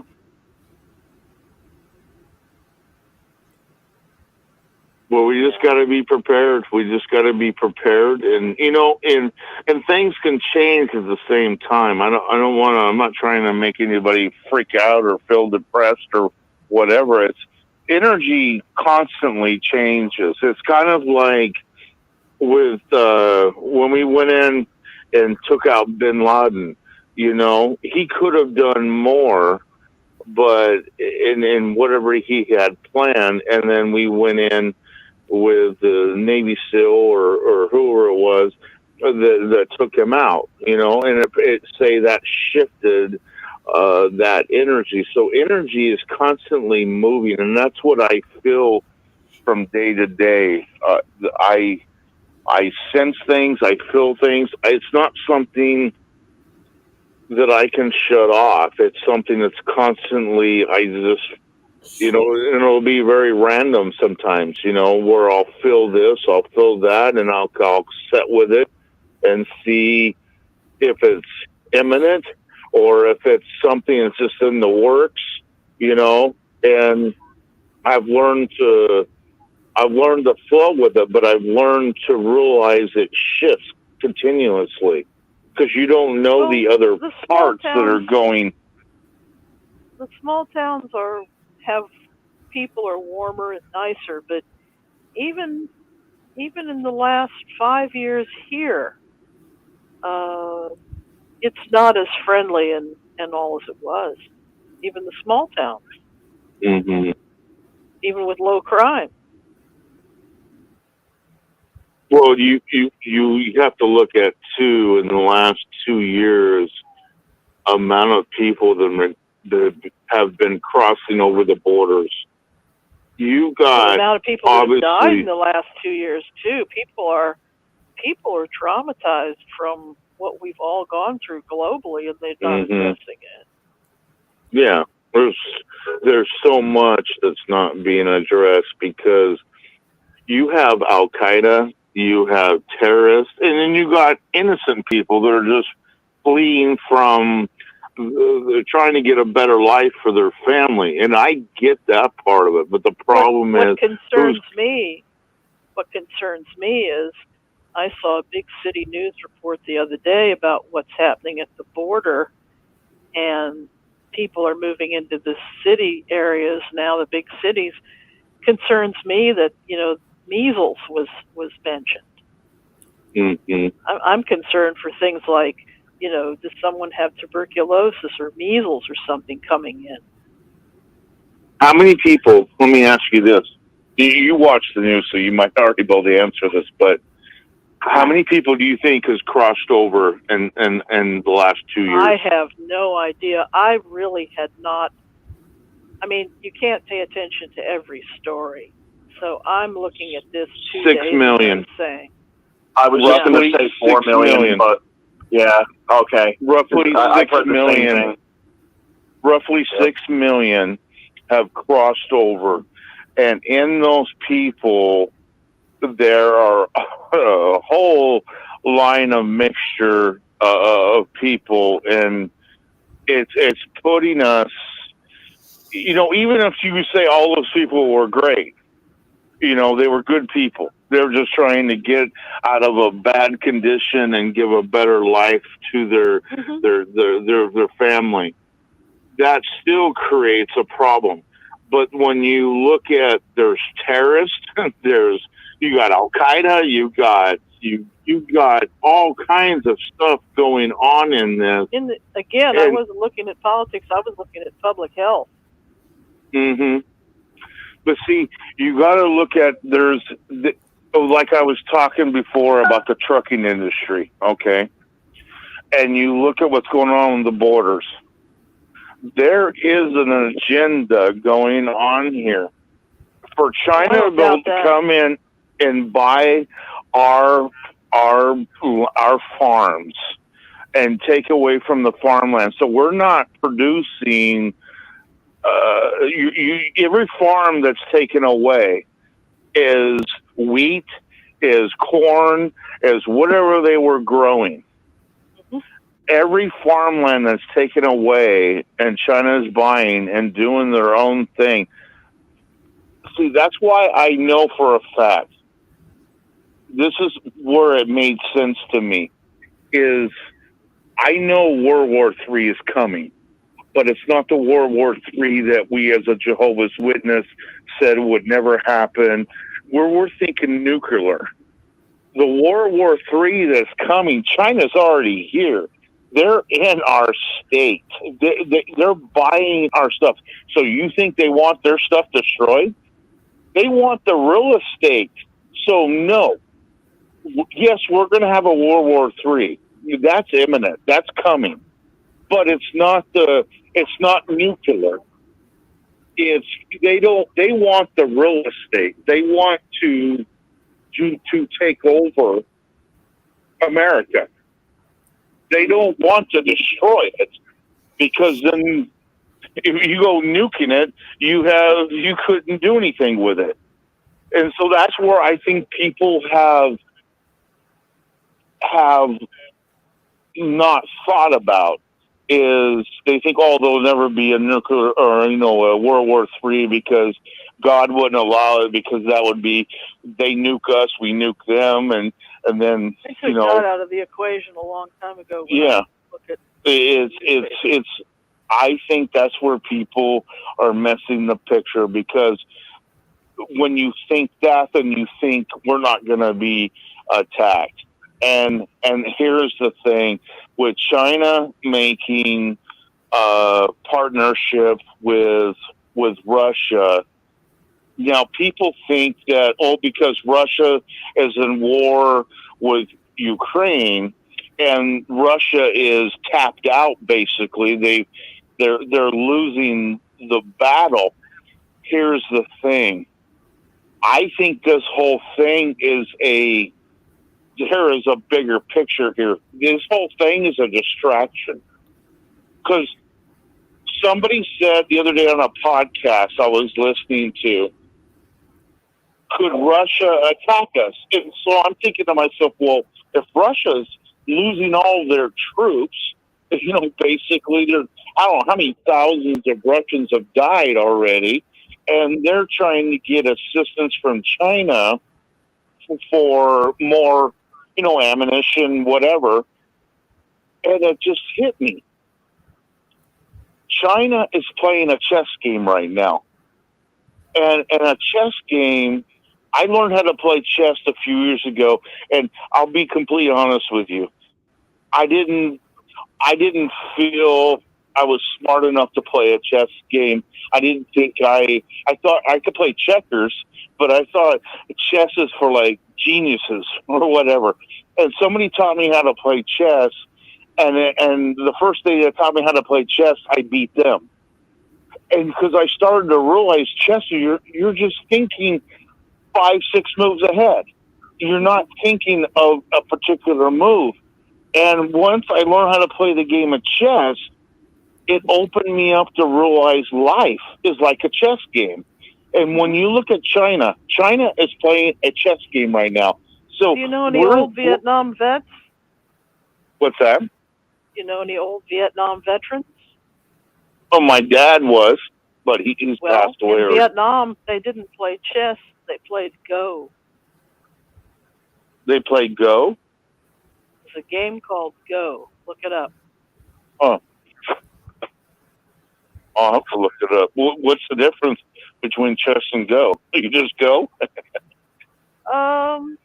It's a very fun game, and it's a game that Asian people play, and it's similar to chess. Look it up. Wow. Google it. I'll have to look it up.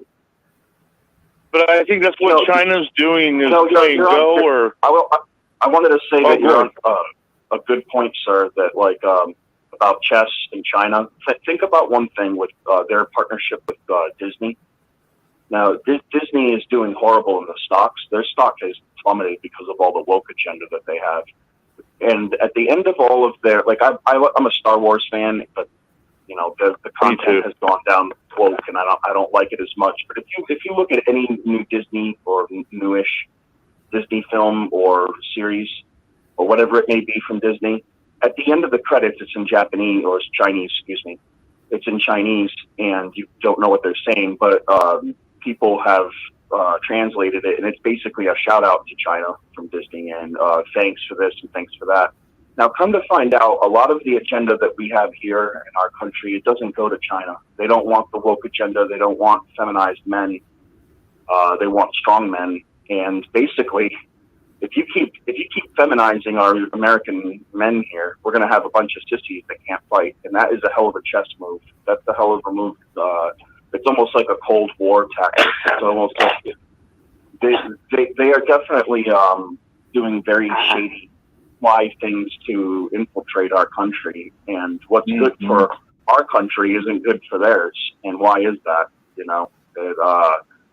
You talk about energy and everything, and there is a shift coming. I had my landlord over for a repair And I said, gee, I wonder what he's going to think of my back wall over here, because the whole entire wall has shelving, and there's food storage and stuff. And I told him I was a prepper, and he goes, yeah, I am too. I hope it's enough.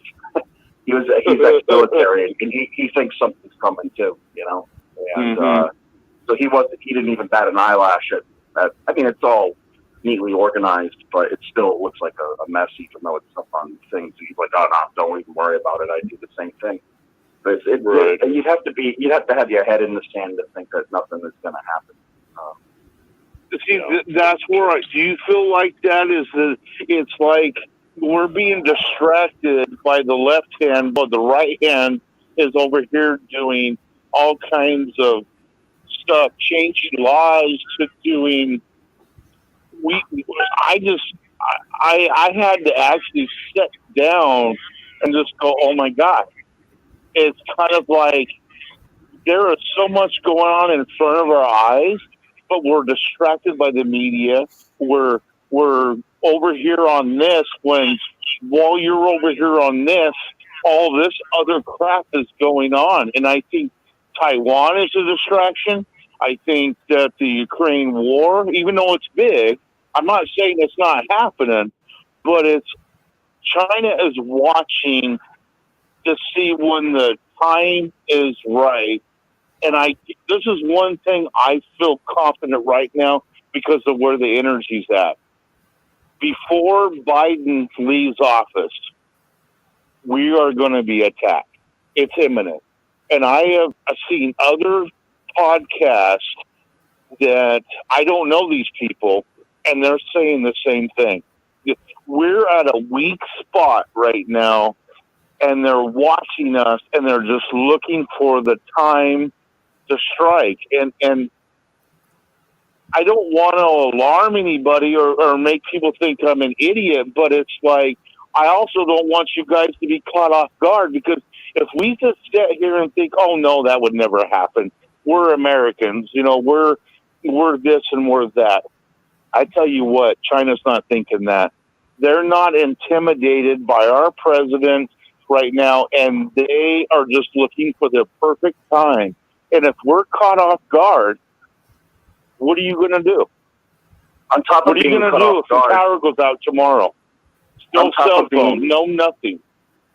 On top of being cut off guard, we have the chance of civil war, because the left and the right are at war with each other, basically. They hate each other. We're a divided country. This is a perfect time for anybody to invade. That's exactly why we're divided. See, I'm not allowed to talk politics on this show, so you guys need to switch it up. Okay? Oh, what happened? What happened? I said I no longer have permission to speak politics on this show, so y'all need to switch it up. Go to another subject, please, because I'm not allowed to speak politics on this show any longer. And what's happening now is conversation of politics. So I'm requesting you change the subject. What? Oh, I'm sorry. I know. That's why I'm letting you know. So I'm requesting you change the subject, please. Did Rick say we can't talk about it at late night hours? Rick told me I can't talk about it. And if I can't talk politics, y'all ain't going to talk politics. Okay. I didn't know. I didn't know Rick did that. Oh, yeah, you might have missed it. You might have missed it. Okay, I need to talk to Rick then, because when I was on the show, he never told me that. No, it's something recent, it's something recent within the last 3 months or so. Oh, I'm not happy about it, but because this is his platform, I'm going to respect him and honor him and not talk politics on this show. I mean, I let it go for a little bit. You know what I'm saying? So, and yeah, we touch on stuff. We get religious and stuff, but, we go there for a while and then kind of switch it over. Well, that doesn't make any sense to me, though, because no, and please don't think I'm disrespecting you. I don't mean that. It is. I had a show, and being the late night hours, Rick always allowed. That's when you could speak about spirituality or politics. he didn't have an issue if it was after hours. So Hello, where can I did say that something? change? Oh, good. Sorry. It changed within the last 3 months or so. I'm answering a question. Hold up a minute. Excuse me, Daniel just asked me a question, so I'm going to answer him. You asked me when did that switch up, and I'm saying within the last 3 months. I'm not disrespecting you, right? Because that's not. I don't want you to feel that way. No, somebody else was talking, and I was interrupting because I'm answering a question to you. You know, the frustration you're seeing in me is that I want to talk politics too. That's what you're hearing the frustration about. And what I'm doing is I'm honoring Rick and letting you know that within the last 3 months or so, I have been informed not to speak about politics on this show. Okay. Can I say something real quick? Well, Sure. You don't really talk about anything. All you do is jump in there every once in a while, and just. I get that that's your opinion. Thank you. Oh, sir, before I watch your face for hours and hours and hours, and you don't do anything or say anything. Okay.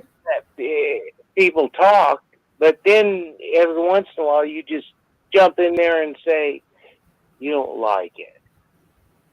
Is that the message I gave tonight, that I don't like it? You seem really far left. Why? Hello, can what I have say I said that implies that I am far left? Yeah, aren't you? Aren't you far left? You just got done telling me that I seem like I'm far left. I'm asking you what you're basing this on, or I'm saying, what have I said tonight that gives you the impression that I'm far left? Go ahead. Just looking at your face every weekend. Okay. That's what you have to say. Okay. Well, that's pretty non-specific, and you're welcome to your opinion. Well, I've been to talk tonight. Did somebody else want to say something? Hi, this is JP from California. Hi, JP. Hi, sweetheart. Hi. Sorry that, saying that what he said, I'm sorry he feels that way. But, you know, tonight, I think everybody was just talking. I don't know what the last guy's problem was, but let's just put that aside. We were all just having a discussion. Me, personally, I understand what you were coming from, you know, like was saying how, you know, and I agree, you know, it shouldn't get political on the show, which I don't think it did.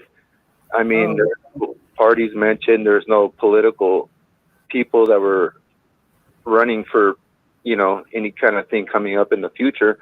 What we're kind of just talking about is like the current situation and what things can happen. And I think like Daniel and them, they're relating to like just how important the trucking system is, because it is important. If that collapses, we're all in a very bad situation, you know, so we have to recognize that. And I would. I thought you were done talking. Please go on.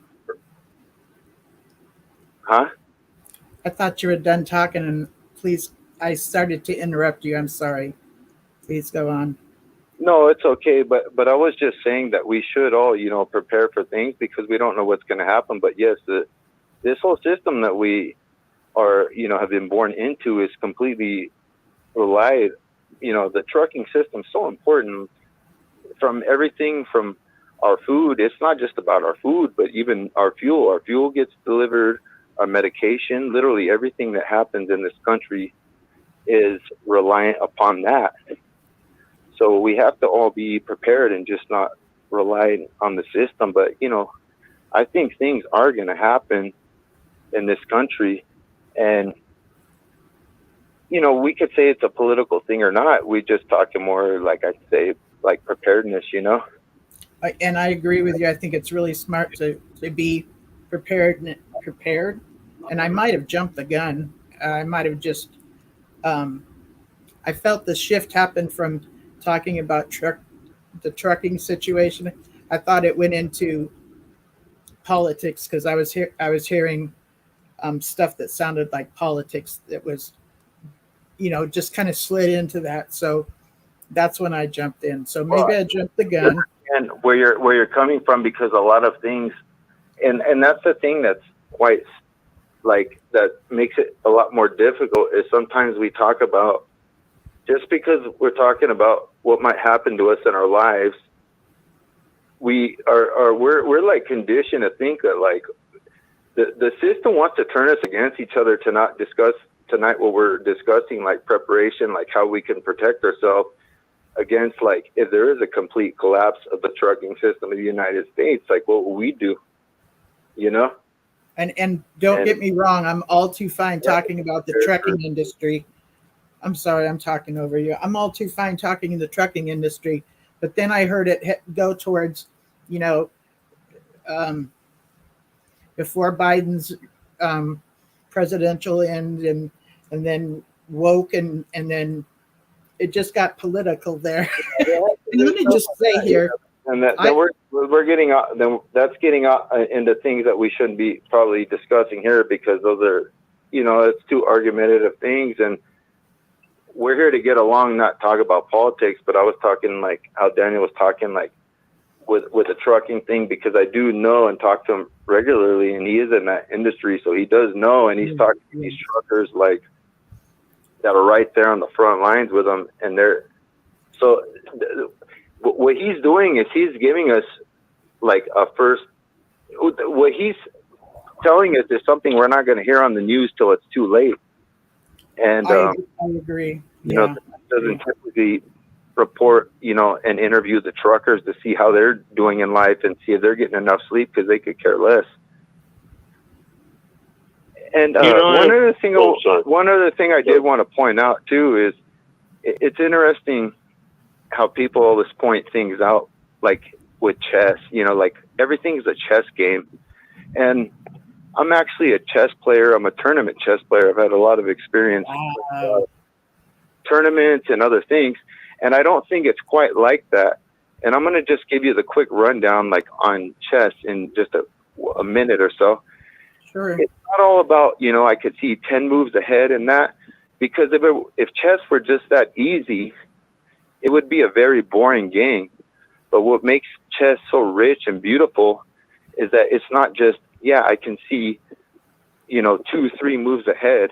Like any very good grandmaster could probably just see clearly in a complicated position, maybe like 3 moves ahead, because there's such a branch of moves. Now, if somebody's saying they could see 10 moves ahead in a chess game, it's because every move is a forced move, which means every move has to have a check, and your king has to move. And then there's another move, and it's a check, or something like that. That's the only way you can see so many moves ahead. But in chess, it's from experience. So there's different things that a player will take into consideration, like the pawn structure. Are there any weaknesses? And then if there is, if there's a backwards pawn, then you'll start attacking it, and you'll start hitting it. And then you'll create that weakness, which causes eventually, which will be that thing, what people talk about in chess, where you get, I can see 3 or 4 moves ahead. But that's already at the very end of the game when you're going to win. See, in life, there is no 3 or 4 moves ahead unless you're going to die. But other than that, it's just, there's so many things, but we have to, life is a chess game, but you got to see the weaknesses and the holes in the strategies where the enemy can get in and affect our life and do that. And that's kind of like what's going on with like the trucking and other things. There's a lot of weaknesses and things that could affect our life, but we just have to prepare for that stuff. Brother, and maybe I said that wrong in stating that, but when I played chess, and this guy that taught me how to play, I started to, I think after my second or third game with him, I started to win, and he was a good friend of mine, but he got irritated. He thought, he'd been playing chess for years. I never played it because my own insecurities, my own issues, whatever. Didn't think I was smart enough to play or whatever. And I started to win, but the reason why I would say 5 moves ahead, for an example, I started to see his weaknesses. I knew what he would tend to play. And so I knew he's either going to use his horse for this, or he's going to use his pawn for this. And I could see it ahead. And that's how every time I would beat him. And he was just like, no, how are you doing this? You know? And I guess maybe, I don't know what you call it. Maybe it's just intuitive. I just knew what he was going to do and what he would tend to, put out there. But I love chess now. I mean, it's an amazing game. It's amazing how you can sometimes doubt yourself and stupid insecurities or whatever.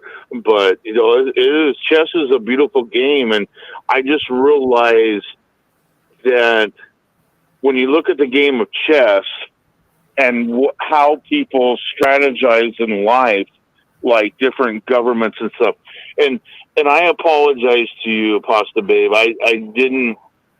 I didn't think I was getting political, but I see what you're saying. If you bring up this administration or whatever, but it all ties in, and it's not claiming. How do I say this? It's just showing where things are going at the current time. And I was trying to be very careful not to mention names and say, and I probably did. I apologize. I wasn't trying to make it political, as that more is in a sense that we need to be aware and awoke in the sense of what is going on right in front of our eyes. And to me, I thought that what you did was a natural progression. I thought the conversation went into a natural progression. I'm not thinking like, y'all just shut the hell up. I'm just like, I'm listening. I love it when y'all talk together. I really do. Mm-hmm. And so Rick got on here like, I don't know, 2-3 months ago, talked about all the shows that can't be aired because this show gets political. And what you're hearing as far as frustration is I am frustrated that I don't get to speak politically. I would like to, but because I honor him, this is his platform. And I remember making requests to him 2 years ago to have permission to speak politically, and he did give us permission. And you and I were co-hosting at that time. But this is a recent thing that has happened. And so okay. Where is my frustration is more within me than I'll tell you what that is. What? I don't hear anything that controversial. What do people get? What could anybody get upset about? Nothing. I hear worse stuff all over the place all the time. This isn't anything. It's not about who's offended. It's YouTube that's the problem. YouTube lets you talk about certain things, but not about other things, and that's been happening more and more recently. You've got to think of all the other people that listen to the Six Screens show just on YouTube. If Rick's channel gets removed from YouTube, that's thousands of people that don't get to watch his show. And it's a relatively recent thing. It's not, from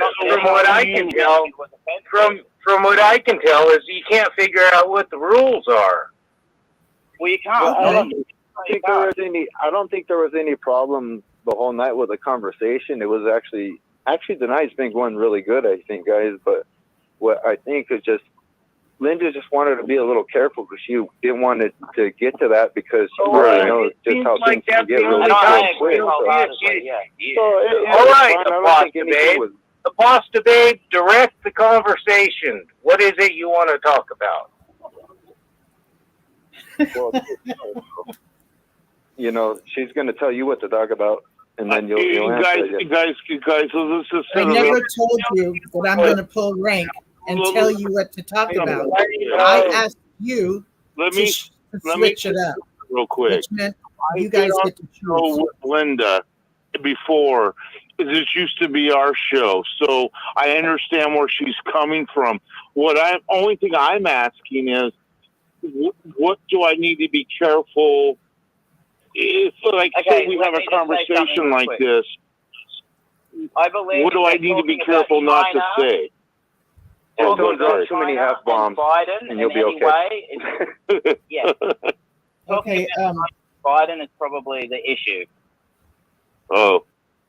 Okay. So you can't talk about the schmack scene. You can't talk about China and taking over America. You can't talk about that sort of stuff, I believe. Okay, I got That's you. all. Can I talk about the governing body? Oh yeah. That's a good one, because that is a government right there. It's a theocracy. I'm just saying,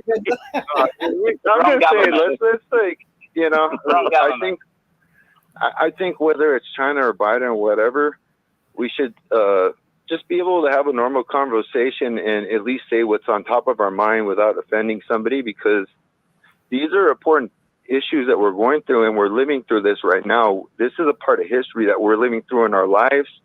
Yes. And if you put your head in the sand, and you forget about it, well, you're gonna either be taken up by these people that are controlling our lives, or you're never gonna have a say, or you're not gonna experience this part of our life. But I think agree with you. In a civilized way, help each other out. Give each other good tips, because there's people that call this show from all over the world that are facing different political issues and other stuff. So if we can all give each other support and just tips and just tell each other what's going on in our mind without pissing each other off, I think it is a good thing, And that's all I got to say. I got to go to bed soon, but everybody have a good night. Thank you, JP. I appreciate your feedback. You're welcome. So I just need to be careful of. So the topic's okay. Just don't bring up countries and current presidents and stuff like that, right? Yeah, pretty much. I would like, at the moment, while you're talking on YouTube, I would pretend that you don't live in America, that you live in maybe a country that has more control over their people, that sort of thing. Because there's several things. There's in the last, say, 5 years, there's been so many things that YouTube has decided, okay, if you say that word, you're demonetized. If you say that word, you get canceled off YouTube, that kind of thing. It's not just political stuff either, and it's not just stuff to do with the recent medical issues that the entire world had. See what I did there? Yes, and I've sometimes talked about a person with a funny mustache too. So yeah, see what I did there too? Exactly, I see what you did there. Yeah, absolutely, and that you can get away with, because it really is just an algorithm that's looking out for these words. Well, can I tell you that I wear my mustache? Can I tell you I wear my mustache upside down? Absolutely. I am so sorry, y'all. I'm so sorry if I came across all aggressive and angry and shit, but I'm frustrated about this myself.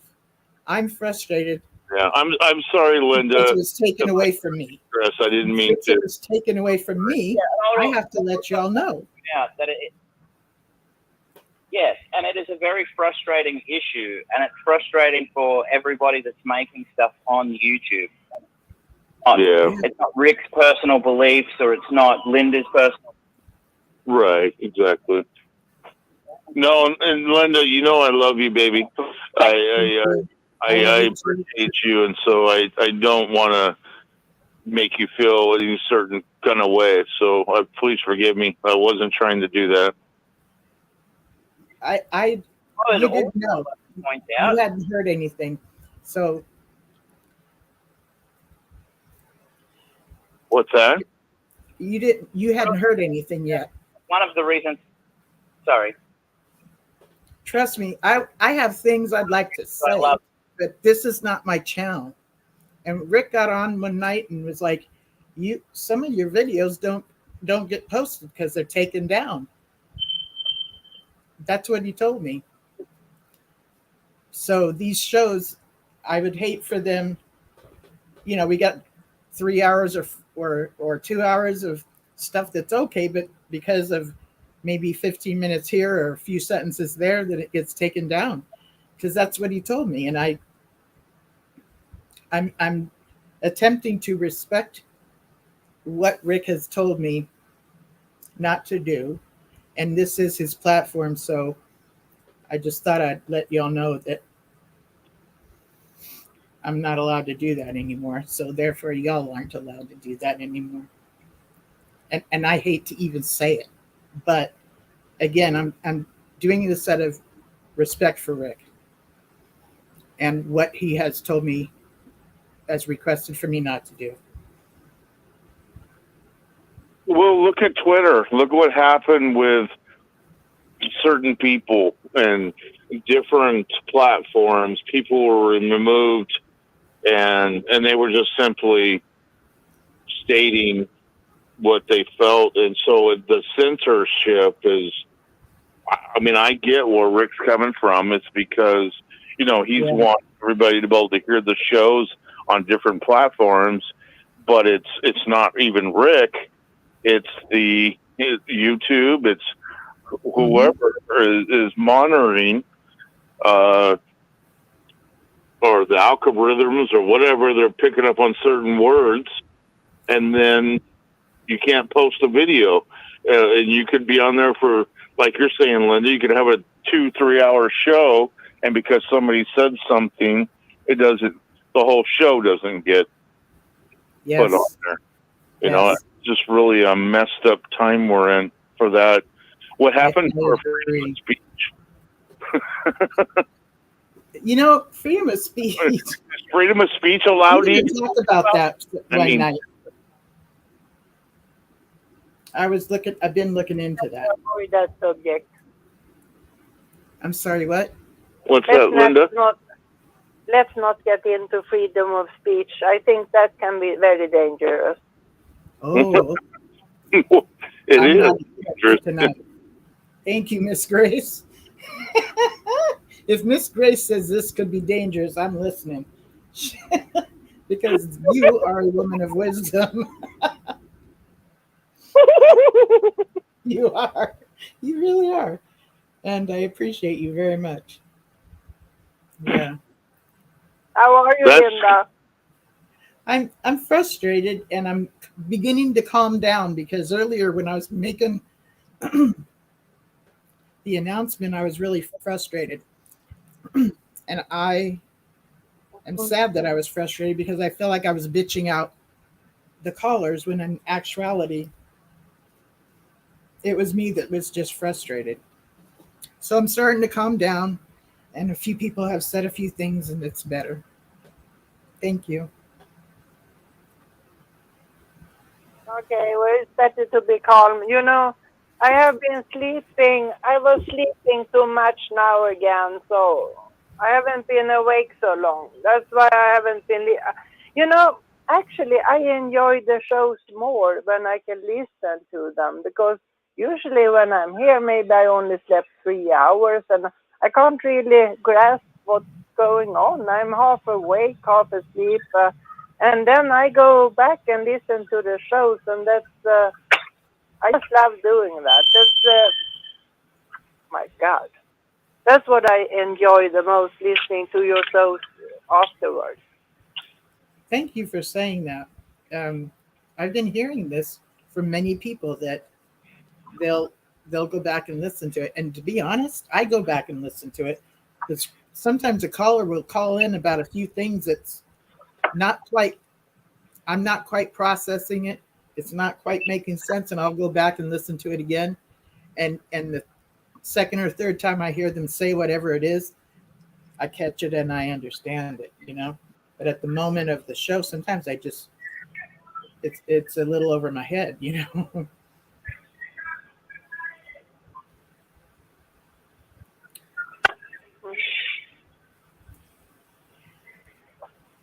It's kind of crazy to me that where we're coming to is that even on like an open call like this, we have to be so careful of what we say, what we do, that we can't even be real with each other. It's like, to me, it's very saddening because it changes the whole call in general, as you can't be real with each other.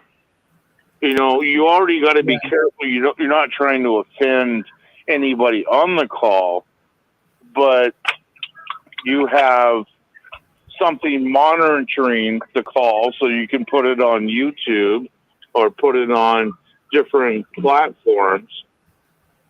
Otherwise, the call won't be recorded and put out there. It's what are we becoming? You know, what is it going to eventually? What are we going to talk about? Because everything is going to become so.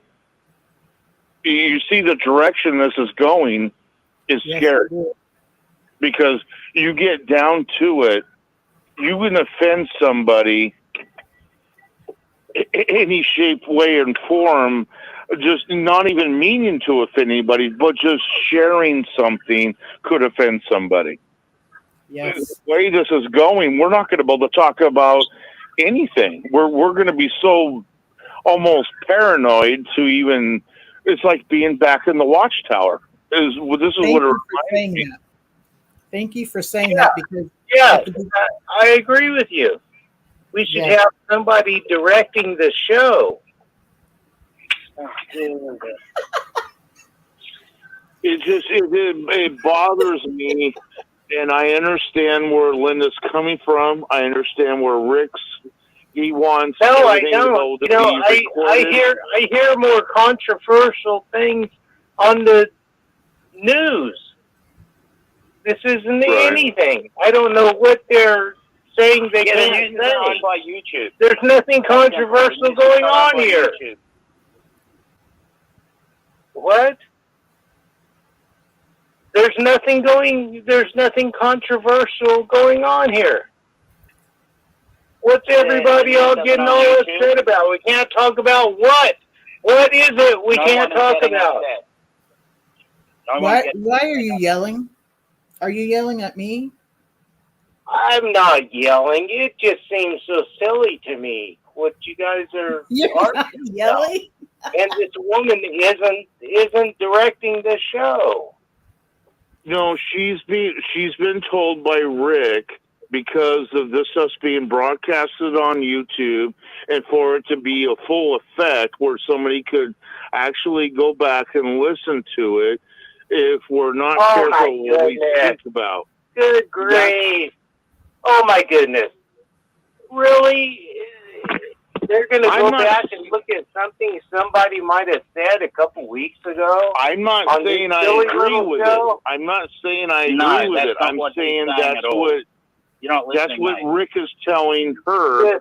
This girl doesn't know. She can't drive a show. No, you've shared this many times before. It's not an issue. Call and talk to Rick about it, because she's just going by what Rick told her. I talked to Rick through the show. Okay. Hey brother, they all have a good point. Like YouTube censors you for anything. I lost my YouTube account. Come on, just for giving him my opinion on something. Silly girl. What? Who are? She's just a silly girl. Why you got to be insulted? The problem is that we can't talk about. Why is that insulting? For some reason, you want to blame Linda for it for no reason. That's what's going on. You want to blame Linda for something Linda has no control over, and you want to insult her for that. She has no control over her own show. She has no No, control over her own you've been show. told it's Rick's channel, and it's also on YouTube, and you're not the only person that listens to it. Thousands of other people do. So we need to keep it on YouTube. It's not Rick or Linda that's doing it. It is YouTube. You now have the information. What you do with that is up to you. Goodbye. The problem is I hear worse stuff all the time on everything else. What is I agree with you. They're not saying anything that's very bad about Because anything. the thing is, it's not about what you find offensive. You're not the only person that exists. Get it? Hey, my friend who's calling. Up on other things. Hey, this is JP again. My Hi, friend JP. Kurt calls you Wyatt Earp. The reason why it's because it's YouTube. We have to be careful about it because it'll shut the channel off. That's why, like a couple months ago, Jimmy Bell used to have this show on there called The Big Picture, and he willingly said that he had to take it off of Rick's station because he didn't want to get his whole channel shut down just because of his one show. That's why. So yeah, and we do have to be careful to some extent. And just earlier, what like Linda was saying, I don't think she was trying to shut down our conversation, and I didn't take it that way. Linda, you're just trying to like be cautious because you didn't want the show to go in a certain way, which we understand, but it's not really our fault. It is YouTube. Yeah, we can say whatever we want, but this channel might not exist or this show, tomorrow because the algorithm will shut it down. That's the terrible thing about it. That's a good point. Good point, brother. So Rick already has a history of so many strikes. It's YouTube. So Rick has a history of so many strikes. There were some on Jimmy Bell's show, some on Reese's show. And what happens is if a channel gets too many strikes, I'm not sure how many that is, he will lose his channel. Rick will lose his channel. So yeah, that's a reality that I don't like. And I totally get your frustration, but this has become what it has become. And so is it basically with the algorithms? Is it you're just not mentioning a president? You're not talking about a country. So you talk and speak. You're just not. How do you say that? I don't even. That's where I'm trying to figure out the boundaries. And I don't know the exact boundaries either. So I've been asked to just. Well, Brad, I think I hear you talking, but I can't hear you. You need to come closer to your phone, Brad. Wow, that's crazy. Hello, Linda. Hello, everyone. This is Rick. This is Rick Farron. I'll try to clear it up. Yep. So, anyways, did you like you up? People call in that they want to talk about, the JAB. That's why it got low. Okay. On their arm or the pandemic that, if you talk about it too much, so it's not just political things, it's just even like that, even if you just talk about it's many things, yeah. So we have Rick on the show now. He has a few things there's to certain say. topics that we got to be careful about. Yeah, no, in fact, it's interesting. Too many times on one show, it'll shut the show down. All right, this is Rick here at the Six Screens Control Panel. And what goes on, it all started about a year ago. We had the conspiracy programs on when we had Reese and when we had Jimmy Bell. And YouTube took me off. I was off one time a month, then we were off another time for another month. And if they give you 3 warnings, you lose the channel. But we're not in that position now. I don't believe there's any warnings on us now. If you haven't had any for 90 days, they take them away. But what they don't like, we can talk about politics. We can talk about certain things. Thank you. But we can't. that one of the with politics though, we got to be what it is the politics issue is sensitive to some people on here. Sometimes when we voice our political positions, especially if those positions are to the right, it really there's a crowd that we have in here that just goes ballistic. They do. They go ballistic. So the political issue is more for the safeguarding and keeping unity. But we can get into politics from time to time. But the biggest issue was the last time I was warned from YouTube is Jimmy Bell would have some people come on with him, and they were like his helpers and his researchers. And they had a woman come on one night on Jimmy Bell's program, and she was talking about underground tunnels where children were being bred and actually kept down in these tunnels for sexual purposes. They were being bred to be like sex slaves. And she said this was going on pretty much in a wide scale. And YouTube actually told me, they wrote me and said that was not factual. That was that was just, that was like fake news. Wow. So they said that. So basically what I got from YouTube is if a person comes on and if they're talking about COVID's the biggest issue. They hate it when people come in and say that COVID is a joke. COVID is something that was made up.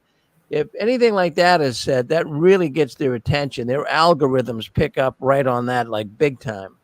But what I find is if a person is going to speak about COVID or some controversial subject, if they don't present it as fact, in other words, this is my opinion, or this is what I feel about it, or the way that I look at it is this way. When someone presents something as a fact that really isn't proven fact, that's when the algorithms kick in. So if you get a person come on and say that COVID is a real bunch of baloney and it never existed, it's just all made up, they start getting on your case about that. But generally speaking, they're not going to jump all over everybody because there'd be nobody on here talking.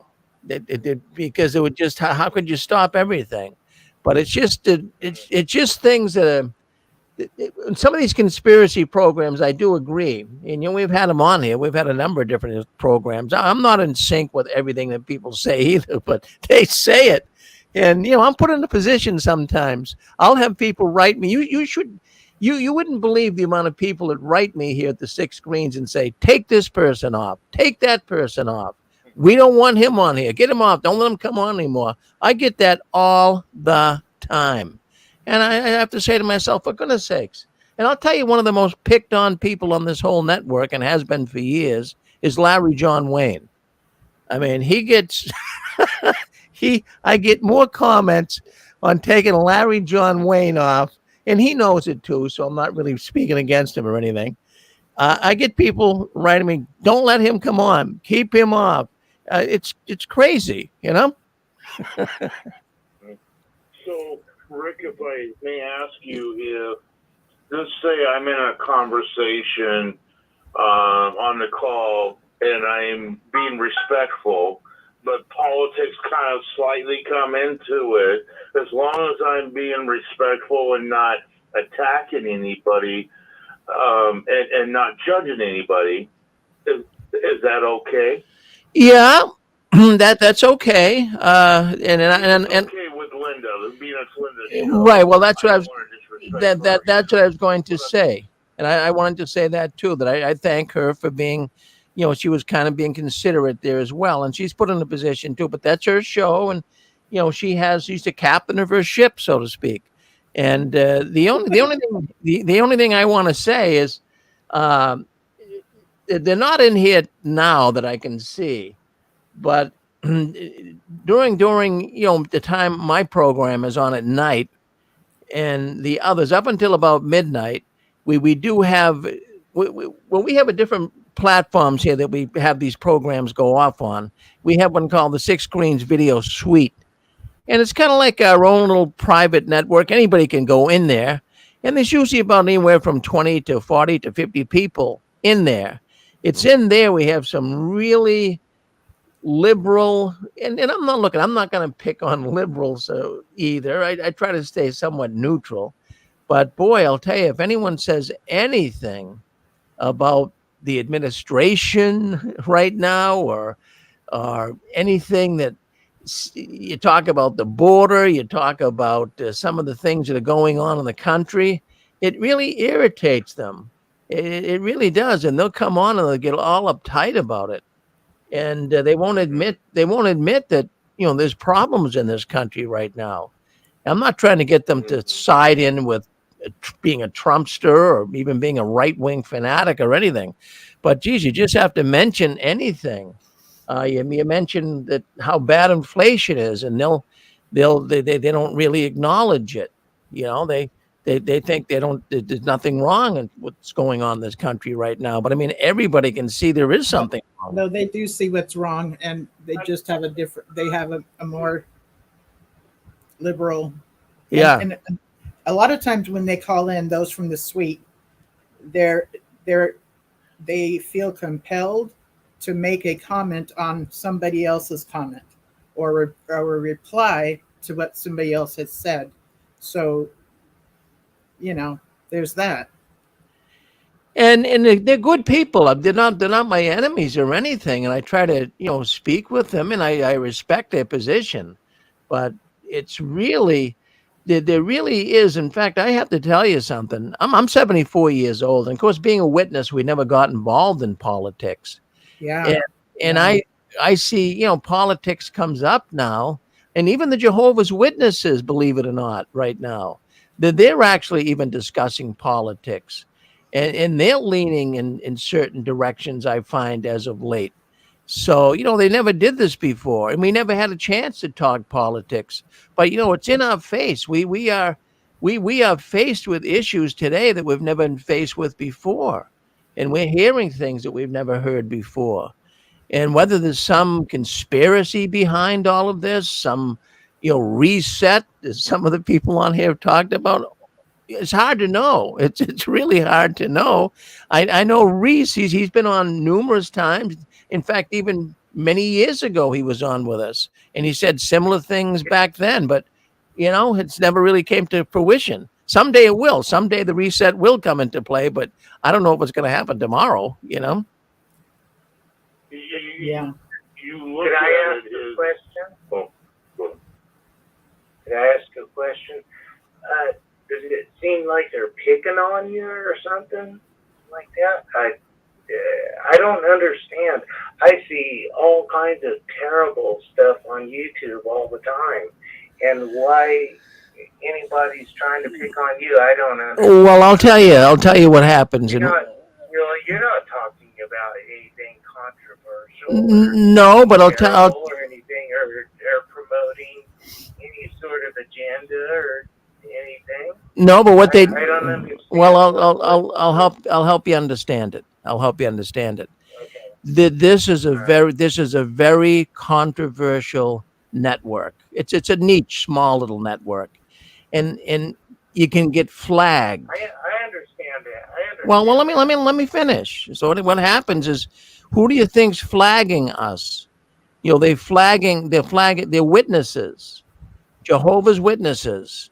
They flag YouTube and they complain about me, and they get enough flags, and of course that gets them thinking too. Geez, why does this guy get all these flags against him? So that's what the witnesses do, and people do that too. If they're listening to something they don't like, they flag it. So that's another issue here. So they get one, but I know Jehovah's Witnesses do that to us. You think they don't listen? They just hit the flag button. Yeah, they hit the flag button. And you if YouTube gets hundreds of people doing it. When I was about 14, 15, to get out of the sitting in the assembly all summer, I was outside and ran off apostates. It's almost the same kind of thing, isn't it? Yeah, but I mean that's another thing they do. So the witnesses complaining to YouTube. So it's just this is what we do here is very unusual. This is the only real network that has ex-Jehovah's Witnesses speaking up and talking. So I mean, it does draw the attention of the witnesses, even though we don't hear too many on here. But they're in here listening. I can tell by the phone numbers. Every week, I have a computer especially dedicated just to phone numbers coming through here. And you should see all the new phone numbers lately. These are phone numbers I've never seen before. So I can only assume when some of these people come on, I'll tell you, they'll listen from the very first program at 5:45 in the afternoon, and they'll be on all day and then all night, and then they'll go off when Linda goes off. But they're listening in here right now.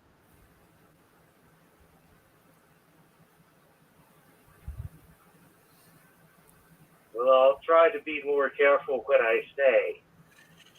Yeah, or if anyone says it, or when you're talking about the soil and grain. I don't want to mess anyone up. I love your show, Rick. I love your show, and I don't know why you haven't banned me. You keep threatening to all the time. But well, it's not. I don't want to really ban anybody. I just like to rattle things up a little bit.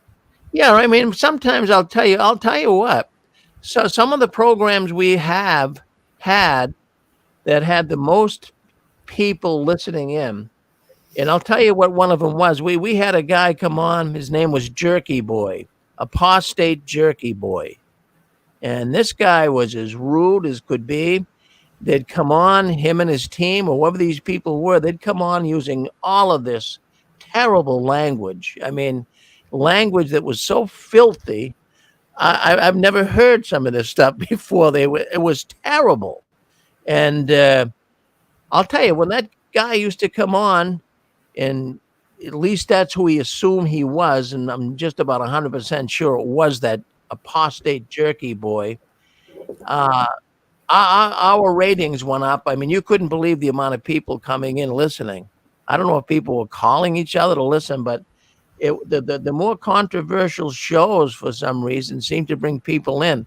So a little controversy once in a while, I guess, is good. We don't want it all the time, but it seems to get people's attention for some reason. It really does. I have something to share with you all. Yeah. So I bought Donald Brown's book about the regime of North Korea, and PayPal sends me an email and says, as part of our security measures, we regularly screen activity in the PayPal system. During one of these screenings, we noticed an issue concerning a recent transaction. In connection with this issue, PayPal's compliance department has reviewed your account and identified activity that we have a couple of questions about. So there's certain things on my PayPal that happens every month, but ordering this book is not one of them, okay? To resolve the compliance inquiry in a timely fashion, PayPal is requesting that you provide the following information. On May 7th, 2023, you sent a payment, and it gives the account number for the amount of $27 for North Korea regime in the United States. Please provide the following information: an explanation of the reference to North Korea, the purpose for this payment, including a complete and detailed explanation of what is intended to be paid for. We thank you for your prompt attention in this matter, and we apologize for any inconvenience. So I wrote them back and quoted everything that they said, and basically, please provide the following information about the North Korea. And I said, that is correct. I, so-and-so, purchased this ebook. Thank you for your inquiry. And you would like an explanation of the reference North Korea. This item is an ebook named A North Korean Regime in the United States, a look into the diabolical religion of Jehovah's Witnesses. The Jehovah's Witness religion has often been compared to a totalitarian regime. I myself, having grown up within it, tend to agree. Okay? You would like to know the purpose of this payment, including a complete and detailed explanation of what is intended to be paid for. Me, I grew up within this culture of the Jehovah's Witnesses. Because of this, I do research on the leadership of the Jehovah's Witnesses and other groups, religious, political, self-help, pyramid groups, as well as self-awareness groups. So I ordered this ebook so that I can read what Donald Brown has discovered as far as the similarities between Jehovah's Witnesses leadership and the North Korean regime. I believe this will give you as good of an explanation that I can give you regarding what you have asked for, which is a complete and detailed explanation of what is intended to be paid for. And then I say, what is intended to be paid for is an ebook named A North Korean Regime in the United States, and look at the diabolical religion, I name it. And then I said, until I read Donald Brown's ebook, the info that I have below is from the link where I purchased his book. I have also copied and pasted what one would read when they open up his link and read about his book.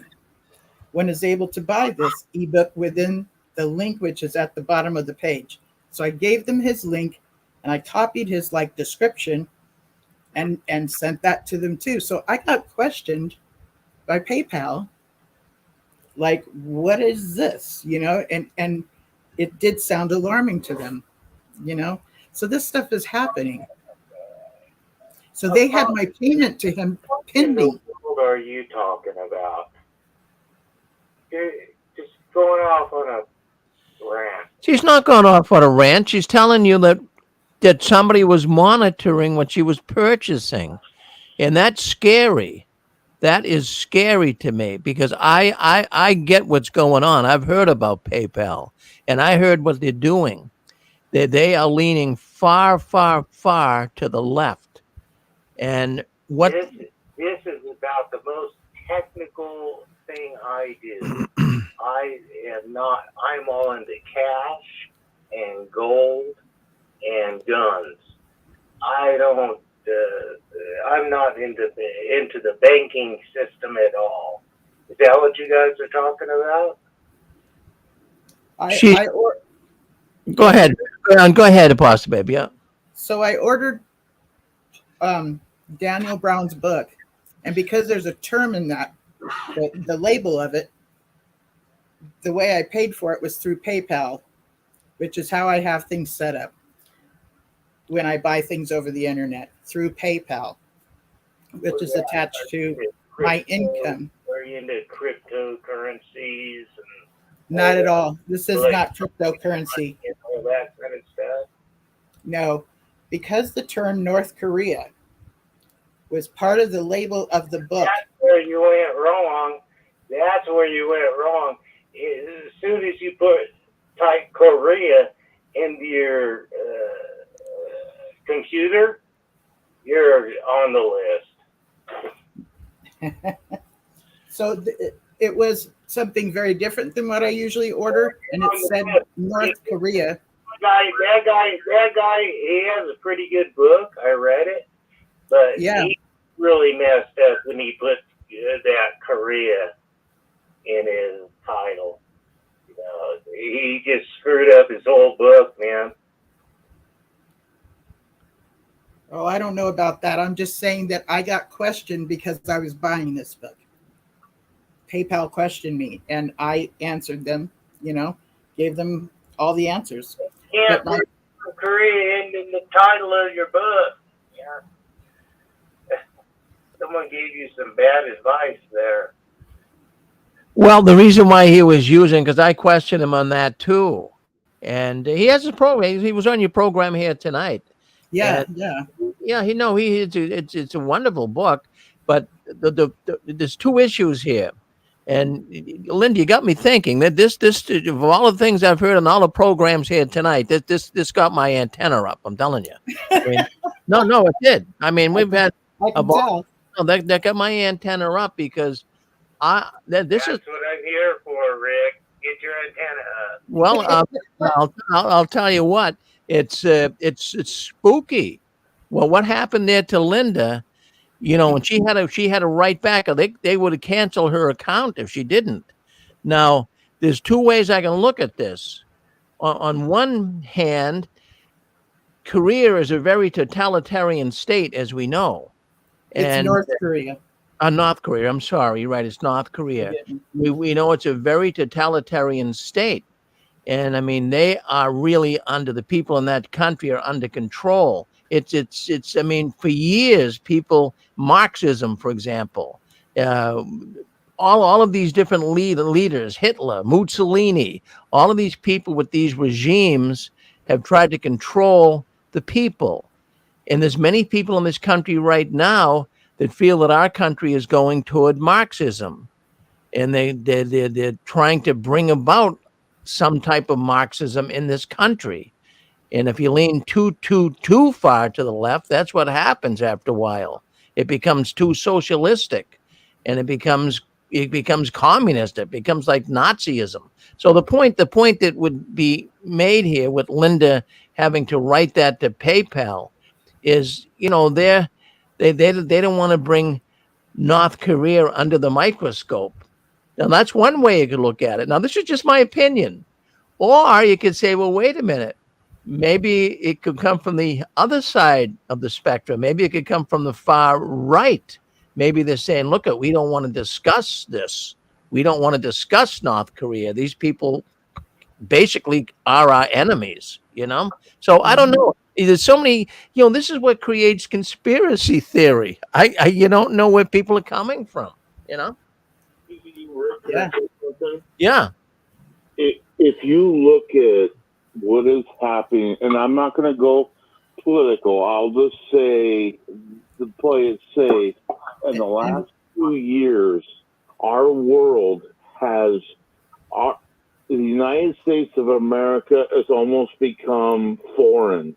We're almost becoming, if things do not shift in a positive way, it's like we're becoming a third world country, far rapid than most people will even recognize.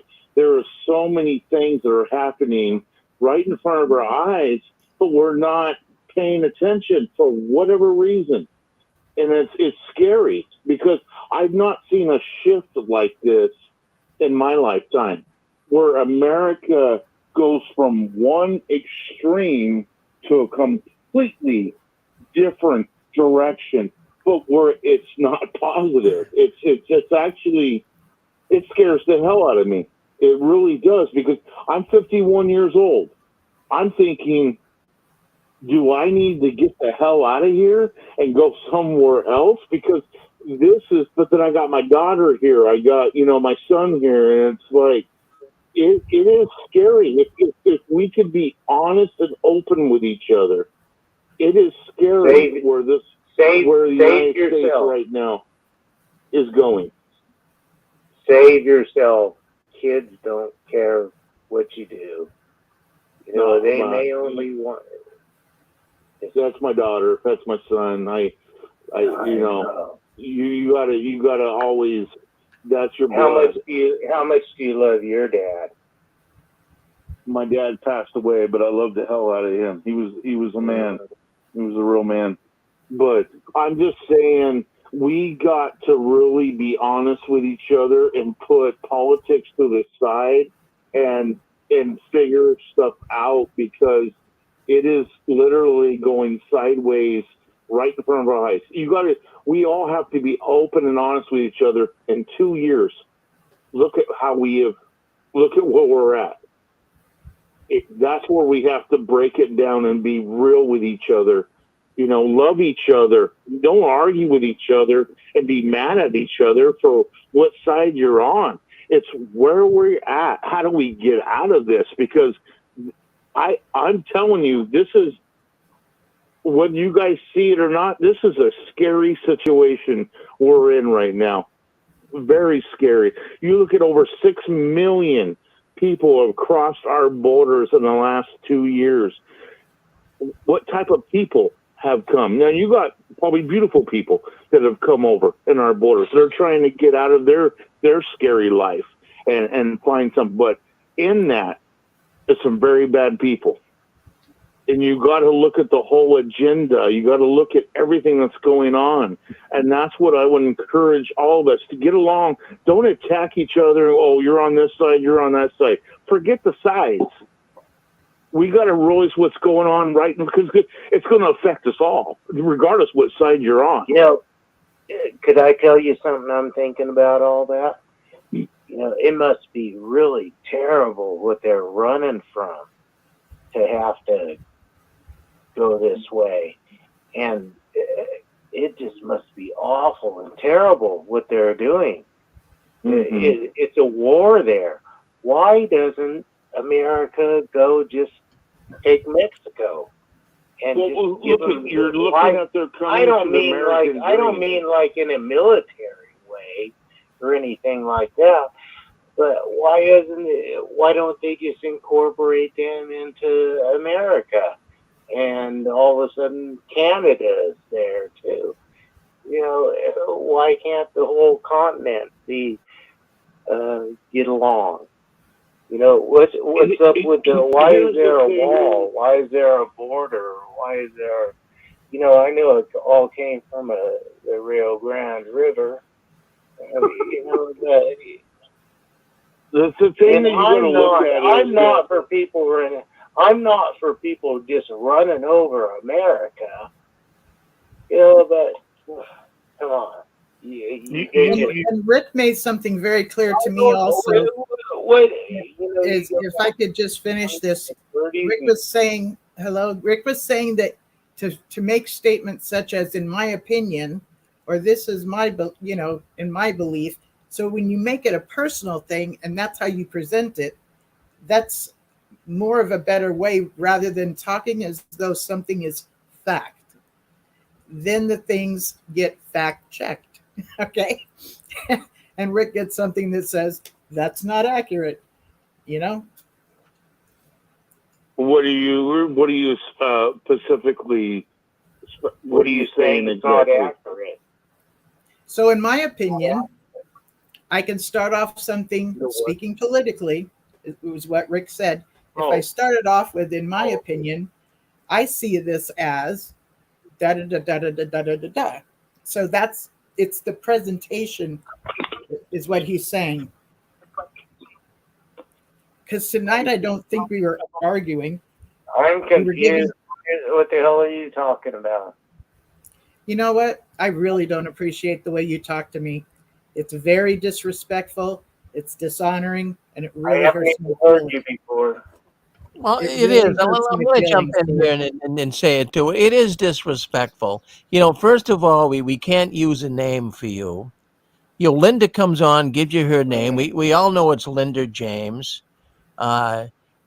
Daniel comes on. We know it's Daniel. Well, why do I have a name for you? I'll tell you the reason I don't want to use my name is because I have family that's still there. And if anybody's listening to all the things that I say, they're going to figure out who I am. And I've said some things I'm kind of sorry for. All right. I don't want to go all my stories. Right, but if you... I don't want to tell all the stories on all my family. Are you still a Jehovah's Witness? Have you been disfellowshipped? No. I've been disfellowshipped. All right. Well, what do you care? You have people that are shunning you. Why would you even care? But you come on here and I don't care. Well, if you don't care, you tell us what your name is. You come on here all the time. Everyone else uses their name. My name's Robert. All right, Robert. Well, let's call you Robert. I mean, there's a lot of Roberts in the world. I don't need your last. No, I don't want you to call me Robert. We can use a pseudonym. I'm using a pseudonym. I don't want to be on your show all the time saying, "Here's Robert." Well, I don't want to have Linda always can address you. You come in as very outspoken. At times you are very rude, not only to Linda, but to other people on here. And we can't even address you as a person. People are calling you Wyatt Earp. I've called you Rob before. You hated that. I do like the Wyatt Earp, though. I think that one's pretty cool. I mean, I'm not picking on you, but I'm just saying, this is all. Just listen to me. You keep interrupting. Really, just listen to what people say. Listen to what people say, and then when they're done, Linda respects it. She knows how to handle people. She lets them talk, and if you keep interrupting, it's very rude, especially to a woman. I don't mind you getting on my case, but geez, don't get on Linda's case. Linda's doing everything she can. But the point I want to make with you, Wyatt Earp, we'll call you that, okay, is it gets me a little irritated, but I can't say for everybody. Sometimes people have extenuating reasons why they don't want to use their names. But my feelings is simply this. If you really dislike the watch... I'm not ashamed of who I am. I didn't say you're ashamed, but I'm saying people don't want to use their names because, somebody might find out who I am, and it might be a witness friend of mine. What the heck is going to happen? They're not talking to you anyways. I agree with you. I've totally gotten over that. Yeah. I'm right there with you. I don't think anybody's listening to me. And even if they were able to figure out who I am, so what? But it's taken about a year to do that. Well, it takes time. There are people on here. We do have a man on this program that he lives in a rented house. Two people on this program that live in a rented house. And who is the landlord? A Jehovah's Witness.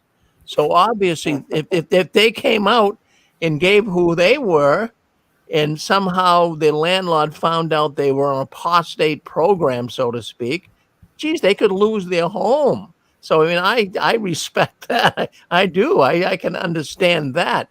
But then I also have people that listen in here that are very, very old. Older than me. They're in their 90s. Could I talk about something for a minute? That show you were showing about the 59, 58 or something there, where the witnesses are all going to get baptized. Yeah. Picture show there. Yeah. Yeah. My family went there that year, and they went broke. When they came back, they didn't have a place to live. Really? They spent all their money for a couple of years, or a year or so, to go there. My dad, my aunties, my cousins, my older cousins, and they were there that year. And my father got baptized about, I think it was 54. It was there was actually 1958, but on the YouTube clip I had, they said it was 50. Yeah, but it was before that. It was before that when he got baptized. Yeah. So I'm just trying to say that I understand. I really know what's going on. I'm not trying to give you a hard time. I'm on your side, is what I'm trying to say. It's just, I try to stay on the tough side of it. I see a lot of wimpy guys, and I try to stay tough and hard and strong, because that's what you have to do to get through these guys. They have a real big psychological problem on you.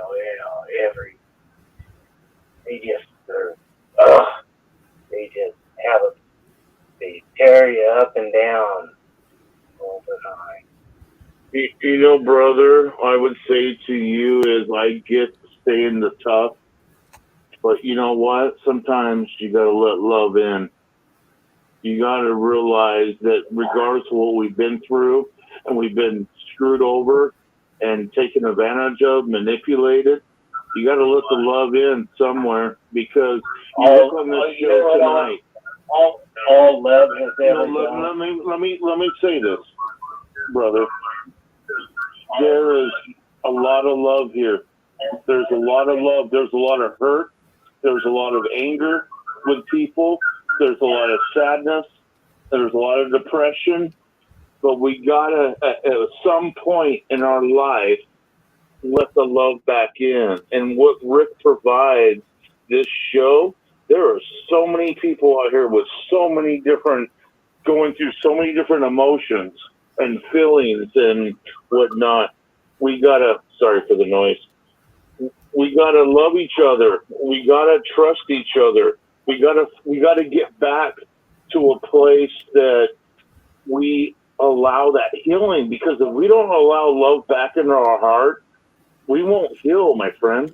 We won't heal. We'll have that anger. We'll have that, and we'll go through life, the rest of our life, and not trust a damn person. And right. That's right. Don't trust anyone. You know, all that love. We don't want to be there. All that love has ever done is hurt my feelings. If I have any feelings, all love does is. I get it. But love, love. Love is a bunch of bullshit. No. You're capable of love. You're capable of receiving love, but you got to open yourself up to that. And I know that's a process. I get that. It's all of us. We got to all go through the process. But if you look at this show, love does not win. Love doesn't win. Yes, it does. At the end of the day, it does. It's a perception. It's all in the mind. We have to realize what we've been through and who do we choose to be. Are we going to allow the Watchtower to win at the end of the day? Hell no. I'll say hell no. Watchtower did a number on us all. We all walk away with our battle wounds, our scars. But at the end of the day, we have a choice to stand up and rise against this organization and choose love. That's the only thing that's going to change us from within inside ourselves. If we don't choose love, brother, we will stay in an anger state and vindictive, and we will die that way. It won't. You might as well stay in the Watchtower. You might as well have stayed in the Watchtower, because the freedom of leaving and having a choice is now what we can do with our life and help other people move forward in their life. That is the most beautiful reward I could say we have today, because now we have that choice. We didn't have a choice in the organization. We were the slave. We were the ones that did all their bidding work and made them the money by pampering the Watchtower, by going out and selling all these different literatures. But it's when we woke up. That's when we woke up and saw that freedom and realized we had a choice. We have a choice. But we got to, once we leave the Watchtower, we got to believe in ourselves once again. We got to find ourselves and believe in each other and encourage each other. That is where I came on this call.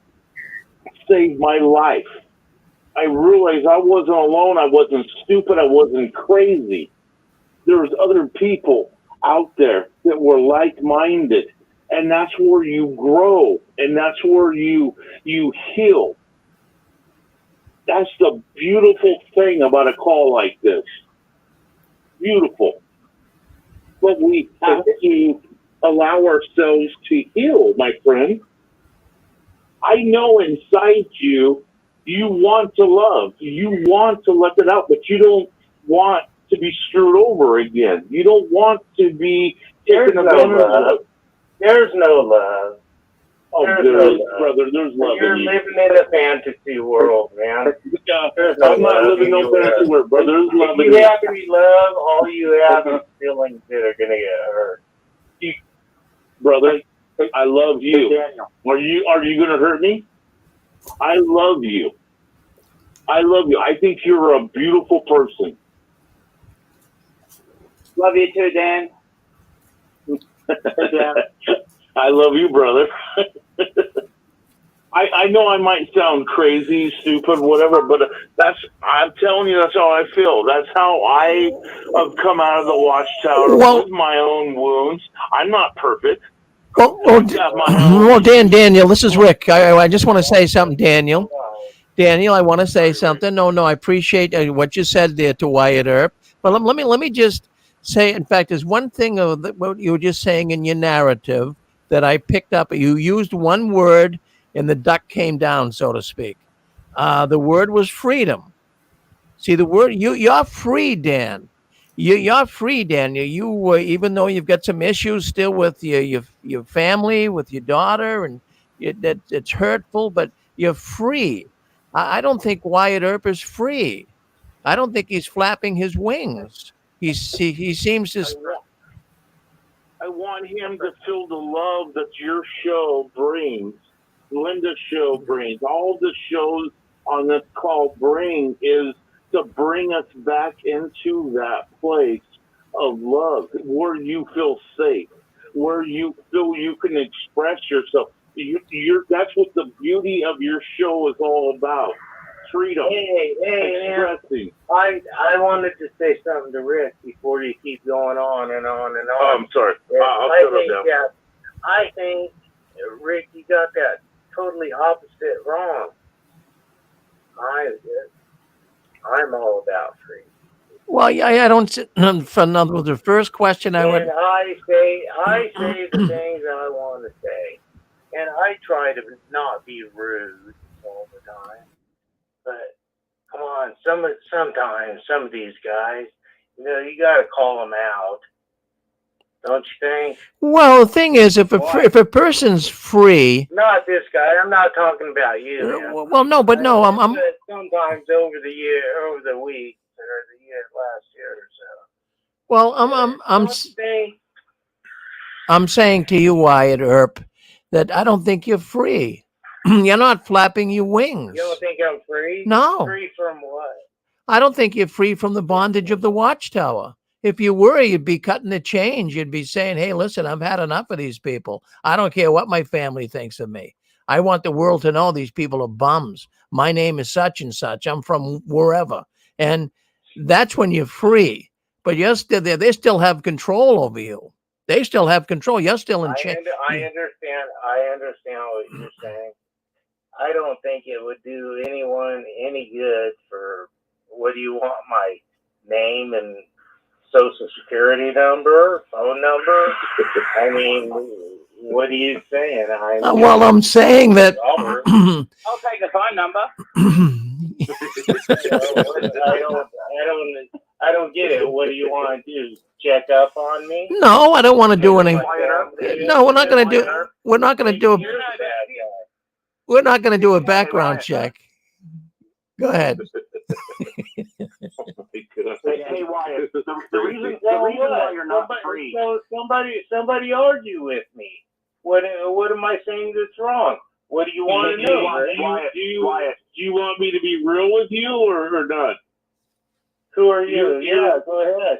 Everybody being real all the time anyway? You're emotionally and mentally still in the Watchtower. You're capped. Whatever you went through in the Watchtower it's common. It's actually very common. What you went through, it's like when you leave, you're still emotionally and mentally there because the anger keeps you there. The frustration keeps you there. The uncertainty keeps you there. You're in, but you're out, but you're still in because the energy keeps you there. The whole experience. You got to get to a place that you're right on. I'm not gonna. And it's not a bad thing. Yeah. It's not a bad thing. Since my first memories of my life are Armageddon. But I'm saying to you, brother, we all are going through this shit. We all are going through this. You're not alone. And that's the thing that we can, whether you call it sissy or whether you call it stupidity, whatever, we can all help each other. It doesn't matter how fast you come out, doesn't matter how, whatever your pace is. My point is we can help each other move forward. And so it's no longer taxing on your body, emotionally, mentally, physically, spiritually. You can actually break free from this completely to the point where it's a memory, but it no longer affects you. You can have a scar, but no longer feel the pain. You know what I'm saying? You got the scar to remind you of what that injury was or what you went through.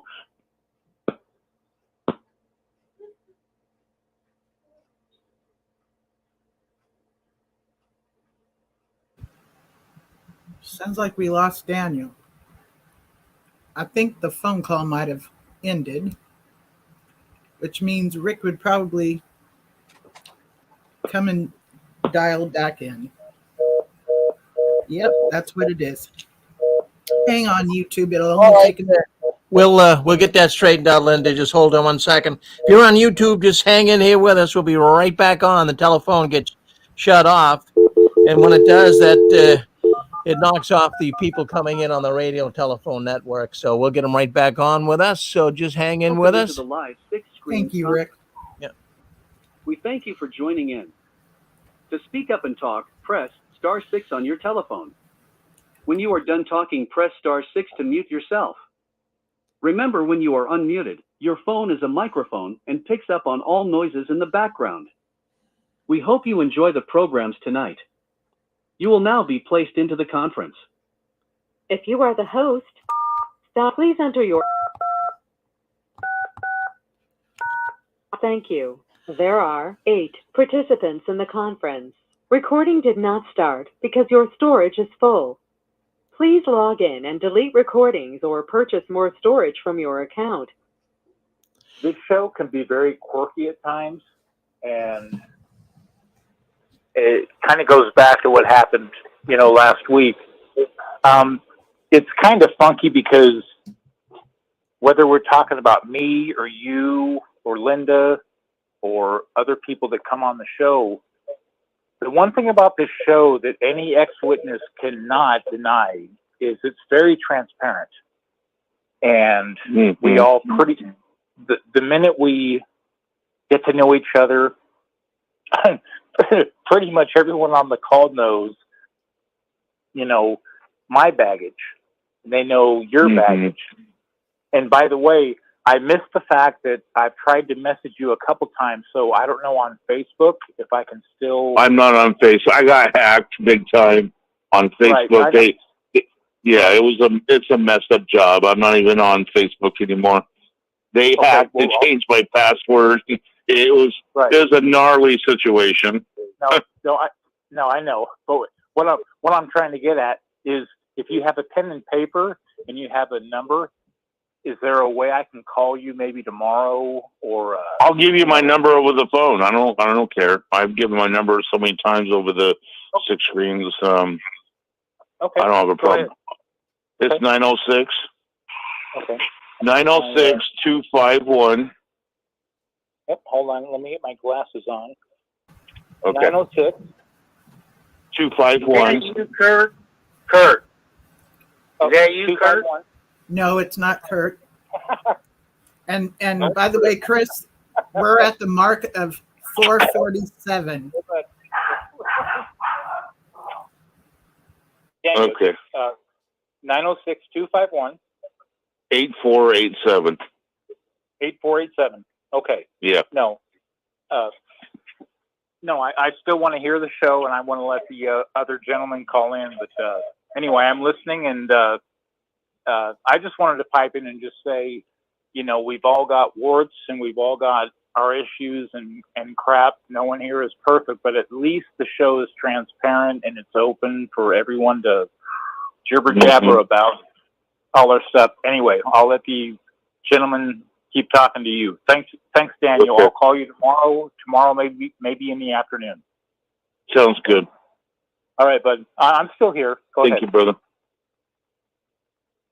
So, brother that I was talking to before, Wyatt Herb, I want you to know, Robert Ryder, Wyatt Herb, whatever.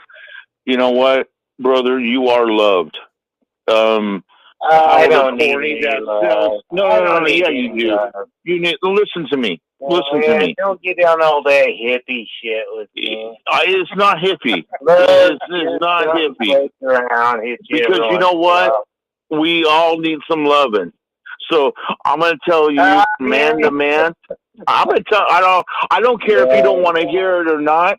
From man to man. I love you, brother. I love you, brother. Hey, can I interject?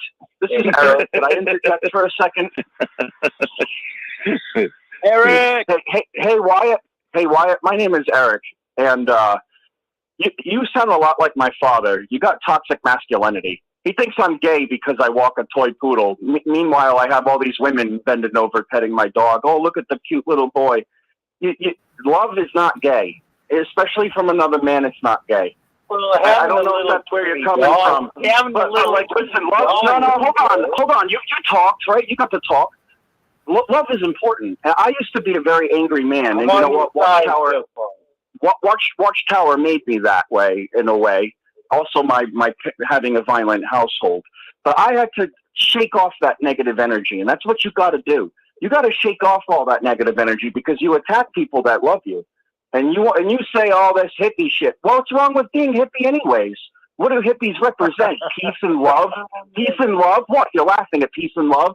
I mean, we live off the land, nature. What's wrong with it? The hippies have been demonized. You know, don't be so quick to hate every. You have hatred in your heart, and it's okay because we still love you. We just want you to grow. Shake off that negative. You guys are missing the point. I'm on your side. We know that. 20 years. So don't call us names. I'm 20, 30 years ahead of you guys. Well, how old are you? I'm 60. Well, I'm 41, so I'm an old hippie. I know what you guys are talking about. You guys are trying. So then why knock it? I knew when I was 5 years old, man. I grew up in California. Well, I think it's funny that you've got a toy poodle. I've got 3 chihuahuas. I don't know why you're talking about your little dogs. I'm not trying to bother with talking about your little dog. I love it. So, Eric, somebody in the chat was asking if you're doing okay now, if you're out of the hospital. What was that? Somebody in the chat was asking about Eric, asking if he was out of the hospital and if he's doing okay now. Did you want to answer that, Eric? If you're out, are you out of the hospital and are you doing better now? Well, I'll talk to you guys all the time, all about everything. My name's Rob, and I just like. Hi, Rob. Pleased to meet you, man. I like fighting and arguing with people all the time. I think life is a chess game. You know, you guys, sometimes you guys are a bunch of fucking idiots. Thanks. We love you too. Not always the all the time. Well, that's where I draw the line. We don't name call on this show. We do get to disagree. On the kettle black, huh? Totally mutual, Rob. Totally mutual.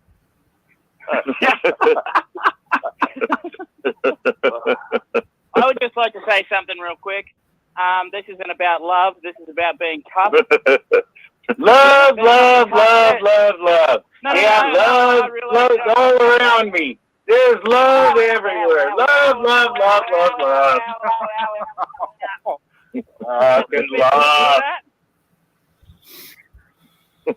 There's nothing tough about disrespecting somebody from through your phone. There's nothing tough about disrespecting Linda There's nothing tough about disrespecting people from across the pond while you hide behind your phone. There's nothing tough about that. God. That's the opposite. You get your feelings hurt that easy. That's Come on. cowardice. If you want to put your face out there right in a great big giant, back the camera up a little bit, okay? What? That's all I'm trying to say. Back the camera up. I don't need to see your face that big. Do you get offended that easy by looking at something? What? Do you get offended that easy just by looking at something? I'm not offended. Well, then don't look. If you don't like it, don't look. It's very simple. I know. I turn it off. I turn it off. Well, good. I turn it off. Then what is your problem? Then what is your point? What are you saying? I'm not. You just mentioned how you didn't. You just I'm not trying to screw with anyone. What are you trying to fight about? You want to talk about from Canada? Brother from Canada. What you're saying. Brother, you guys act like you think I got my feelings all hurt. Being a Jehovah's Witness when I was a little kid. And you guys think I got my feelings hurt. And I'm all screwed up because of it. I'm not. Yep. Okay? Yep. I got over it. I fucking pulled up my balls and grabbed my ass, and I got on with my life. And I didn't what a tough fucking feel sorry about all this. You know what? You're a real man. You can't, these people there's nothing to talk to them about anyway. You can't be friends with them. From you, They're always talking about the Jehovah's Witness stuff. And, that's what you're on the call for. You passed them and it's on. And that's over. Then why be on a call? Why be on a conference call that's strictly about extra? Why do I say what I say? To try to teach you all a lesson. Attention. What are we learning? Help me out, Wyatt. Help me out with telling me what lesson it is that you would like me to learn. Please. What lesson would you like me to learn?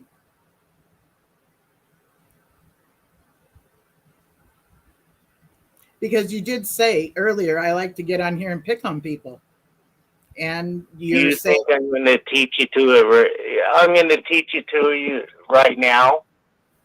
Is that what you're asking? I'm asking what lesson. Obviously, it's going to take you years and years and years and years and years, and hopefully you'll figure it out right before you die. No, that's Okey-dokey. Lucky we've got you here. No.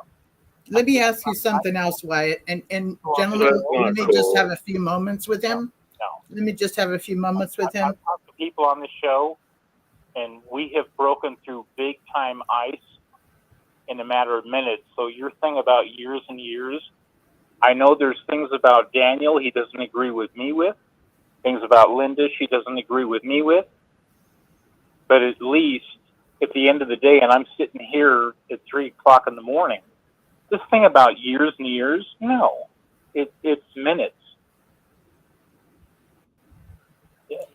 When you sit down and talk to people, and you're condescending, and you're pretending. Yes, I am. I don't welcome that for this show. Well, I don't welcome it. Do you know how gay you sound? Yeah, we've done this before. You've called callers gay, and that's really not okay. Okay? Because it's a condescending way of doing it.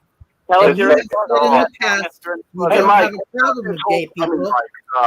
Wyatt, have you ever been told that you're kind of a bully? Lots of times. You think you should work on that? Is that the legacy you want to leave behind? You know, come on. Like, do you want me to be the person getting bullied? No, I just want you to be the person that brings peace. Try to bring peace. Let people bully me? Do you think nobody's bullying me? No one's bullying you here. Oh, you're trying to. You're trying I'm to. not bullying you. I'm trying to help you see reason. You're trying to bully me. How? Think about what he's saying.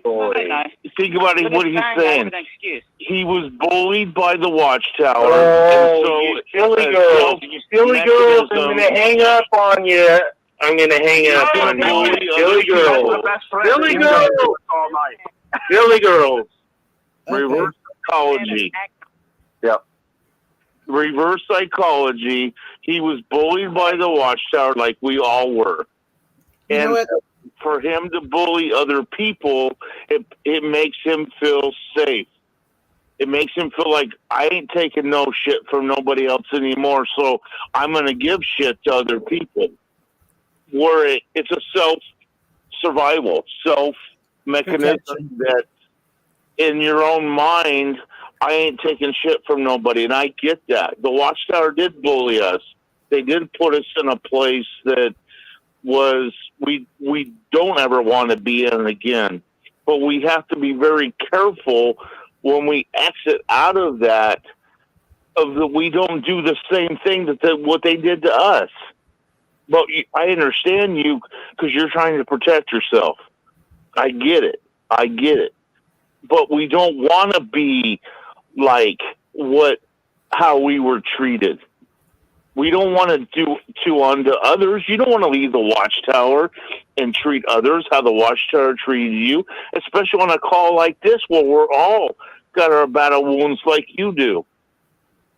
None of us are better than any of us on this call, but we're all just trying to move forward and help each other. There's nothing hippie-ish about that. It's about survival. It's about moving forward in our life. All we're trying to do, brother, is help you as you would help us. That's it. At the end of the day,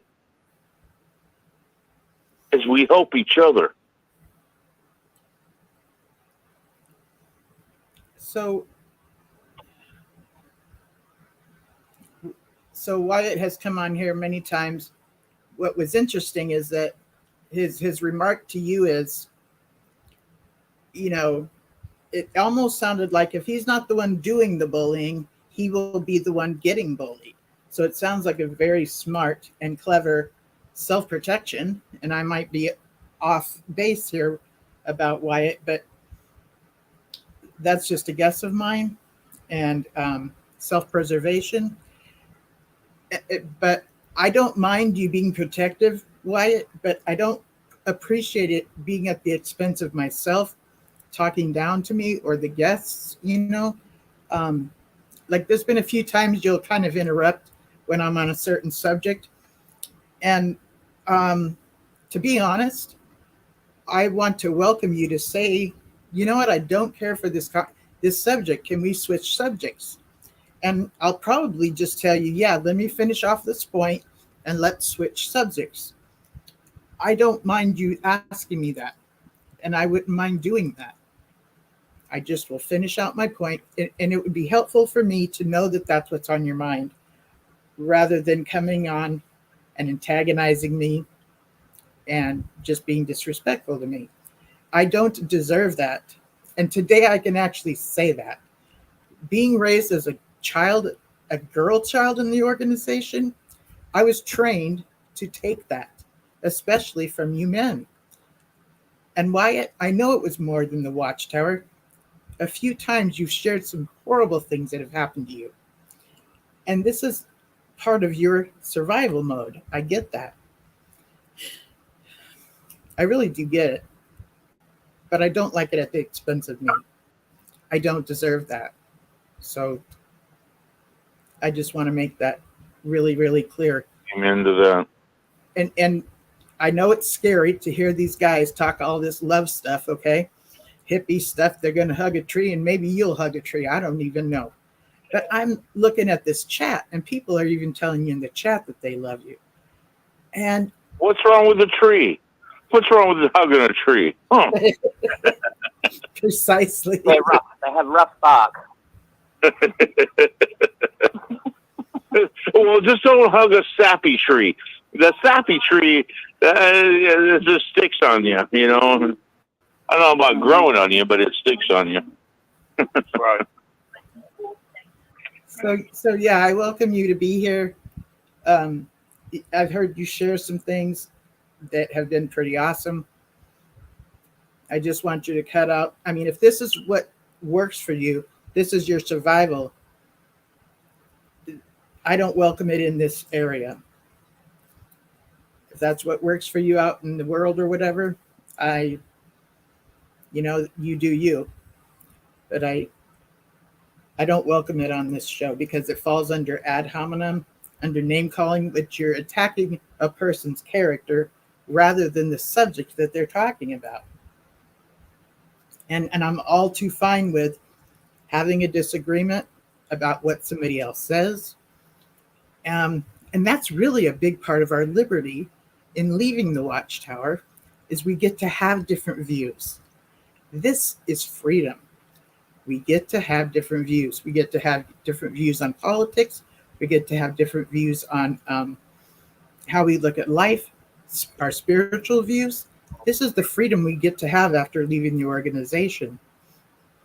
Mm-hmm. And I welcome that. See, Linda, right, what you're talking about, I love, because we all walk away with our scars. And, you know, the one thing that we were not experienced with is we were always told we had unconditional love. This is the organization that's going to love you, going to take care of you. You're going to have the greatest friends and spirituality. And then, you know, if you leave and go to the world, they're going to treat you like crap. They're not going to have your back. They're not going to, you know, be there for you like we are. And, you know, I will say I have met some of the most wonderful people that have never been Jehovah's Witnesses, that showed unconditional love, didn't judge you for where you're at. Maybe I should have had a bachelor's degree by now, or maybe I should have, you know, been here, been making this X amount of money. They just loved you, and you went through a hard time. They were there. Now, I'm not saying ex-Jehovah's Witnesses aren't like that. I'm just talking about us coming from a witness background and experiencing the world for the first time. You know, I've met some amazing people, and their love was unconditional. And that's one of the things that made me most emotional is realizing there's a whole other world outside of the organization. You know, you think of the organization of 7-8 million people. That was your whole world.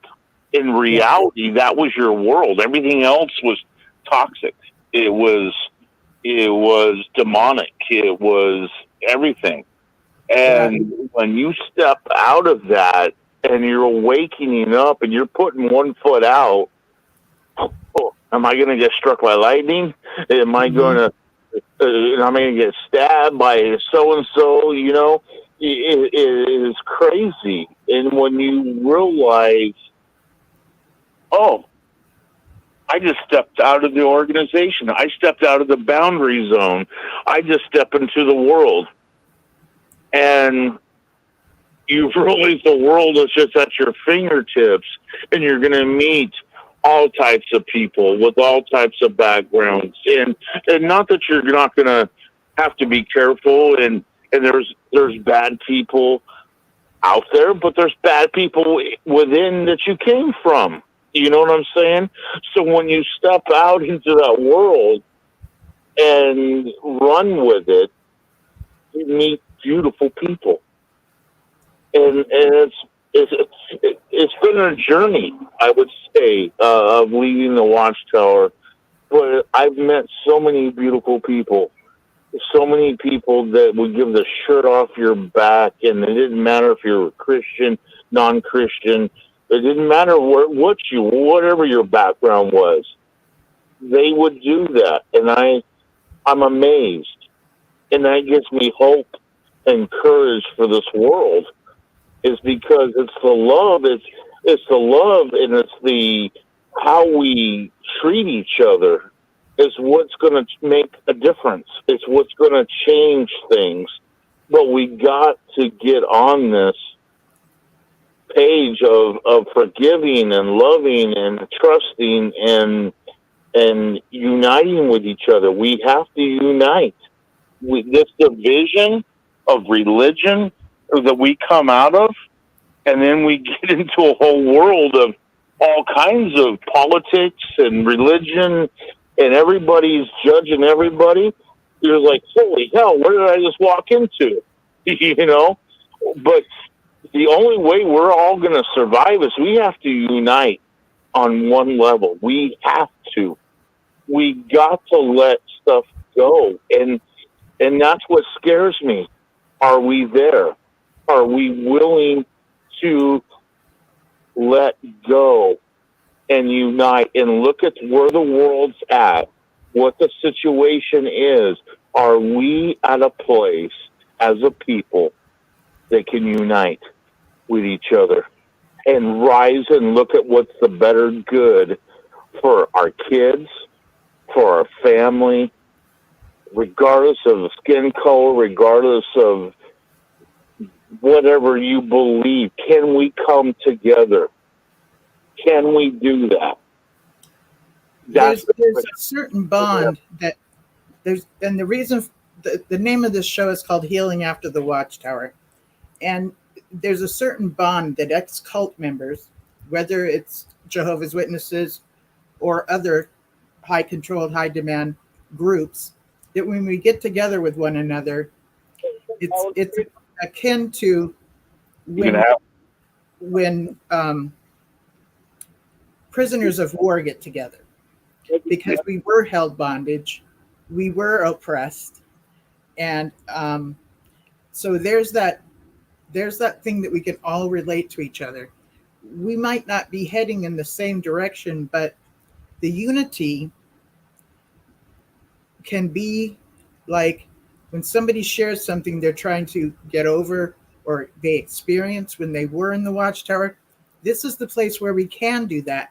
When we're at our job or we have a friend and try to explain something that happened to us, they look at us like they can't even fathom what we're sharing. They can't imagine it because they did not live under this totalitarian regime that we were raised in.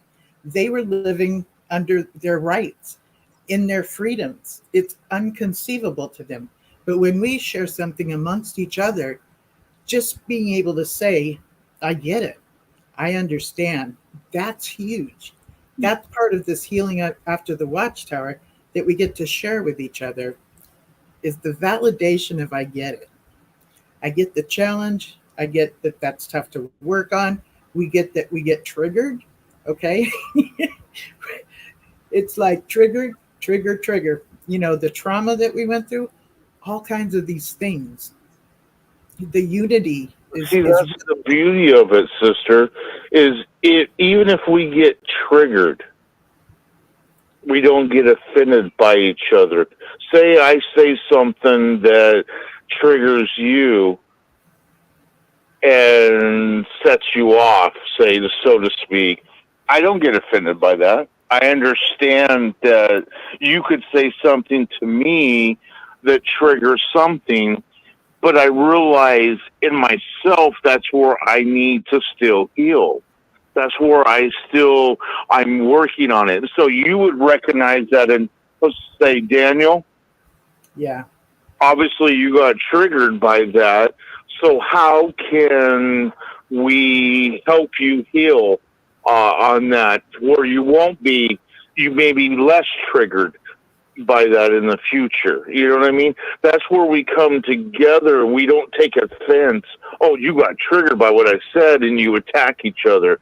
See, I see people doing that instead of saying, how can we help each other? Because where you might be triggered, I might not be triggered. Oh, yeah. And you're triggered, vice versa. So if we come together and help each other, we'll heal together. And that's not hippie shit. That's helping each other progress through it's like I've always said this. When I first left the Watchtower, I thought, I let go of this. I did this, and then something would happen down the road, and it, like you say, the word trigger, and I realized we're like an onion. There's many layers of an onion. You might get through the first few layers and think, I'm good to go, and I've let go of all of this, and all of a sudden, say 6 months, a year down the road, something happens, and it triggers another scar or another wound or whatever you've experienced, and you realize, oh, wow, I thought I was done with this. Obviously, I'm not, and it's nothing to be ashamed of. Sorry, traffic here. It's simply, there are layers to what we went through. We didn't get to where we're at today overnight. This has been brainwashing, manipulation through most of, if you were born in all your life, if you came in later, many years. So it's not like you just recognize, okay, this is a false religion and I'm out, and it just magically goes away. It doesn't. When you realize how this affects your psyche, how deep these imprints go, it's over time. You're healing, you're letting go, and then you're hopefully working on yourself. You know what I'm saying? It's not a magical. You recognize it's not simply what I'm trying to say. It's not simply you're waking up and you leave the Watchtower and it's all behind you. I wish it was. Maybe some people, maybe it is that simple for them. They walk away from Watchtower and they're good. My journey has been, I noticed it's over time.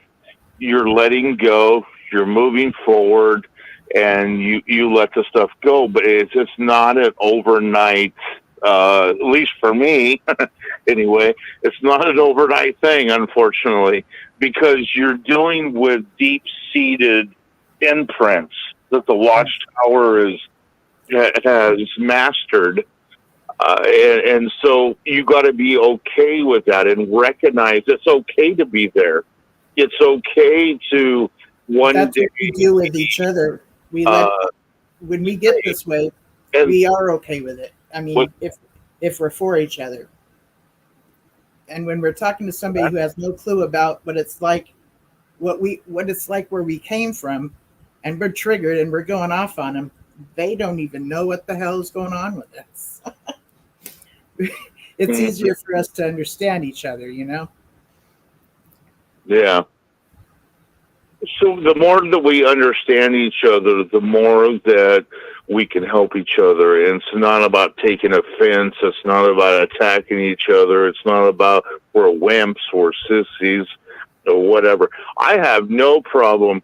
If a man wants to call me a sissy because I love or I talk about love, bring it on.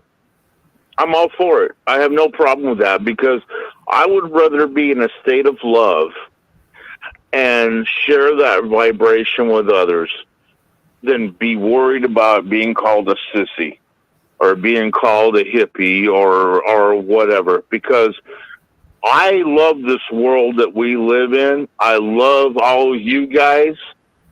I don't care what side of the political field we're on. And I've told you this, Linda, is I don't care if it's a male president, a female president, Democrat or Republican.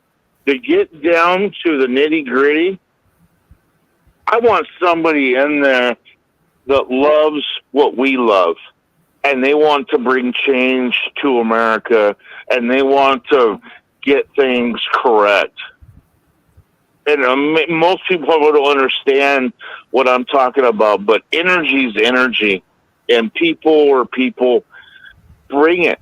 You got love for this country, and you want to bring change for this country, and you're going to do it.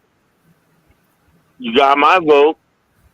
I want to see the love back. I want to see the jobs back. I want to see us all coming together, unitedly together. I don't know how that looks, how it's going to happen, but we get to vote today.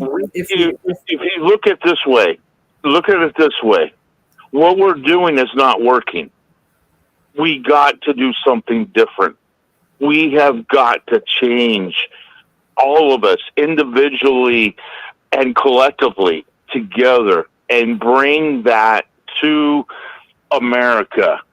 Our world is America right now. We have got to bring change, because what's going on right now is not working. We're heading down a nasty road. It's not good for any of us, regardless of what side of the fence you're on. We have got to make a change. And it's, my God, if I could run for president, I would run for president, because it's not an ego thing. It's a love thing. It's change. It's vibration. It's what they're doing is so messed up. It scares the hell out of me. I've never been nervous like this in my entire life. Of my nervousness was with the Watchtower, coming out of the Watchtower into this world, and what they're doing right now is so messed up on so many levels. It scares the shit out of me. Yes. Because it has to stop, because we're heading down a very bad road. We got to come together, Linda, you, me. I hear what you're saying. About 2.5 years ago, we went kind of through a change, and there was some self-isolation going on, and there was some pitting going, some things out there that would pit us against each other. You hear those two things? Some isolation and pitting us against each other. We went through this in the Watchtower, right? And there's a few other things where we saw some other things that were very similar to what we experienced in the organization. There's this thing called institutional syndrome. And when somebody comes out of a institution, it could be prison, jail, or the Watchtower, we will sometimes experience institutional syndrome. And that means that when we leave, we have a hard time assimilating back into society at large. Those of us that were born in, it's not a back to society at large. It's a stumble and trip and fall and get up and go again and figure what this thing is like, what it's like to be in the world. And it's very helpful to have somebody else that used to be part of the organization who has spent some time in the society at large to be with us and to kind of just, be there for us when we have our falls and our stumbles, which are to be expected. We can call them and tell them our frustrations. Whereas somebody else at your job, somebody that hasn't gone through this won't get it. Okay. And there's unity in that, whether we have, we don't have to all believe the same, but this unity of supporting each other in our freedom and in our healing is a big deal. And when you think of harmony, the organization used to use the term harmony, which meant we all needed to be on the same page and all have the same belief system. But when you really think about it, as far as music is concerned, or a four-man quartet, each and every one of them is singing a different tune, but when they all do it together, it's called harmony. Watchtower tells us if we're all singing the same tune or all believing the same thing, that this is harmony.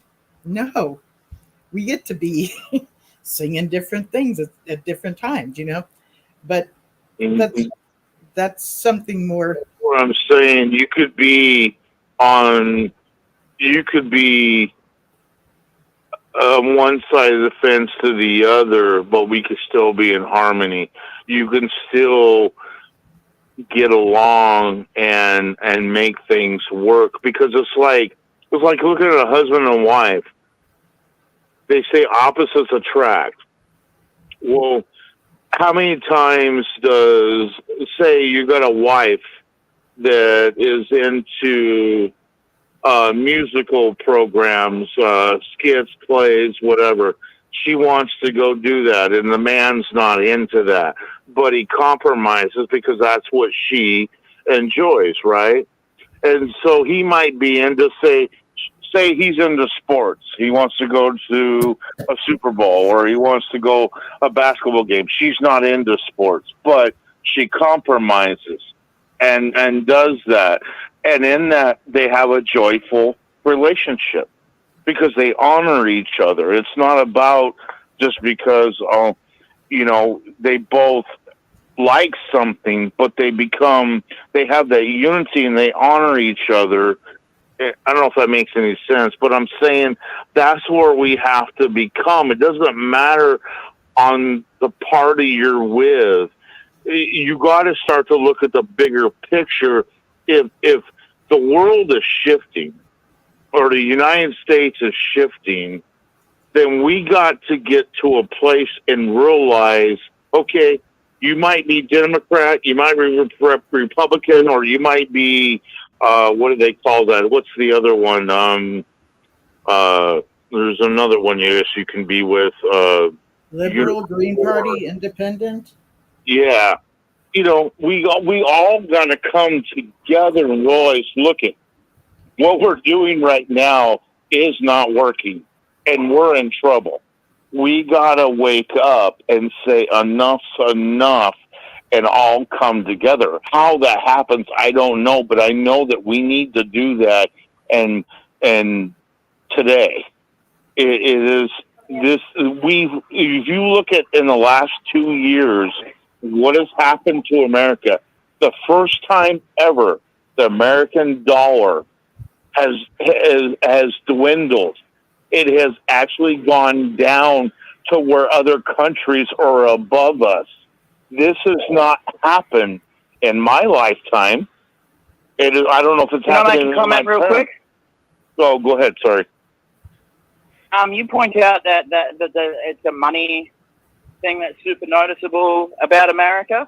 I can tell you something that's different about the US in the last 2 years. That's kind of unique to somebody like me who looks in. And that's when I was growing up, America was the coolest place in the whole world. You had everything that I wanted to see. Disneyland, Grand Canyon, Disney World. All the movies were made there. Every person that I knew, basketball team, the good ones. Every person that I knew growing up, that was the holiday destination. Everybody, the top of their list. Where do you want to go? I want to go to America one day. I want to see this in America one day. I want to see this in America one day.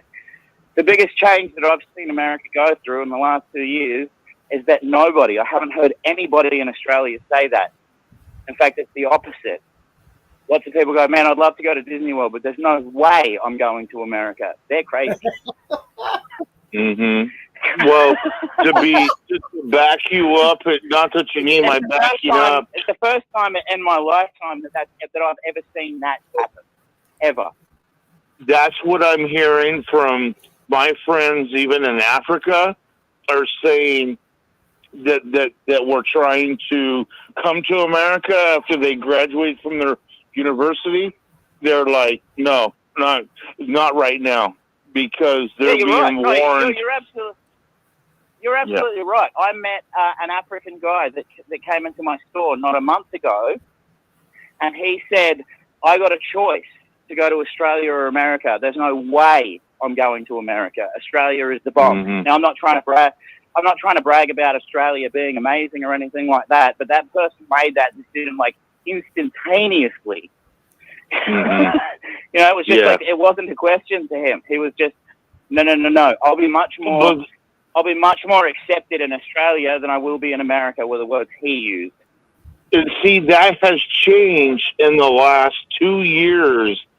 And our American dollar, I'm trying to think of the something that rised above the American dollar for the first time was the Yang, not the Yang. What is it called? It starts with a Y, I think. Gosh. Oh, I can't think of it now. It lost me. But it basically, our American dollar is dwindling. And this is something I saw about 6 months ago. Our American dollar is in trouble. And I think what I see, I'm just going to be honest, and this is just my opinion, my feeling, so people can take it, leave it, whatever. The American dollar is going to go to shit. It literally is going to go. We're going to hit rock bottom. And that's what scares the hell out of me, because I've been thinking, there's a part of me that's like, okay, Daniel, focus on making as much money as you can now and figure out an exit strategy of what country you're going to, because I don't want to be here when it hits what it's going to do. No, I'm not saying it's permanent. It's not permanent. We need truck drivers. Australia needs truck drivers. Just saying. What's that? Hey, Daniel. You know, Australia needs truck drivers. Yeah, we had the Swedish crown was like, I think it was 6 or 7 Swedish crowns for $1. But now we have to pay, I think it's 10.25 for more than 10 Swedish crowns for $1. So, but I mean, things can change. But I mean, no, I believe you got. Please understand me when I say what I'm saying. Is yes, America is. I believe it's imminent. We are going to go through some serious dark shit, dark times that America has never experienced before. But the last thing that I started seeing is that we will bounce back. It's going to be a massive reset. It's the only the word that I could come up with. And believe it or not, the American dollar will be stronger than it's ever been before. But it's going to be, if the energy goes that way, the way it's going right now, and who we have and is coming after us, and what we're going to go through, is going to be some darkest times in American history. But we will bounce back. Daniel, I do feel that. But you know, you're not. I mean, Sweden used to be, when I was a child and in my teenager years, Sweden used to be calm and nice country, and now I guess it started in the 90s maybe. We've had a lot of Muslims coming to Sweden, and they burn police cars, they throw stones, women are getting raped, and also we have, it's not only the Muslims now, it's other people, they're shooting each other. It's like the kind of gangs, and they shoot each other and things. I can't believe it. I mean, it's like, I used to watch it on the television, people throwing, and that was abroad. But now we have all this shit here in Sweden, and so I mean, and some people say, oh, Sweden is calm. Yeah, it can be calm sometimes, but I mean, it's far from what it used to be. So you're not the only one. I mean, United States is bad. Sweden is bad now also. So I mean, it's not a good time we're living in. I mean, maybe 10 times, I don't know. Yeah, Daniel? Yeah. Daniel? Yeah. Hey, can you hear me? I'm here. Is this Kurt? Kurt. Yeah. APOSTABABE, I guess, is still there, and I heard Grace and Brad. Anyway, I went to sleep in my chair for a long time. I woke up, and I don't know what happened with Wide Earp. I got in under the last little bit of it there. So what happened? He just needed some loving. No, he said, I'm going to hang up on you now. But I was thinking about that also. Hi. I was thinking about that, Kurt, actually. I was thinking that, I mean, I know Debbie said we should let it go. But I mean, I can't let it go myself. I mean, since Larry talked about, a snake is a snake and blah, blah, blah. But I'm not comparing Debbie to a snake, blah, blah, blah. I mean, I have a hard time letting it go. Sometimes I think I wished he called me a snake. Then I could have let it go. But now, I mean, I wasn't there. I don't know what they argued about. So I can't be on anybody's side, actually, because I wasn't there. So I don't know what's been going on. But I mean, nobody, I feel like nobody cares calling Debbie a snake. And I think it was just, no, I can't let it go. And at least this, I wanted to say this to you, Kurt, that at least Wild Earth, he didn't call Linda a snake, at least. So. Grace, at the end of the day, male or female, we just need loving. We need to love each other. Even if you say, oh, Daniel, get away from me. Get away. I don't want to hear that. I've been abused. No, I love you. I love you. We need to say that to each other. Love you too, Dan. We need to say we love each other and not be afraid of that person or feeling that love. We need to get to the point where we say it enough to each other that we once again feel it, or we take that on and be able to get to a safe point that I love you too. Yes, but you know, there are some people, they just love everybody. They go through a lifetime and there's just one person that annoys them an entire lifetime. But if you're a normal person, there are statistics that say that if you're a normal person, there will be 10% of the population that actually will annoy you, and you won't like them, and you won't love them or anything. It's just, you have to kind of accept also that we are humans, and we can't just go around and love everybody. If you don't love a person, then you don't love them. That's just it. You know what, though? When I look at people, I've seen in many cities that I've driven in, I see homeless people all over the place. I see, and you could say, well, they put themselves in that position, or they did this or did that. Who am I to judge? When you love, you got to look at, we were taught love.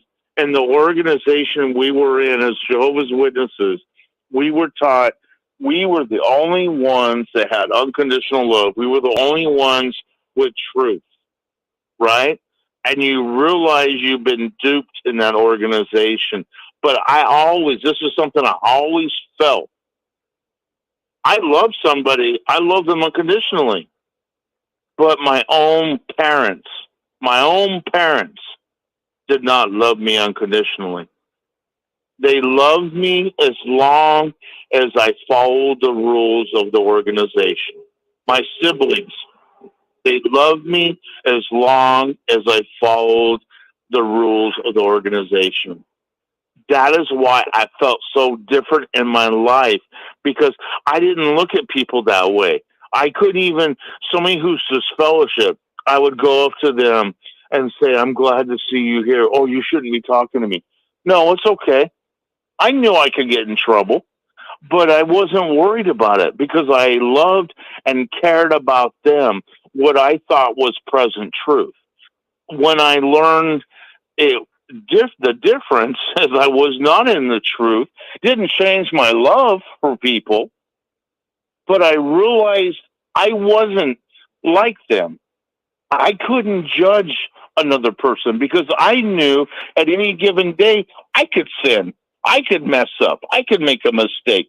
So who am I to judge anybody that has gone through what they're going through?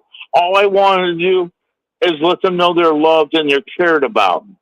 And so when I left the Watchtower, I realized there was something different about me. Doesn't make me special. Doesn't make me unique. It's just I realized I do love people. I love people, and I want the best for them, whatever their choices in life, whatever they're doing in their life, whatever politics they believe or don't believe or whatever. Who am I to judge anybody of anything? The way I look at life is we're all growing, we're all learning. And from what you believe 6 months from now might change. So who I am, like it or not, I love you. You don't like it, you don't have to accept it, but I love you. That's who I am. I don't know how to explain it, but I love people, and I want people to know they're loved, because so many people today, love is gone non-existent. We become numb. We become look at where we're at today. There is the lack of love. That is why we're at where we're at today. It's greed. It's everything but love. Because if we were in a loving state, if that was the true vibration, we would not be in the state in America. We would not be in the state of where the world's at today. It's a lack of love. We have got to change who we are and grow with each other. We have to unite. Yeah, that is the only way we survive. If everybody was that way, Daniel, I hear you, and I believe you.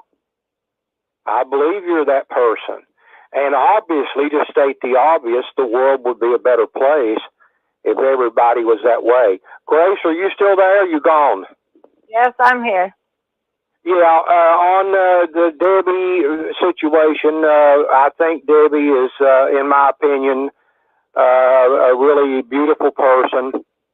Larry is too. They're obviously quite different. People are complex. Hopefully, they will mend the situation. Hopefully, but you know, we live in a stressful times. I guess the world's always been stressful, but I think we're nearing the time of the end. Yeah, you know, we're reminded of the prayer. I don't want to get into preachy here because I want to change the subject, but one thing come to mind. We got the Lord's prayers memorized. And I say the Lord's Prayer every day. I know we're not supposed to have repetition prayer, but I always say it in my private prayers as an introduction to what else I want to talk about. I've got all the time in the world on my hands to sit and pray, and I do that a lot. Let your name be sanctified. Let your kingdom come. Let your will be done on earth as in heaven. So that is, I still have faith that is the answer to the solution. For example, you were talking about running for president and trying to bring people together. The country's so divided, the world's divided. Probably will get worse. America prints money at will. The factories print money at will.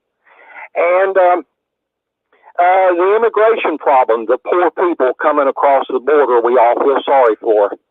And I truly do feel sorry for them.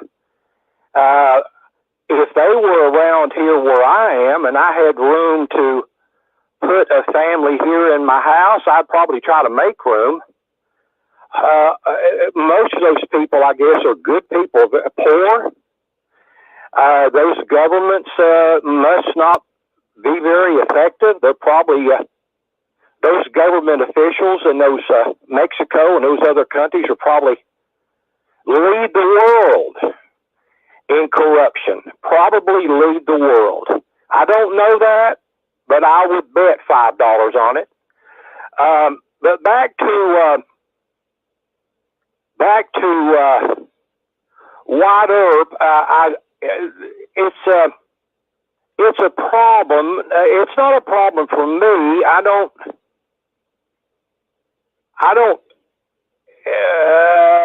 Of course, I'm not getting attacked.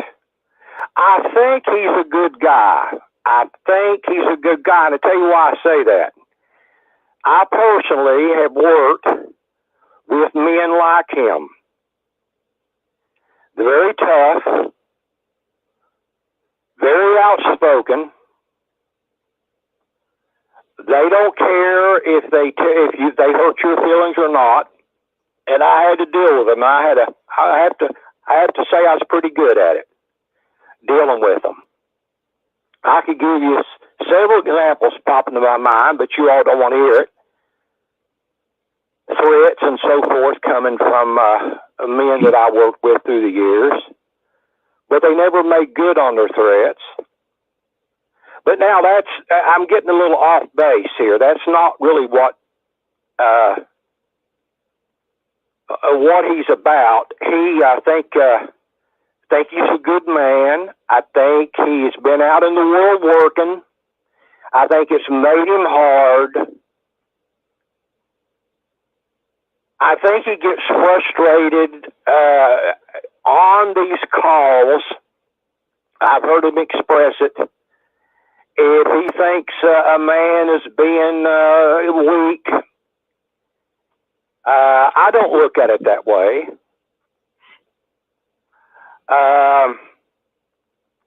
And if he thinks somebody don't know what they're talking about, it upsets him. But I believe I'm right. I believe, and I think you all agree. It's not, and I'm telling you something you don't know. I think he's a good person. I don't think he's a bad guy. Now, I know there are bad guys out there. I don't think there's any on six screens. But there's bad guys out in the world. Mm-hmm. You know, we all know that. That are very dangerous and commit, all kinds of violent crimes and so forth. We all know that. But he's not that kind of guy. Yeah, so I agree with you, sir. People, as you all already mentioned, people talk a lot, and they get aggressive over, out of frustration a lot of times. They're frustrated and we all know these things. It's not like I'm telling you anything you don't know. Now, I agree with you too, Kurt. Don guy, he's turned out to be pretty nice. I listened to a lot of him tonight on APOSTABABE. He's out there in the Beaumont, Texas.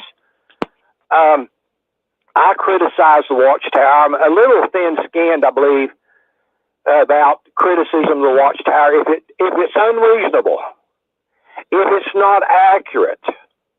Now, who am I I don't know everything, but I do know a lot about the Watchtower because I studied their doctrines in great detail. I've spent years in the bound volumes, in the books, because I love to read. I'm a reader. Some people don't like to read. Some people talk about things that they hear about. They just heard this guy say it and they repeat it.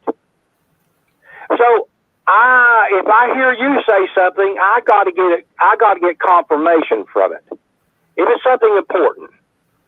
Right. If it's possible. But this Don guy, he's to me, I think he's really a nice person, and knows their teachings pretty well. And he's decided that they are, a bad organization, and I think most on Six Screens do. I'm not there yet. I'm not there for different reasons. For different reasons. I don't trust them. I think the way they operate, I could go on and on. I think the way they operate is not the way it should be. I think they started off right. See, that's where we got at the beginning. The SDA Church, the Second Great Awakening, the SDA Church, C. Russell, and the Watchtower. We got to put it all together, and we've got to decide for ourselves, start at the beginning and ask ourselves, at the beginning, were they on the right track? What do you mean right track? Define what that means. So, what I've done, that's what I've personally done, in my own opinion, in my research, making comparisons, especially on doctrinal teachings, that they were the best group out there. I didn't say they were full of love. I didn't say they didn't have some strange characters there. I'm talking about doctrines. In the beginning, they were on the right track.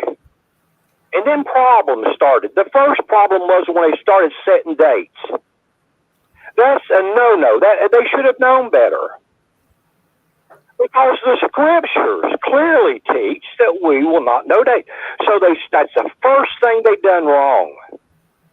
So can I ask you a question? Can I quickly say something real quick, please, Dan? Go ahead. Yeah. Go ahead. Of course. Super quick. Hey, Kurt. Yeah, I can totally hear everything you're saying. You're so clear tonight compared to past weeks.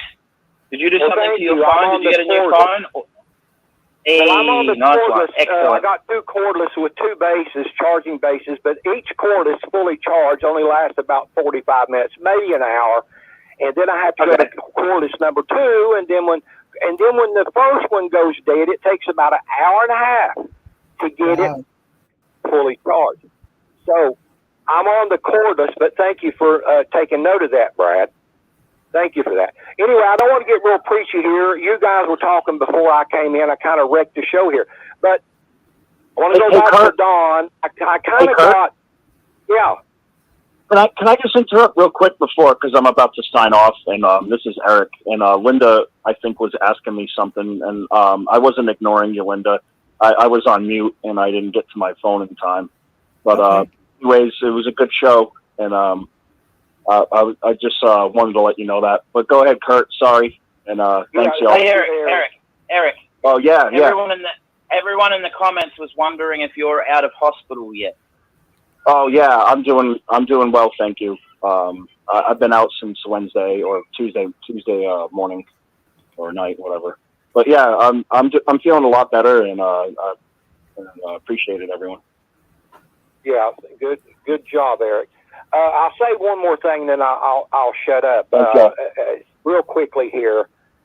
Psychologically, we were talking on Larry Wayne's program about it. I don't want to get into it too deep, but with me, as just one soul being raised in the Watchtower, it wasn't all, apple pie. I could go on and on with examples about what I mean from the time I was a child. But I was pretty tough. I was raised pretty tough by a tough dad. Some people were ignored by their fathers. I could go, poor dad. But he, on his deathbed, he told me for the first time that he loved me for the first time, right before he died. Now, it meant a lot to me But I could go on for 2 hours about poor Kurt. The shit I've been through would rock your world. But I learned at a very early age to be strong. You had to be around my father. You had to be. You didn't have a choice. And but as I went through life as a Jehovah's Witness in this community, in the coal mines, in a coal camp, with a Kingdom Hall about 200 yards, 150 yards away from my house, it was built in 1970, all of the neighborhood. I'm not saying every soul, but I'm talking in general terms. They hated Jehovah's Witnesses. Hated. They hated our family. And I could tell you some stories about that, some true stories, but I won't. So I developed psychologically as a very aggressive person. Very aggressive. I would go out in field service. Some of these there is nobody on earth that's any more of a smartass than an old man that's worked in the coal mines all his life. He is a smartass, Christian or not.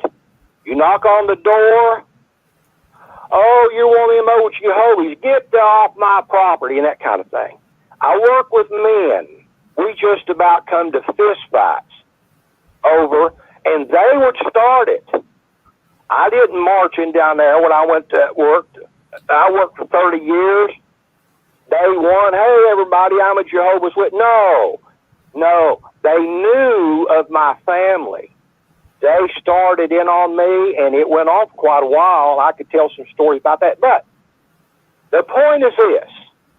When you go to somebody's door as a Jehovah's Witness, using your time, that I could, using my time, I could have been doing something else. They didn't ask me to come there.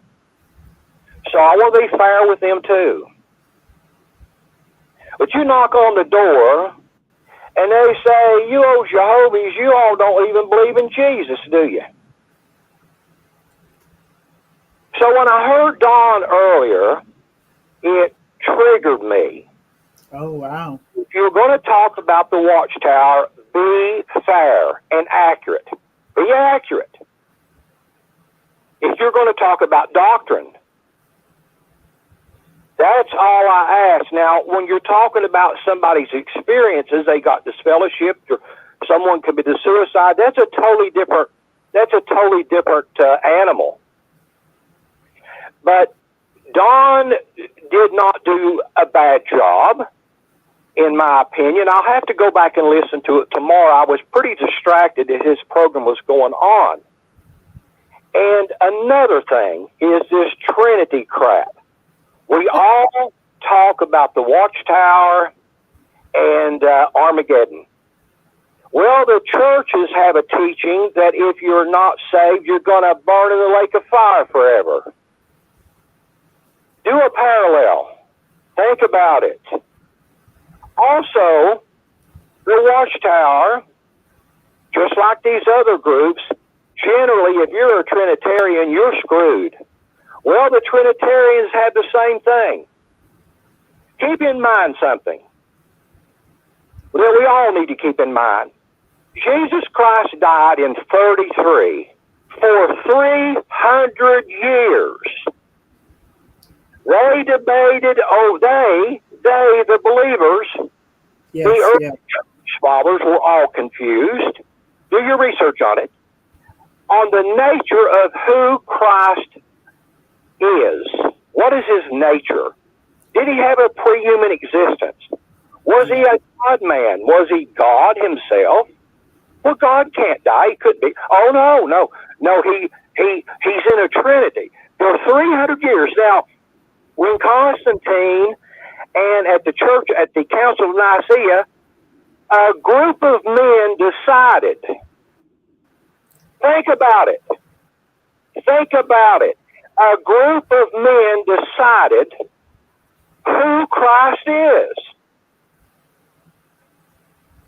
At that time, the Roman Church had taken precedent over Alexandria and Antioch. Those three, for 300 years, competed against each other on various doctrines and who was the lead church. There's a lot of history to this. And when the Council of Nicaea, when they convened, Rome had already taken the seat of power amongst those three groups of churches. And those men took a vote on who Christ is. What happened after that? They decided quite early that if you did not accept that teaching, you were a heretic. Yes. On your way to hell. Well, I got news for you. Babylon the Great, in Revelation 17, we could argue all night who Babylon the Great. I'm going to tell you who Babylon the Great is. It's what the Watchtower says they are. It's the worldwide organization of false religion that started at the Tower of Babel, but especially in the city of Babylon that developed later, for many reasons. And it spread, false religion spread all the world. Now, in the time of the end, the primary harlot is a Christian group, a Christian church. It's the mother church with her daughters. I got news for you, people. Her daughters are the Protestant churches. They took these false teachings, which I know they're false. I know I would bet my life on it. But even though I believe that, I have matured to the point that if a person wants to believe in the Trinity, I don't have a problem. Unless they tell me you are going to burn in hell if you don't know who Christ is. And I've had many people tell me that over the years, on my job and out in field service. Who are they to tell me that they are better than I am? That I'm going to the lake of fire? Who thinks that way? Well, I used to think that way. I used to think if you were a Trinitarian, you didn't have any hope.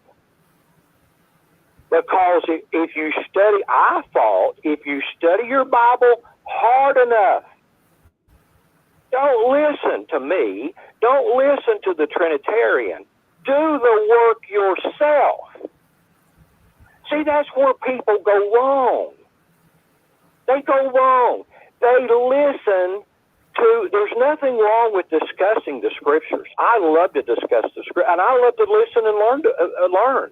I get on these conference calls. I listen. I do more listening than I do talking, if you can believe it. I do. And I learn things at times. But here's I cannot believe it. I hear you, Brad. Here's one rule I got. Here's one rule.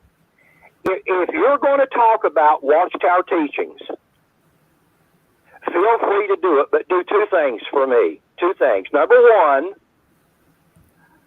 accurately lay out the Watchtower teaching. If you're going to talk about the doctrine of the Gentile times, it's very detailed. So you're going to have to lay it all out. That's number one rule. And number two is you come up with a better explanation of what the Gentile times are. That's two rules that I go by. That I apply that to myself. Can I come up with a better doctrine?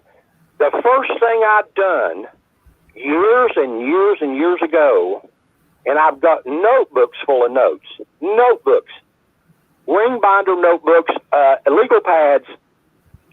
First thing I done was take the Trinity of the doctrine of the Trinity, and I said, you know what?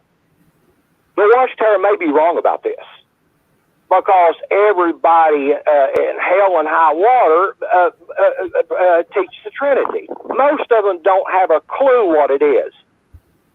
Most of them that teach the Trinity don't have a clue what it is. These people go to church and so on, 9 out of 10 of them don't know nothing. Now, and I know that because I've talked to them. So the first thing I done, I took weeks, 4 hours this day, 6 hours the next day. I just took my time. You know what I started with? What? This is 1-1. In the beginning, Elohim created. Elohim. Isn't it a bit late? How late is it where you live, Kurt, now? It's 7:02. 7:02. Anyway, I'm going to have morning. to shut up because it's morning or what? Yeah, I've taken over the show. I apologize to everybody. I'm fresh. I got me some sleep, and I'm fresh. I got a little bit of energy. Fire. You are on fire. Go ahead, love. Finish up your point. Brad, Grace, Daniel. I'm going to shut up for a while. I apologize, but I get going sometimes. And I don't know when to shut up. I don't know what. But I'm enjoying what you have to say, Kurt. I'm digging your passion. Yeah, I'm digging your passion. Yeah, thank you, Brad. How long will you go on tonight, Linda? Because I worry about you. You're up late in the evening sometimes. I'm going to wrap it up in about 20 minutes. Yeah. Yeah, I missed most of APOSTABABE's program because I went to sleep in my chair. I don't want to get into my health issues. We've all got aches and pains and help, but I'm very, very ill. And I know on Larry Wayne's program there 2 or 3 weeks ago there, I done a lot of talking, but I mean, I don't want to complain.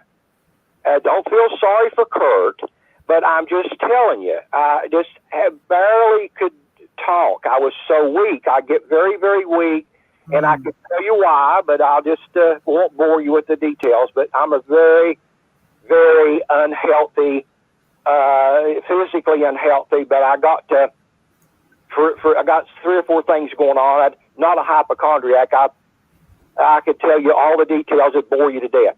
But anyway, I'm going to shut up for a while. You guys go back to talking, and I'll listen for a while longer. I'll probably go to my bed maybe in about an hour from now. But anyway, go ahead. I just took over the last 20 minutes, and nobody else can say a word. Go ahead. Go ahead. I'm going to mute my phone.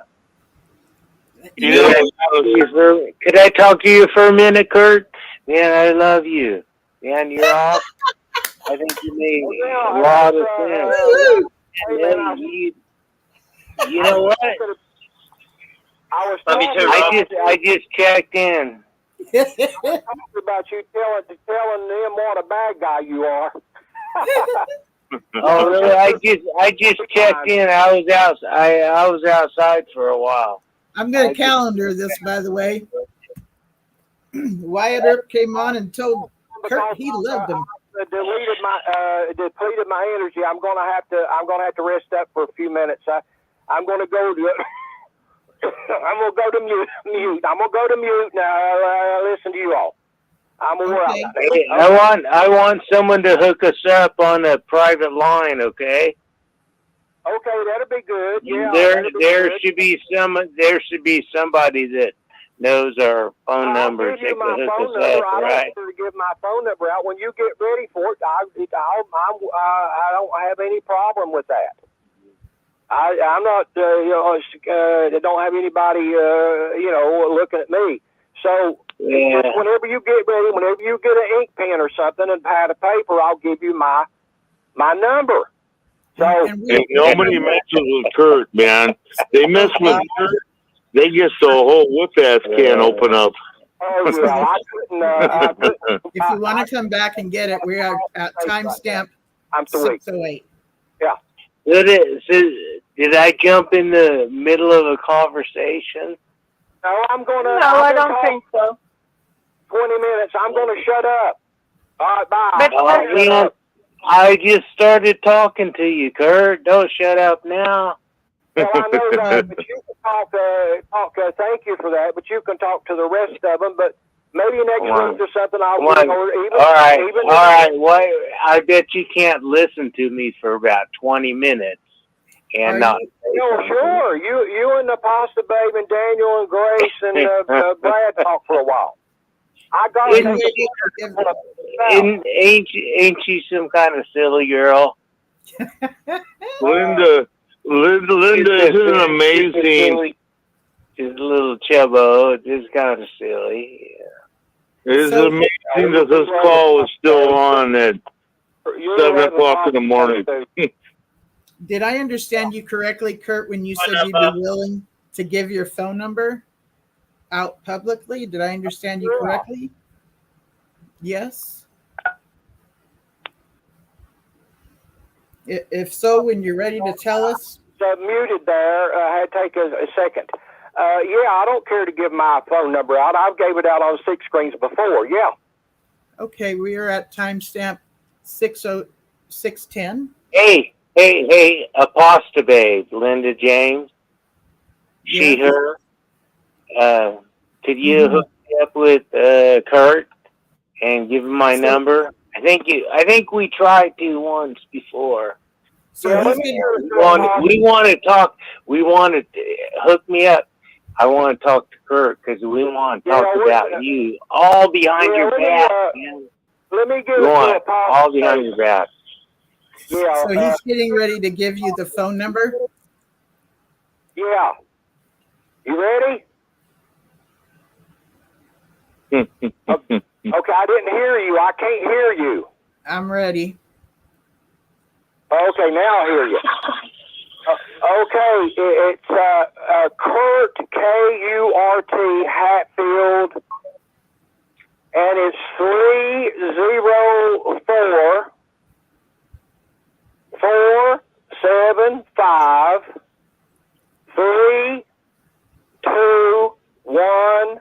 304-475-3219. That's going to be my lottery numbers. I'm going to play the lottery numbers. That was good, man. I've got to stop talking. I'm going to got to stop talking. I've worn myself out. You don't know what else I'm in here. I've got to shut the hell up. You okay, Kurt? I'm going to have to rewind so I can. Kurt, you okay?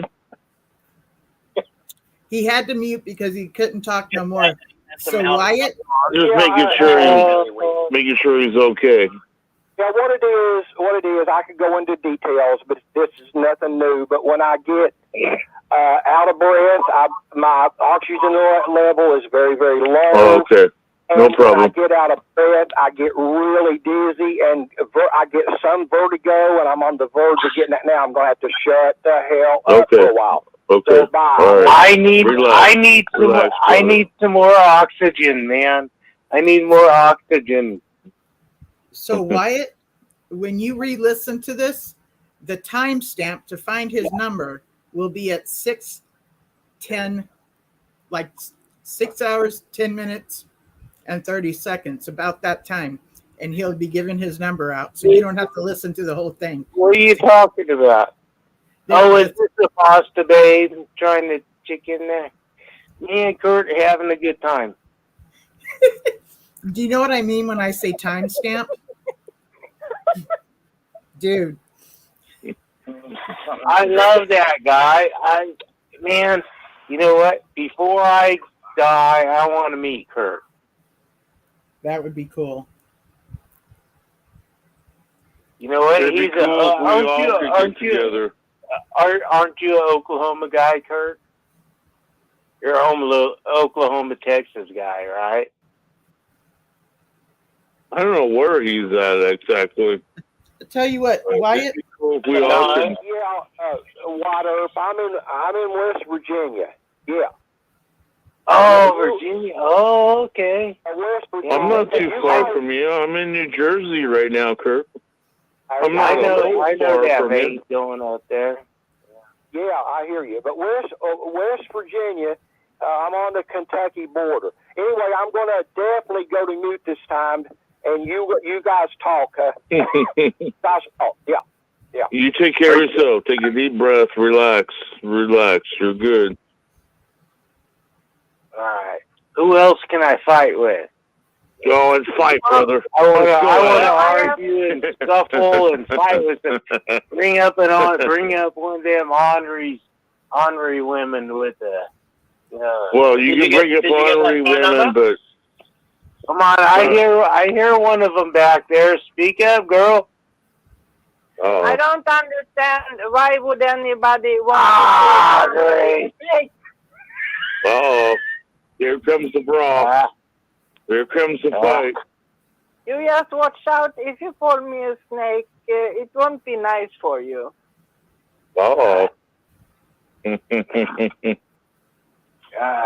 You shouldn't check me so quick there, Grace.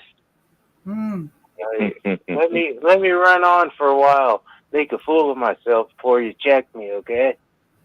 Okay. Can I share something with you, Wyatt? In the comment section, I'm going to make a comment, and there'll be some numbers that are in blue. And when you tap on the numbers in my comment, it's going to take you right to the area where he gives his phone number. Oh, no. Are you going to give everyone my phone number?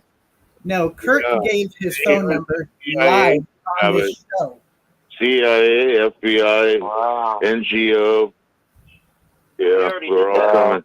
So if you go to the comment section, I'm going to think I'm an asshole. You know what? If you think I'm an asshole now, just try calling me in the morning, okay?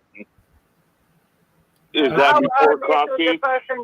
How early? Yeah, what's that about? Try to get my phone number out. Do you have something else you want to say besides? You can't say it right now?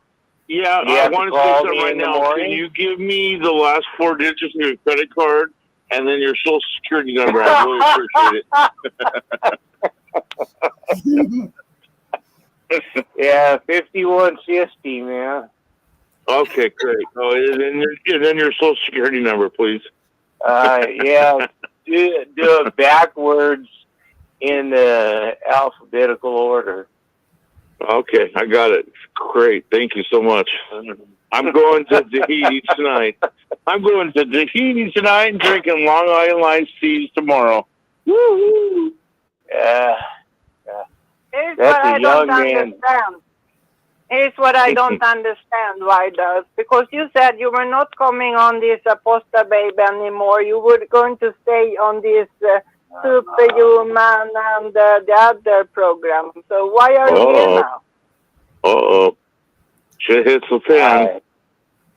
I lied to you.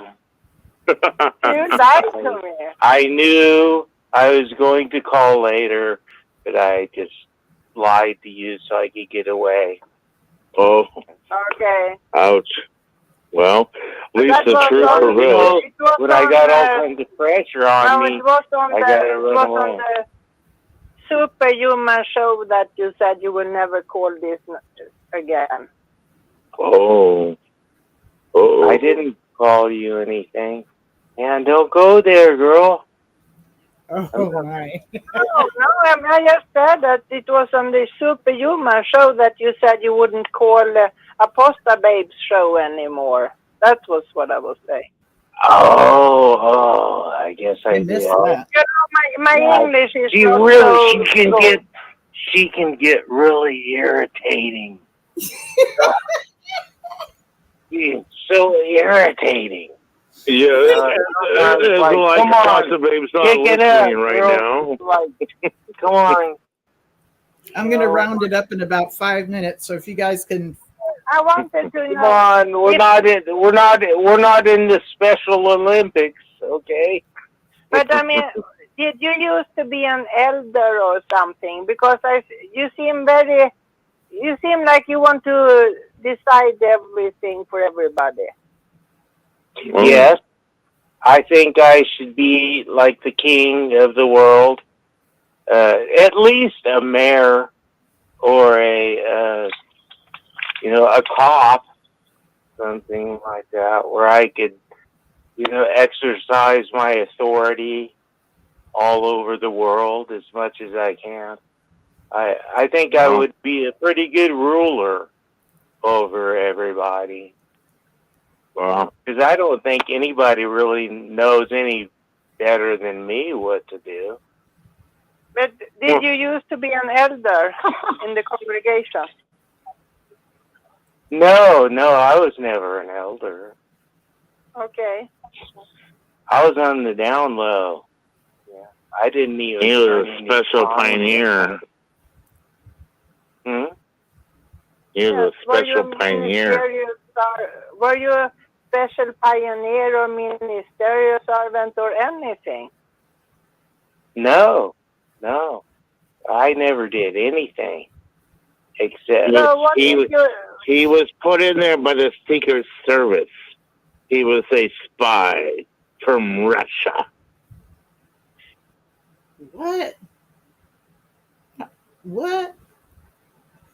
Putin wouldn't have him be a spy. He was a secret spy from Russia.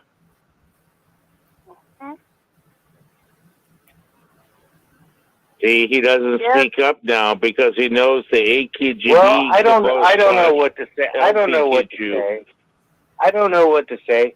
I did feel, if you want to try to bring up the Russia thing, I always felt like somebody was watching me all the time. They were watching you. That must have been kind of what it was like for kids in Russia. I always felt like Jehovah was watching me all the time. Yeah, me too. Everywhere I went, everything I did. This recent Watchtower magazine, where they have the angels over the house and all that. Did you see that new picture? Yes. No.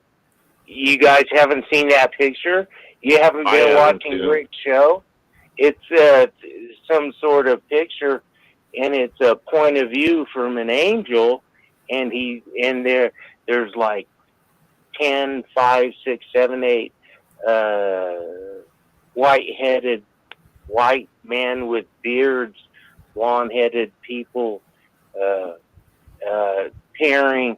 They can see through your roof, and they're looking down on you. Crazy. Well, the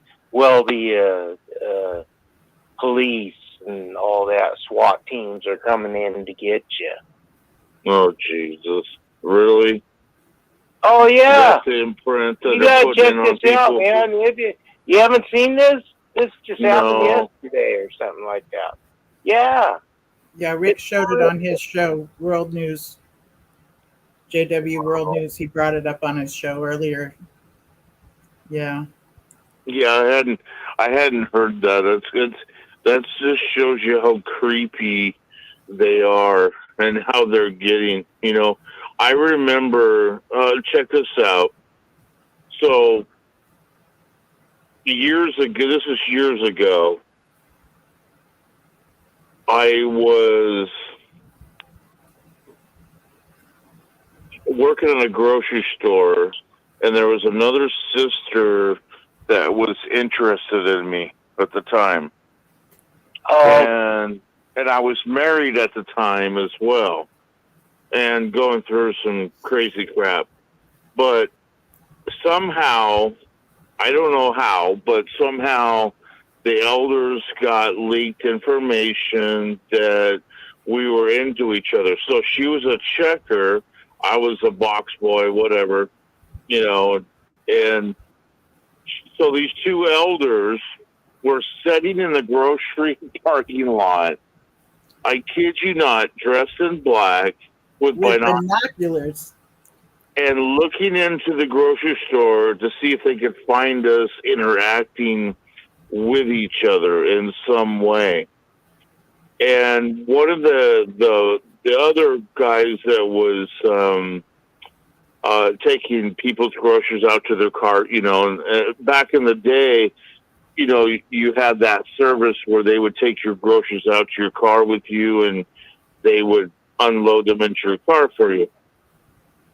And this one guy that I was friends with, he was like, Daniel, there's two guys dressed in black, and they seem to be focusing on you. And I'm like, what the hell? And so I had to I took out, fortunately, they were out the farthest you could park away. But there was a lady, for whatever her reason, she parked kind of close to them, not next to them, but enough that I could see who was in the car. So I took out her groceries, I put them in the car, I played you're kind of using your side perfect view, where you're not looking directly at them, but you can see, and I knew who the two elders were.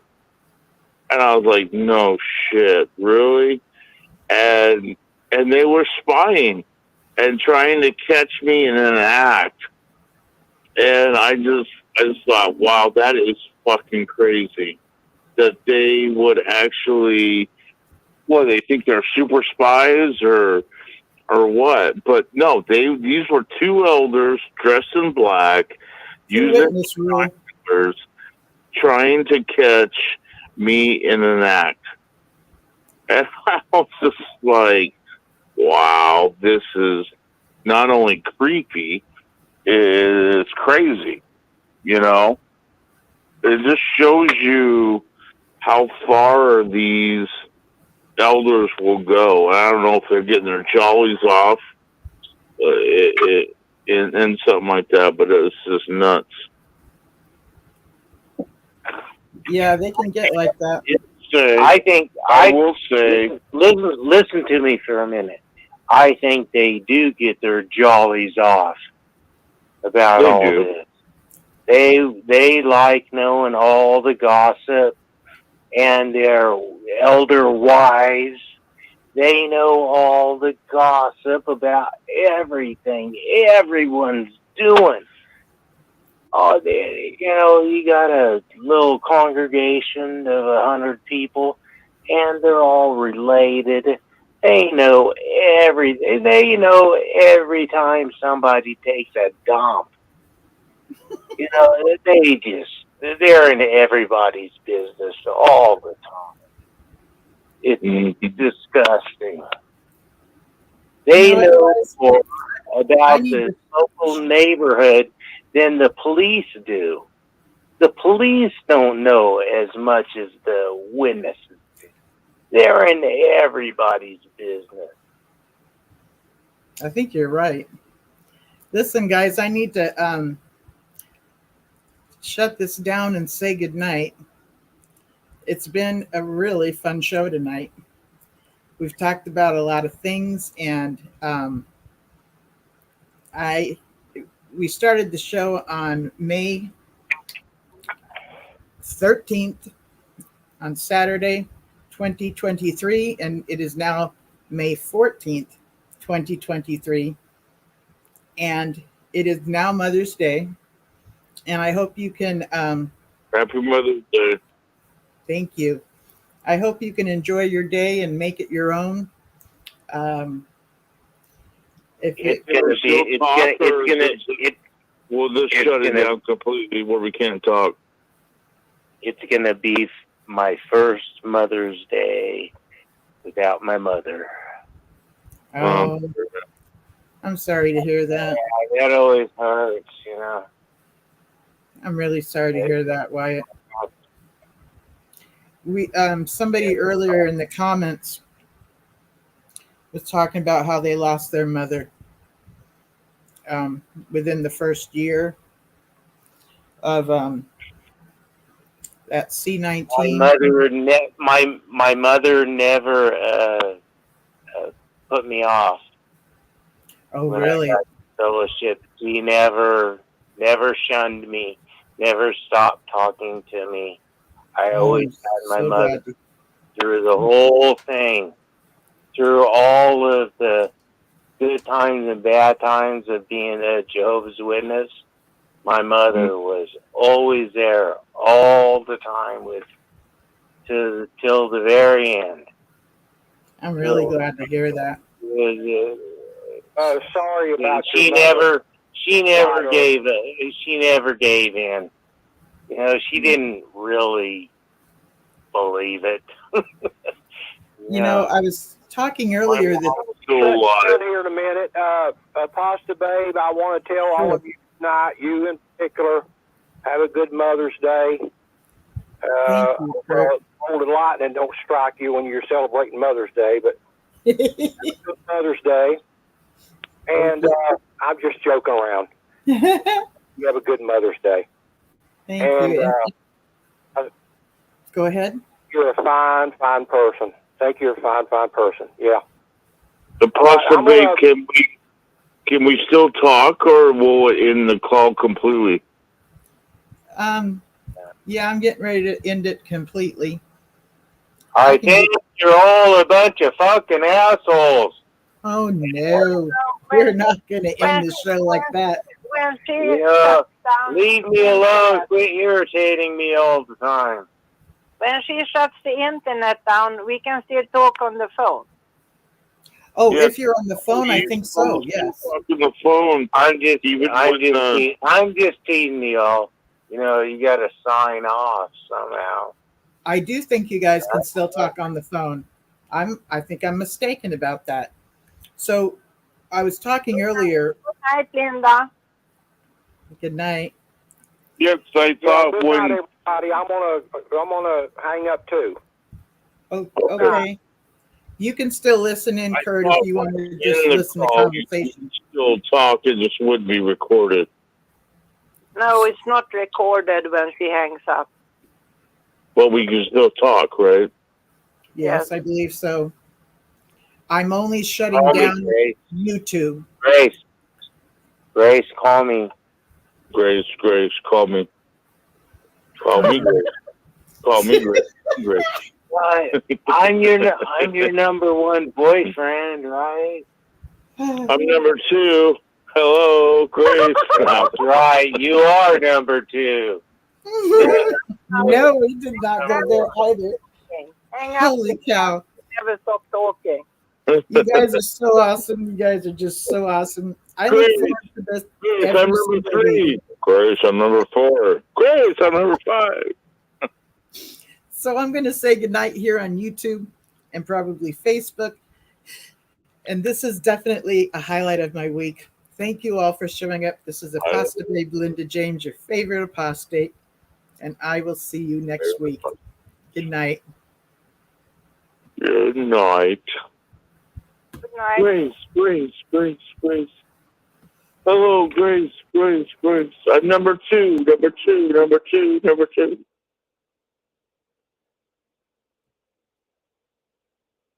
Hello.